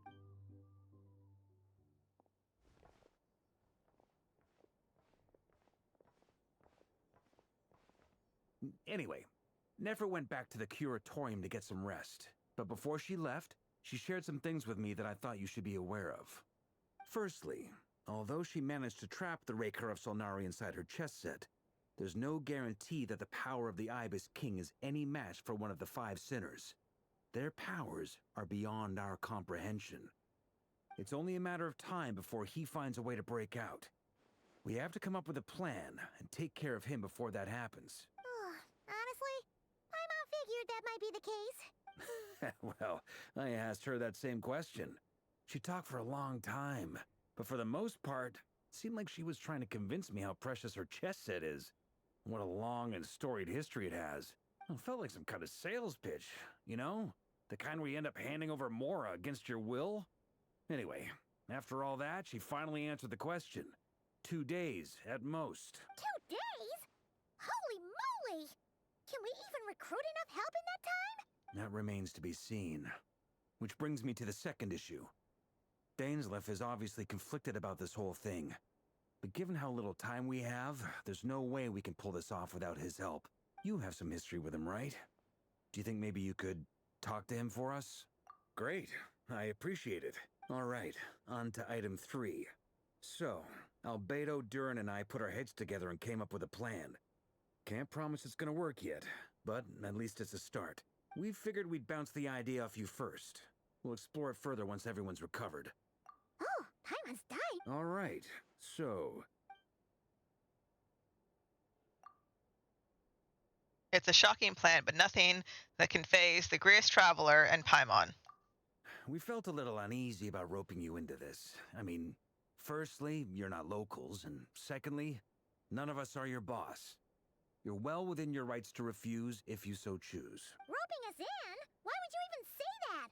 We know this. I choose my words very intentionally, I'll have you know. I like to think there's an art to striking a down-to-earth tone even when the stakes are through the roof. Sir Varka, I have a few thoughts about this plan. I'm all ears. I think we can be more flexible with how the roles are allocated. In my view, the most sensible lineup would be like this.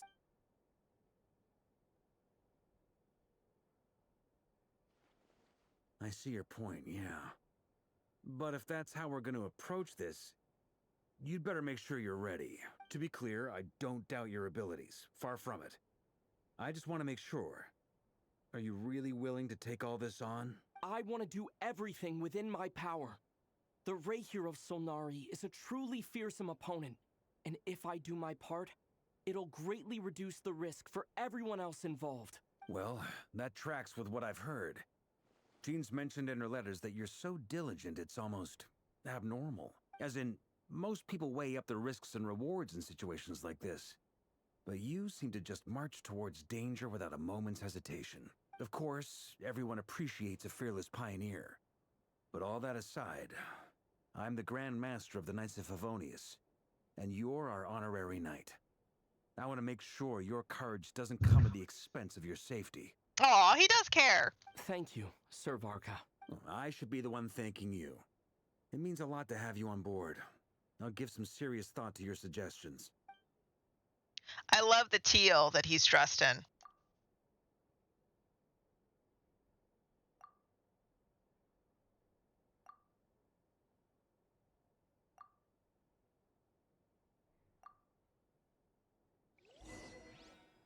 Break time! Beautiful. All right, we're gonna have to pick this up later. I need to go to bed because we've been going for a while. Alrighty, I'm gonna see you guys. I'll try to stream tomorrow, Monday, at some point. I do have some chores I need to get done during the daytime, so it'll be probably later in the afternoon. But yeah. Thank you guys for hanging out and joining me for the